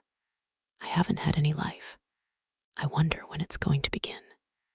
16 years being bullied by nurses and schoolmasters at their own sweet will.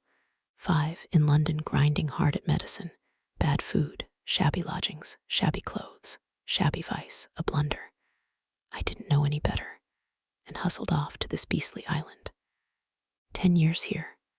What's it all for, Prendick? Are we bubbles blown by a baby?" It was hard to deal with such ravings. "The thing we have to think of now," said I, "is how to get away from this island. What's the good of getting away? I'm an outcast. Where am I to join on? It's all very well for you, Prendick. Poor old Moreau. We can't leave him here to have his bones picked.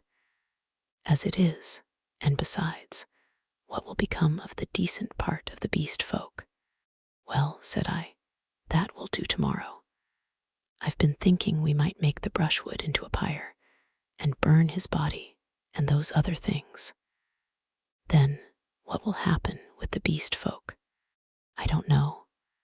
I suppose those that were made of beasts of prey will make silly asses of themselves sooner or later. We can't massacre the lot, can we? I suppose that's what your humanity would suggest. But they'll change. They are sure to change." He talked thus inconclusively, until at last I felt my temper going. "Damnation," he exclaimed at some petulance of mine. "Can't you see I'm in a worse hole than you are?" And he got up and went for the brandy. "Drink," he said, returning, You logic-chopping, chalky-faced saint of an atheist, drink. Not I, said I, and sat grimly watching his face under the yellow paraffine flare as he drank himself into a garrulous misery. I have a memory of infinite tedium. He wandered into a maudlin defense of the beast people and of Emling. Emling, he said, was the only thing that had ever really cared for him. And suddenly an idea came to him. I'm damned, said he, staggering to his feet and clutching the brandy bottle. By some flash of intuition, I knew what it was he intended. You don't give drink to that beast, I said, rising and facing him. Beast, said he, you're the beast. He takes his liquor like a Christian. Come out of the way, Prendick. For God's sake, said I. Get out of the way, he roared, and suddenly whipped out his revolver. Very well, said I, and stood aside, half-minded to fall upon him as he put his hand upon the latch, but deterred by the thought of my useless arm. You've made a beast of yourself. To the beasts you may go. He flung the doorway open and stood half facing me between the yellow lamplight and the pallid glare of the moon. His eye sockets were blotches of black under his stubbly eyebrows. You're a solemn prig, Prendick, a silly ass. You're always fearing and fancying. We're on the edge of things. I'm bound to cut my throat tomorrow. I'm going to have a damned bank holiday tonight. He turned and went out into the moonlight. Emling, he cried, Emling, old friend. 3 dim creatures in the silvery light came along the edge of the wan beach, one a white-wrapped creature, the other 2 blotches of blackness following it. They halted, staring. Then I saw Emling's hunched shoulders as he came round the corner of the house. Drink, cried Montgomery, drink, you brutes. Drink and be men. Damn, I'm the cleverest. Moreau forgot this. This is the last touch. Drink, I tell you. And waving the bottle in his hand, he started off at a kind of quick trot to the westward, Emling ranging himself between him and the 3 dim creatures who followed. I went to the doorway. They were already indistinct in the mist of the moonlight before Montgomery halted. I saw him administer a dose of the raw brandy to Emling and saw the 5 figures melt into one vague patch. Sing, I heard Montgomery shout. Sing all together. Confound old Prendick. That's right, now again. Confound old Prendick. The black group broke up into 5 separate figures and wound slowly away from me along the band of shining beach. Each went howling at his own sweet will, yelping insults at me, or giving whatever other vent this new inspiration of brandy demanded. Presently I heard Montgomery's voice shouting, right turn, and they passed with their shouts and howls into the blackness of the landward trees. Slowly, very slowly, they receded into silence. The peaceful splendor of the night healed again. The moon was now past the meridian and traveling down the west. It was at its full and very bright, riding through the empty blue sky. The shadow of the wall lay, a yard wide and of inky blackness, at my feet. The eastward sea was a featureless gray, dark and mysterious, and between the sea and the shadow, the gray sands of volcanic glass and crystals flashed and shone like a beach of diamonds. Behind me, the paraffine lamp flared hot and ruddy. Then I shut the door, locked it, and went into the enclosure where Moreau lay beside his latest victims, the staghounds and the llama and some other wretched brutes, with his massive face calm even after his terrible death, and with the hard eyes open, staring at the dead white moon above. I sat down upon the edge of the sink, and with my eyes upon that ghastly pile of silvery light and ominous shadows, began to turn over my plans. In the morning, I would gather some provisions in the dingy, and after setting fire to the pyre before me, push out into the desolation of the high sea once more. I felt that for Montgomery there was no help, that he was, in truth, half akin to these beast folk, unfitted for human kindred. I do not know how long I sat there scheming. It must have been an hour or so. Then my planning was interrupted by the return of Montgomery to my neighborhood. I heard a yelling from many throats, a tumult of exultant cries passing down towards the beach, whooping and howling, and excited shrieks that seemed to come to a stop near the water's edge. The riot rose and fell. I heard heavy blows and the splintering smash of wood, but it did not trouble me then. A discordant chanting began. My thoughts went back to my means of escape. I got up, brought the lamp, and went into a shed to look at some kegs I had seen there. Then I became interested in the contents of some biscuit tins and opened one. I saw something out of the tail of my eye, a red figure, and turned sharply.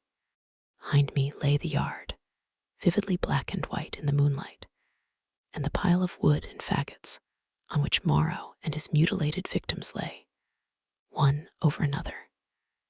They seemed to be gripping one another in one last revengeful grapple. His wounds gaped, black as night, and the blood that had dripped lay in black patches upon the sand. Then I saw, without understanding, the cause of my phantom, a ruddy glow that came and danced and went upon the wall opposite. I misinterpreted this, fancied it was a reflection of my flickering lamp, and turned again to the stores in the shed. I went on rummaging among them, as well as a one-armed man could, finding this convenient thing and that, and putting them aside for tomorrow's launch. My movements were slow, and the time passed quickly. Insensibly, the daylight crept upon me. The chanting died down, giving place to clamor. Then it began again, and suddenly broke into a tumult. I heard cries of more, a sound like quarreling, and a sudden wild shriek. The quality of the sounds changed so greatly that it arrested my attention. I went out into the yard and listened. Then, cutting like a knife, across the confusion came the crack of a revolver. I rushed at once through my room to the little doorway. As I did so, I heard some of the packing cases behind me go sliding down and smash together with a clatter of glass on the floor of the shed. But I did not heed these. I flung the door open and looked out. Up the beach by the boathouse, a bonfire was burning, raining up sparks into the indistinctness of the dawn. Around this struggled a mass of black figures. I heard Montgomery call my name. I began to run at once towards this fire, revolver in hand. I saw the pink tongue of Montgomery's pistol lick out once, close to the ground. He was down. I shouted with all my strength and fired into the air. I heard someone cry, "The master." The knotted black struggle broke into scattering units. The fire leapt and sank down. The crowd of beast people fled in sudden panic before me, up the beach. In my excitement, I fired at their retreating backs as they disappeared among the bushes. Then I turned to the black heaps upon the ground. Montgomery lay on his back, with the hairy gray beast man sprawling across his body. The brute was dead, but still gripping Montgomery's throat with its curving claws.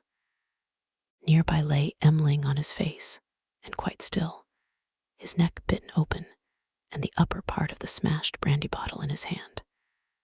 Two other figures lay near the fire, the one motionless, the other groaning fitfully, every now and then raising its head slowly, then dropping it again. I caught hold of the gray man and pulled him off Montgomery's body. His claws drew down the torn coat reluctantly as I dragged him away. Montgomery was dark in the face and scarcely breathing. I splashed seawater on his face and pillowed his head on my rolled-up coat. Emling was dead. The wounded creature by the fire, it was a wolf brute with a bearded gray face, lay, I found, with the forepart of its body upon the still glowing timber. The wretched thing was injured so dreadfully that in mercy I blew its brains out at once. The other brute was one of the bullmen swathed in white. He too was dead. The rest of the beast people had vanished from the beach. I went to Montgomery again and knelt beside him, cursing my ignorance of medicine. The fire beside me had sunk down, and only charred beams of timber glowing at the central ends and mixed with a gray ash of brushwood remained. I wondered casually where Montgomery had got his wood. Then I saw that the dawn was upon us. The sky had grown brighter. The setting moon was becoming pale and opaque in the luminous blue of the day. The sky to the eastward was rimmed with red. Suddenly I heard a thud and a hissing behind me, and looking round, sprang to my feet with a cry of horror. Against the warm dawn, great tumultuous masses of black smoke were boiling up out of the enclosure, and through their stormy darkness shot flickering threads of blood-red flame. Then the thatched roof caught. I saw the curving charge of the flames across the sloping straw. A spurt of fire jetted from the window of my room. I knew at once what had happened. I remembered the crash I had heard. When I had rushed out to Montgomery's assistance, I had overturned the lamp. Hopelessness of saving any of the contents of the enclosure stared me in the face. My mind came back to my plan of flight, and turning swiftly, I looked to see where the 2 boats lay upon the beach. They were gone. 2 axes lay upon the sands beside me. Chips and splinters were scattered broadcast, and the ashes of the bonfire were blackening and smoking under the dawn. Montgomery had burnt the boats to revenge himself upon me and prevent our return to mankind. A sudden convulsion of rage shook me. I was almost moved to batter his foolish head in as he lay there helpless at my feet. Then suddenly his hand moved so feebly, so pitifully, that my wrath vanished. He groaned and opened his eyes for a minute. I knelt down beside him and raised his head. He opened his eyes again, staring silently at the dawn, and then they met mine. The lids fell. "Sorry," he said presently, with an effort. He seemed trying to think. "The last," he murmured, "the last of this silly universe. What a mess." I listened. His head fell helplessly to one side. I thought some drink might revive him, but there was neither drink nor vessel in which to bring drink at hand. He seemed suddenly heavier. My heart went cold. I bent down to his face, put my hand through the rent in his blouse. He was dead, and even as he died, a line of white heat, the limb of the sun, rose eastward beyond the projection of the bay, splashing its radiance across the sky and turning the dark sea into a weltering tumult of dazzling light. It fell like a glory upon his death-shrunken face. I let his head fall gently upon the rough pillow I had made for him and stood up. Before me was the glittering desolation of the sea, the awful solitude upon which I had already suffered so much. Behind me, the island, hushed under the dawn, its beast people silent and unseen. The enclosure, with all its provisions and ammunition, burnt noisily, with sudden gusts of flame, a fitful crackling, and now and then a crash. The heavy smoke drove up the beach away from me, rolling low over the distant treetops towards the huts in the ravine. Beside me were the charred vestiges of the boats and these 5 dead bodies.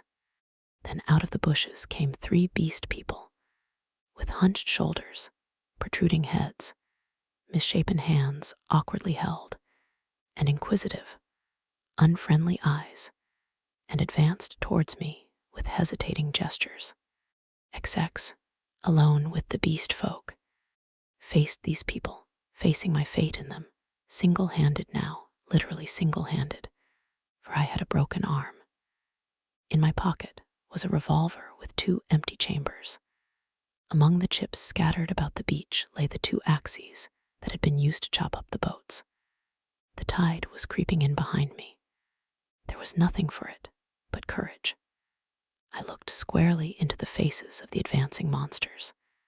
They avoided my eyes, and their quivering nostrils investigated the bodies that lay beyond me on the beach. I took 6 steps, picked up the blood-stained whip that lay beneath the body of the wolfman, and cracked it. They stopped and stared at me. "Salute," said I, "bow down." They hesitated. One bent his knees. I repeated my command with my heart in my mouth and advanced upon them. One knelt, then the other 2. I turned and walked towards the dead bodies, keeping my face towards the 3 kneeling beast men, very much as an actor passing up the stage faces the audience. "They broke the law," said I, putting my foot on the sayer of the law. "They have been slain, even the sayer of the law, even the other with the whip. Great is the law. Come and see." "None escape," said one of them, advancing and peering. "None escape," said I, "therefore hear and do as I command." They stood up, looking questioningly at one another. "Stand there," said I. I picked up the hatchets and swung them by their heads from the sling of my arm, turned Montgomery over, picked up his revolver still loaded in 2 chambers, and bending down to rummage, found 6 cartridges in his pocket. "Take him," said I, standing up again and pointing with the whip. "Take him, and carry him out, and cast him into the sea." They came forward, evidently still afraid of Montgomery, but still more afraid of my cracking red whiplash. And after some fumbling and hesitation, some whip-cracking and shouting, they lifted him gingerly, carried him down to the beach, and went splashing into the dazzling welter of the sea. "On," said I, "on, carry him far." They went in up to their armpits and stood regarding me. "Let go," said I, and the body of Montgomery vanished with a splash. Something seemed to tighten across my chest.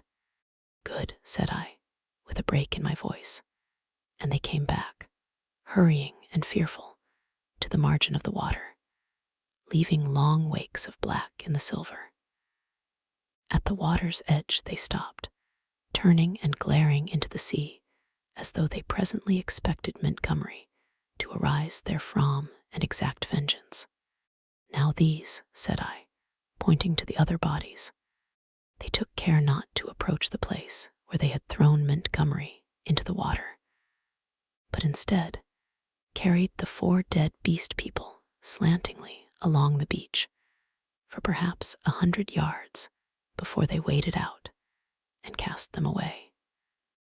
As I watched them disposing of the mangled remains of Emling, I heard a light footfall behind me, and turning quickly saw the big hyena swine perhaps 12 yards away.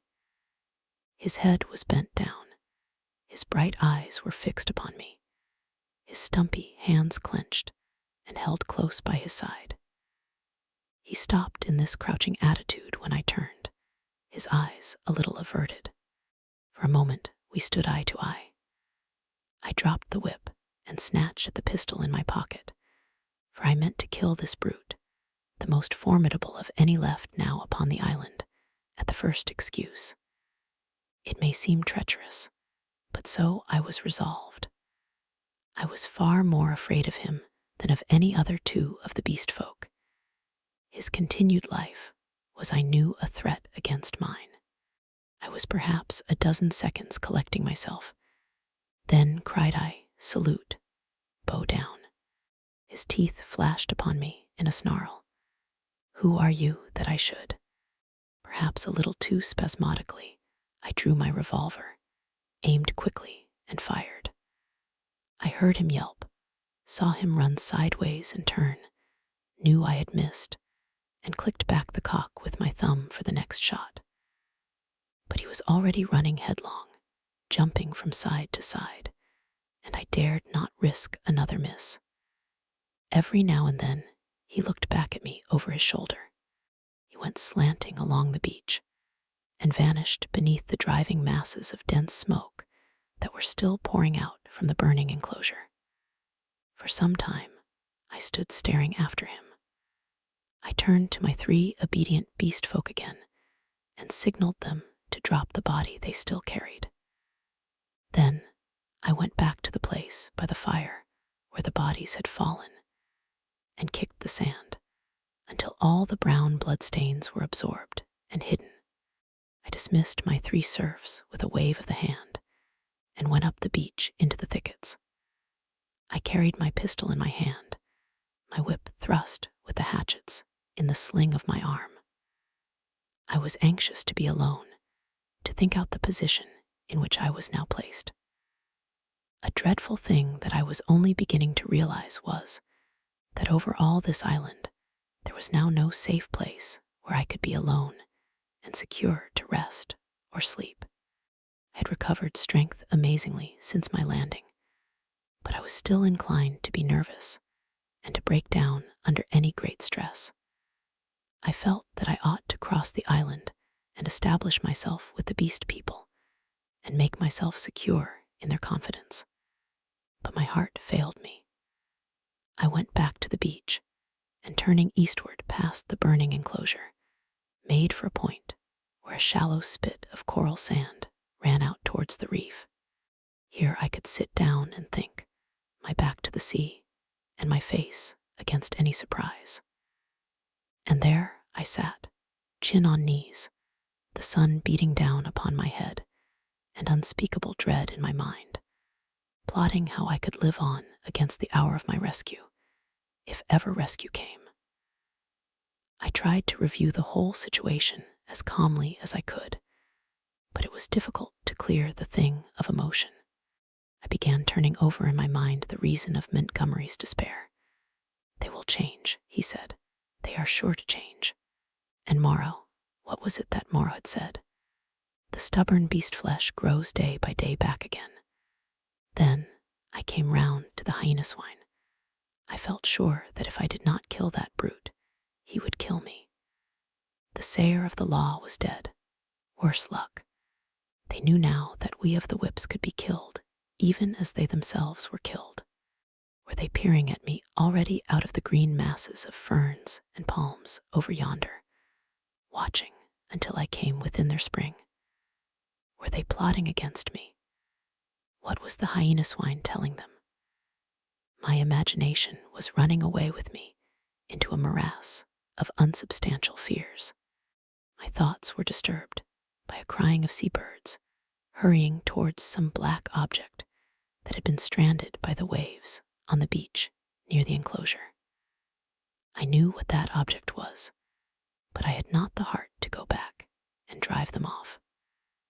I began walking along the beach in the opposite direction, designing to come round the eastward corner of the island, and so approach the ravine of the huts without traversing the possible ambuscades of the thickets. Perhaps half a mile along the beach, I became aware of one of my 3 beast folk advancing out of the landward bushes towards me. I was now so nervous with my own imaginings that I immediately drew my revolver. Even the propitiatory gestures of the creature failed to disarm me. He hesitated as he approached. "Go away," cried I. There was something very suggestive of a dog in the cringing attitude of the creature. It retreated a little way, very like a dog being sent home, and stopped, looking at me imploringly with canine brown eyes. "Go away," said I. "Do not come near me." "May I not come near you?" it said. "No, go away," I insisted, and snapped my whip. Then, putting my whip in my teeth, I stooped for a stone, and with that threat drove the creature away. So in solitude, I came round by the ravine of the beast people, and hiding among the weeds and reeds that separated this crevice from the sea, I watched such of them as appeared, trying to judge from their gestures and appearance how the death of Moreau and Montgomery and the destruction of the House of Pain had affected them. I know now the folly of my cowardice. Had I kept my courage up to the level of the dawn, had I not allowed it to ebb away in solitary thought, I might have grasped the vacant scepter of Moreau and ruled over the beast people. As it was, I lost the opportunity and sank to the position of a mere leader among my fellows. Towards noon, certain of them came and squatted basking in the hot sand. The imperious voices of hunger and thirst prevailed over my dread. I came out of the bushes and, revolver in hand, walked down towards these seated figures. One, a wolf woman, turned her head and stared at me, and then the others. None attempted to rise or salute me. I felt too faint and weary to insist, and I let the moment pass. "I want food," said I, almost apologetically, and drawing near. "There is food in the huts," said an ox-boar man drowsily, and looking away from me. I passed them and went down into the shadow and odors of the almost deserted ravine. In an empty hut, I feasted on some specked and half-decayed fruit. And then, after I had propped some branches and sticks about the opening, and placed myself with my face towards it and my hand upon my revolver, the exhaustion of the last 30 hours claimed its own, and I fell into a light slumber, hoping that the flimsy barricade I had erected would cause sufficient noise in its removal to save me from surprise. XXI. The reversion of the beast folk. In this way, I became one among the beast people in the island of Doctor Moreau. When I awoke, it was dark about me. My arm ached in its bandages. I sat up, wondering at first where I might be. I heard coarse voices talking outside. Then I saw that my barricade had gone, and that the opening of the hut stood clear. My revolver was still in my hand.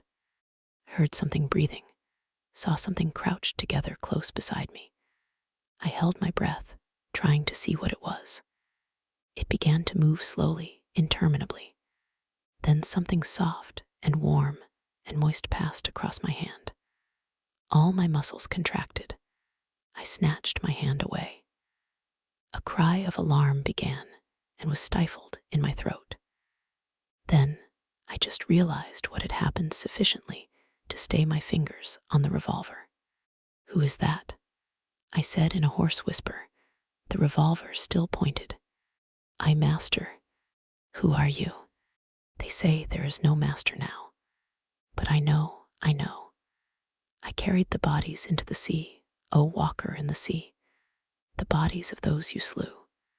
I am your slave, master." "Are you the one I met on the beach?" I asked.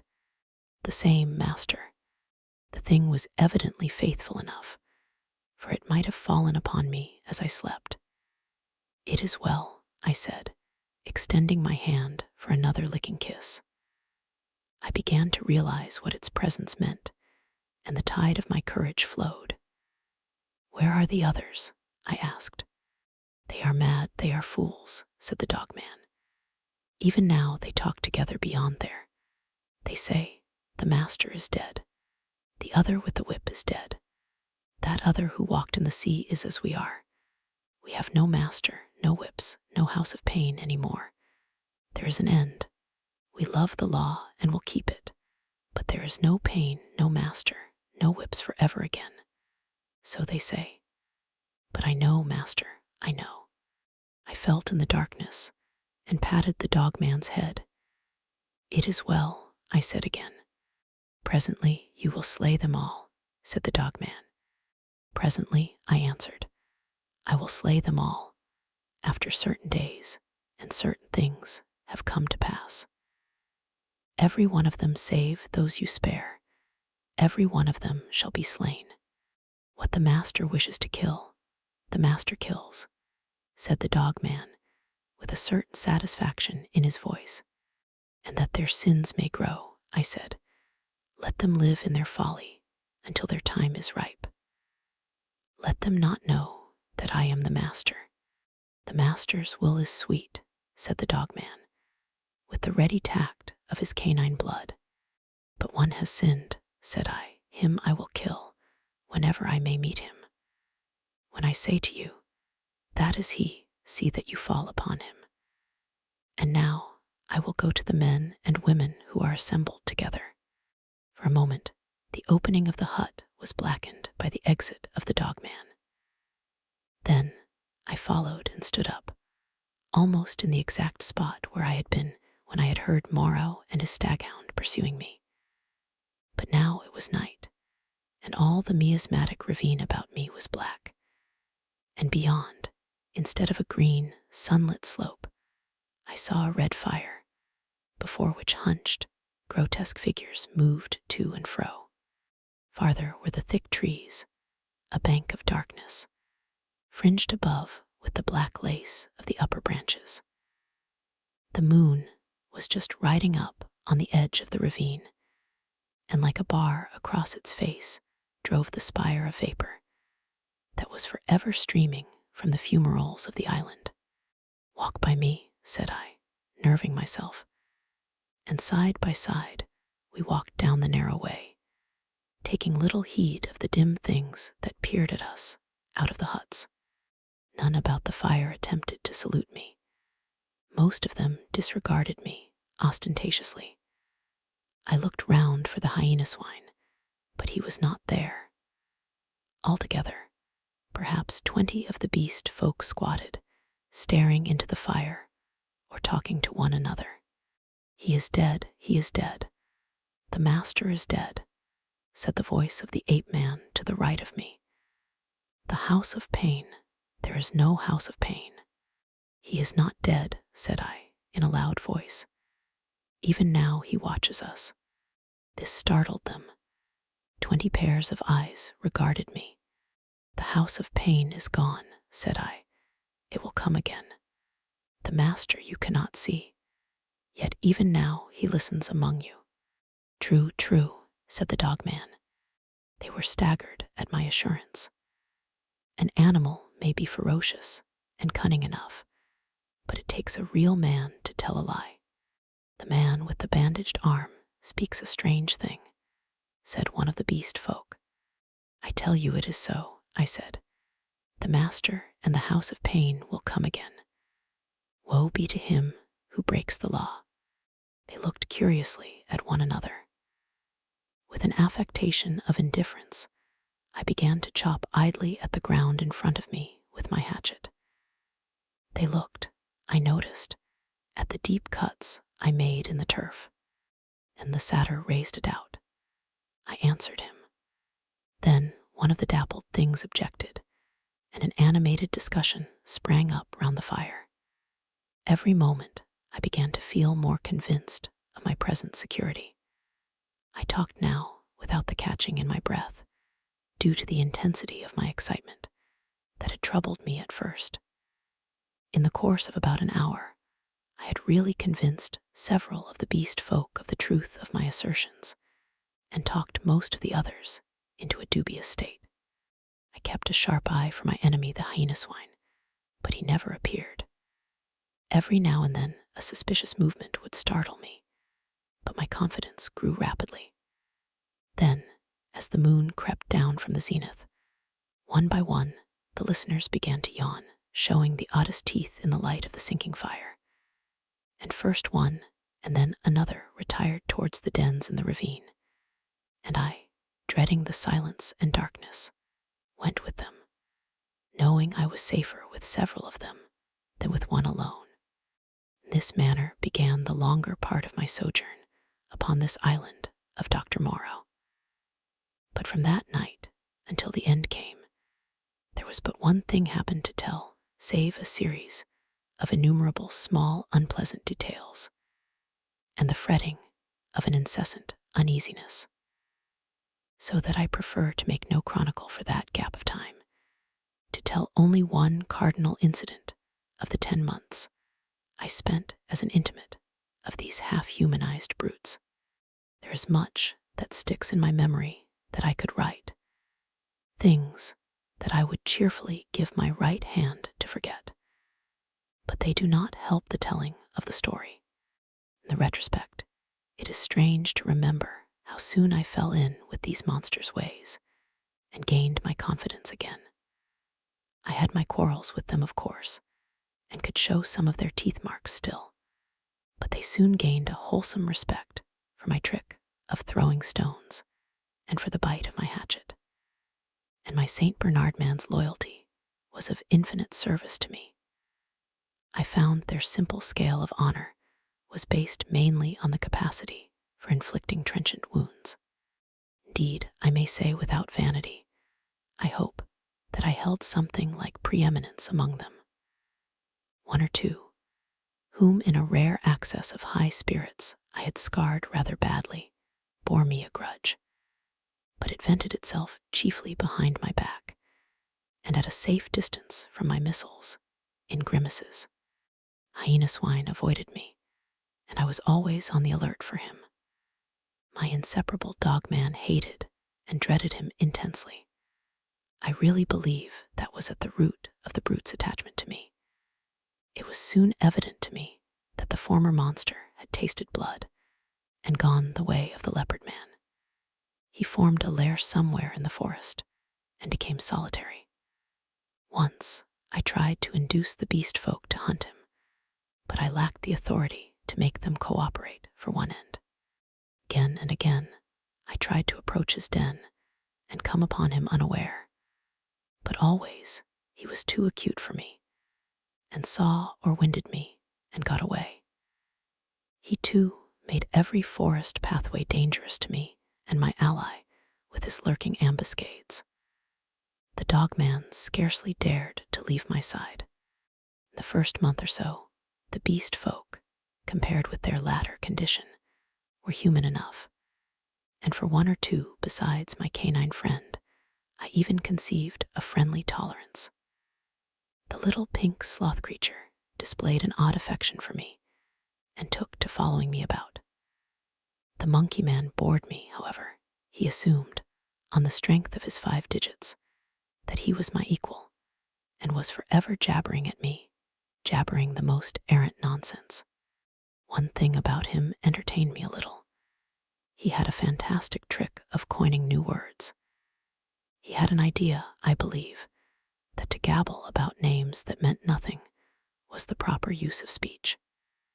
He called it big thinks to distinguish it from little thinks, the sane, everyday interests of life. If ever I made a remark he did not understand, he would praise it very much, ask me to say it again, learn it by heart, and go off repeating it, with a word wrong here or there, to all the milder of the beast people. He thought nothing of what was plain and comprehensible. I invented some very curious big thinks for his especial use. I think now that he was the silliest creature I ever met. He had developed, in the most wonderful way, the distinctive silliness of man, without losing one jot of the natural folly of a monkey.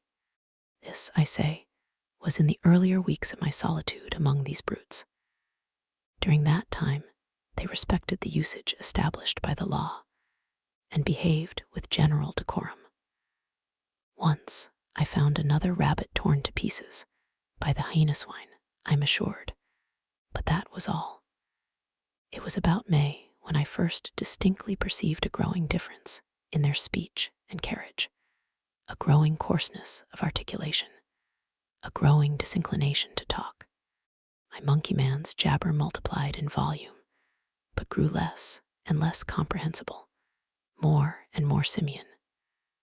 Some of the others seemed altogether slipping their hold upon speech, though they still understood what I said to them at that time.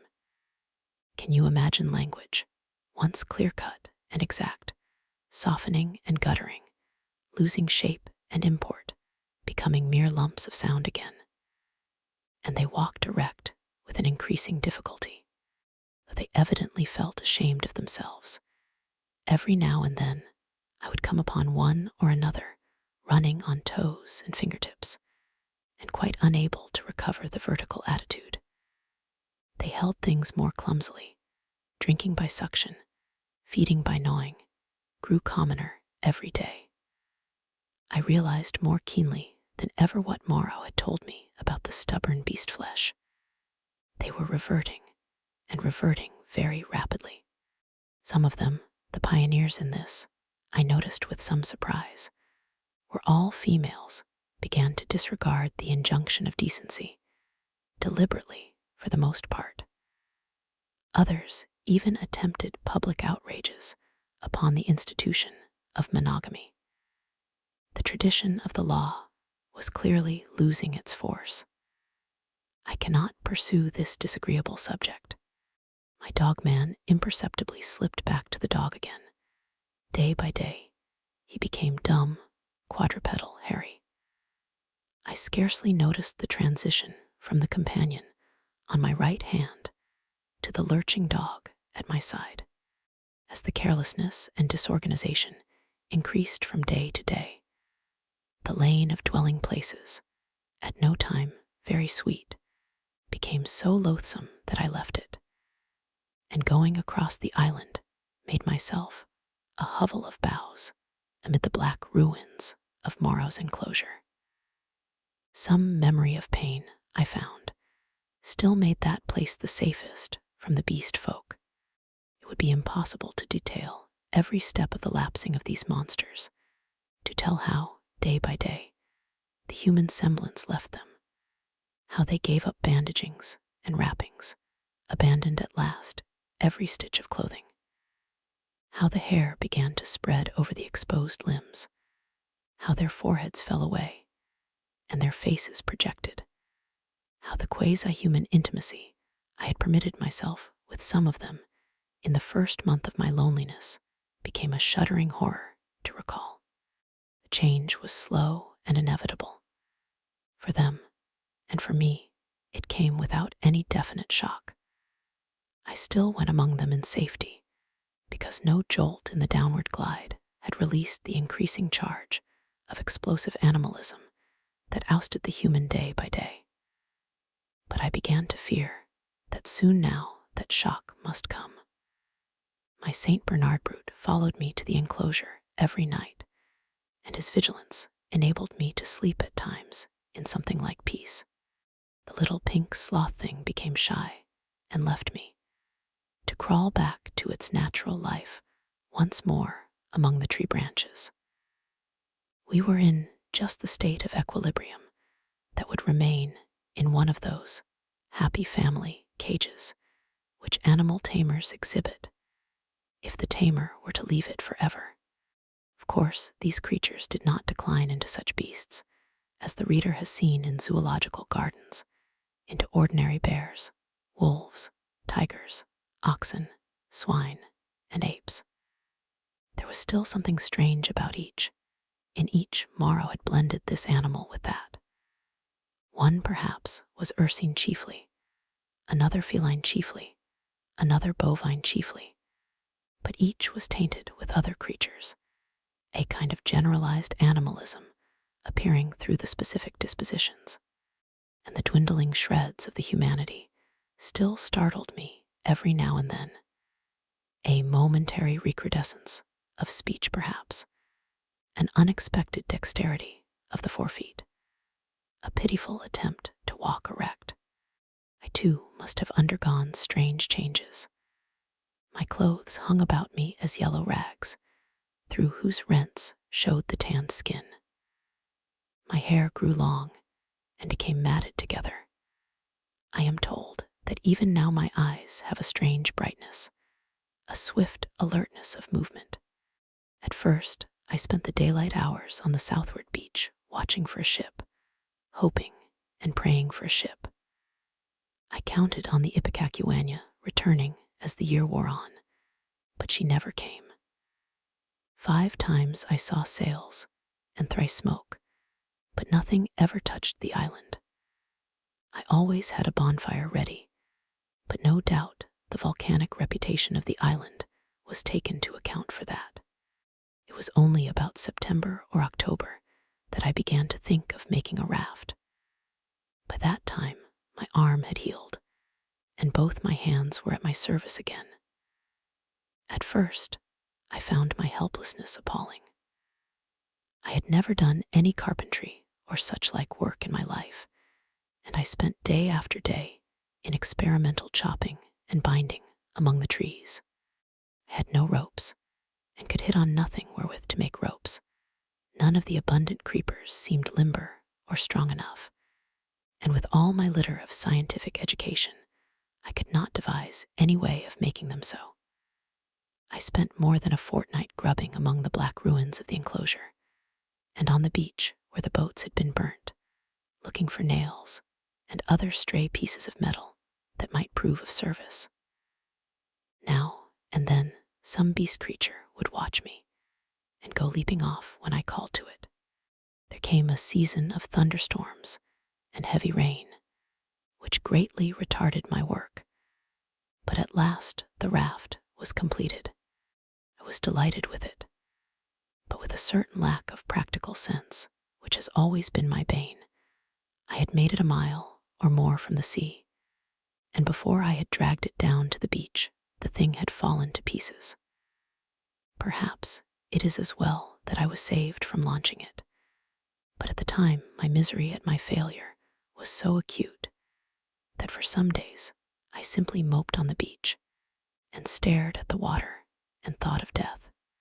I did not, however, mean to die, and an incident occurred that warned me unmistakably of the folly of letting the days pass so.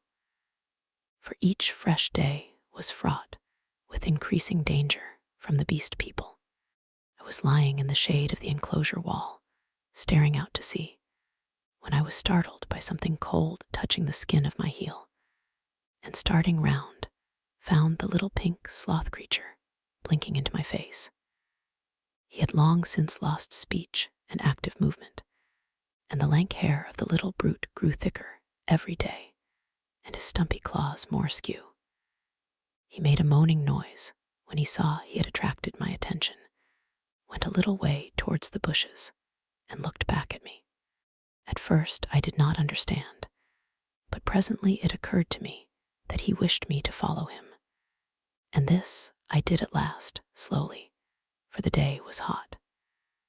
When we reached the trees, he clambered into them, for he could travel better among their swinging creepers than on the ground. And suddenly, in a trampled space, I came upon a ghastly group. My Saint Bernard creature lay on the ground, dead, and near his body crouched the hyena swine, gripping the quivering flesh with its misshapen claws, gnawing at it, and snarling with delight. As I approached, the monster lifted its glaring eyes to mine. Its lips went trembling back from its red-stained teeth, and it growled menacingly. It was not afraid and not ashamed. The last vestige of the human taint had vanished. I advanced a step farther, stopped, and pulled out my revolver. At last, I had him face to face. The brute made no sign of retreat, but its ears went back, its hair bristled, and its body crouched together. I aimed between the eyes and fired. As I did so, the thing rose straight at me in a leap, and I was knocked over like a ninepin. It clutched at me with its crippled hand and struck me in the face. Its spring carried it over me. I fell under the hind part of its body, but luckily I had hit as I meant, and it had died even as it leapt. I crawled out from under its unclean weight and stood up trembling, staring at its quivering body. That danger at least was over, but this, I knew, was only the first of the series of relapses that must come. I burnt both of the bodies on a pyre of brushwood, but after that, I saw that unless I left the island my death was only a question of time. The beast people by that time had, with one or two exceptions, left the ravine and made made themselves lairs according to their taste among the thickets of the island. Few prowled by day, most of them slept, and the island might have seemed deserted to a newcomer. But at night, the air was hideous with their calls and howling. I had half a mind to make a massacre of them, to build traps, or fight them with my knife. Had I possessed sufficient cartridges, I should not have hesitated to begin the killing. There could now be scarcely a score left of the dangerous carnivores. The braver of these were already dead.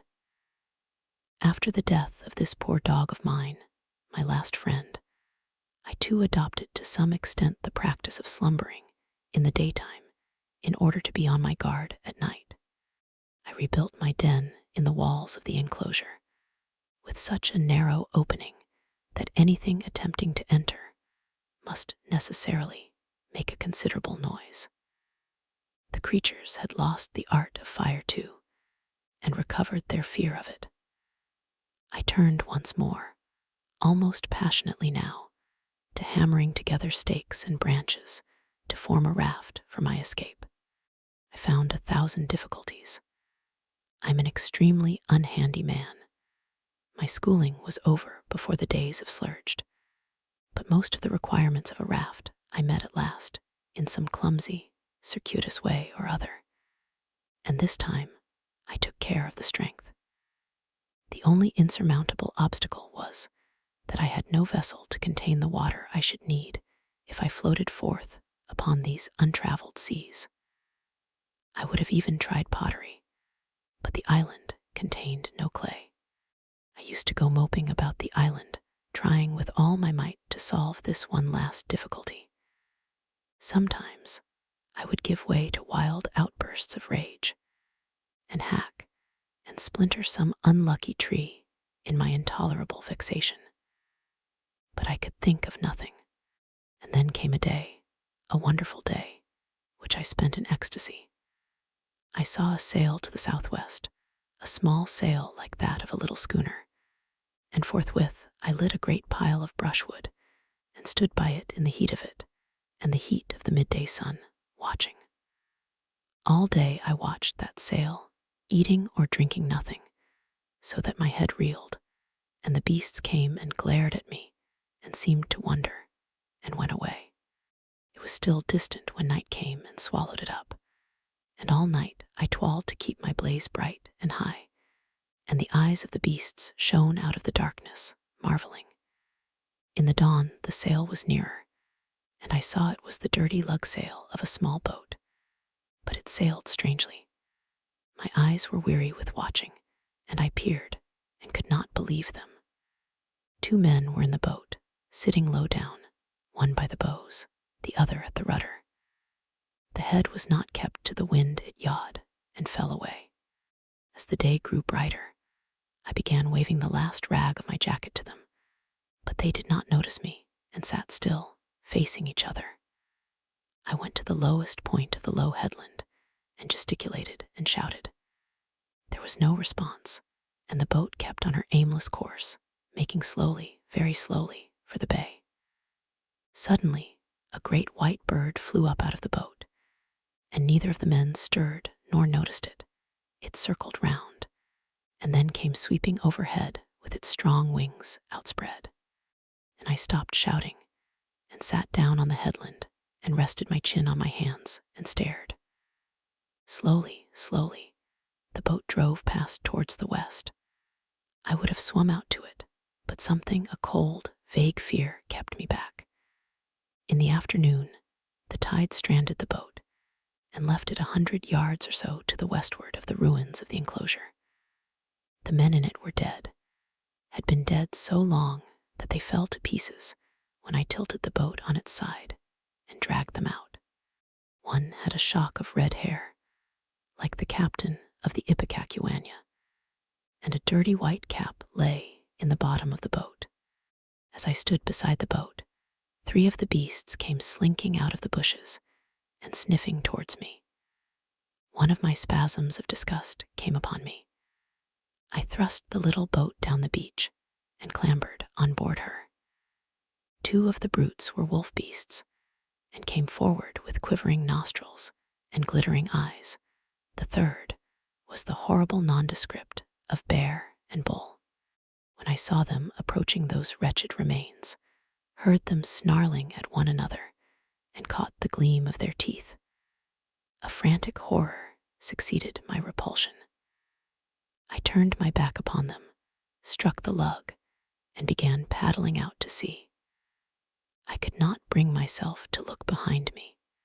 I lay, however, between the reef and the island that night, and the next morning went round to the stream and filled the empty keg aboard with water. Then, with such patience as I could command, I collected a quantity of fruit, and waylaid and killed 2 rabbits with my last 3 cartridges. While I was doing this, I left the boat moored to an inward projection of the reef, for fear of the beast people. Exe, the man alone. In the evening I started, and drove out to sea before a gentle wind from the southwest, slowly, steadily, and the island grew smaller and smaller, and the lank spire of smoke dwindled to a finer and finer line against the hot sunset. The ocean rose up around me, hiding that low, dark patch from my eyes. The daylight, the trailing glory of the sun, went streaming out of the sky, was drawn aside like some luminous curtain, and at last I looked into the blue gulf of immensity which the sunshine hides, and saw the floating hosts of the stars. The sea was silent, the sky was silent. I was alone with the night and silence. So I drifted for 3 days, eating and drinking sparingly, and meditating upon all that had happened to me, not desiring very greatly then to see men again. One unclean rag was about me, my hair a black tangle. No doubt my discoverers thought me a madman. It is strange, but I felt no desire to return to mankind. I was only glad to be quit of the foulness of the beast people, and on the 3rd day I was picked up by a brig from Apia to San Francisco. Neither the captain nor the mate would believe my story, judging that solitude and danger had made me mad, and fearing their opinion might be that of others, I refrained from telling my adventure further, and professed to recall nothing that had happened to me between the loss of the Lady Vane and the time when I was picked up again, the space of a year. I had to act with the utmost circumspection to save myself from the suspicion of insanity. My memory of the law, of the 2 dead sailors, of the ambuscades of the darkness, of the body in the canebrake, haunted me, and unnatural as it seems, with my return to mankind came, instead of that confidence and sympathy I had expected, a strange enhancement of the uncertainty and dread I had experienced during my stay upon the island. No one would believe me. I was almost as queer to men as I had been to the beast people. I may have caught something of the natural wildness of my companions.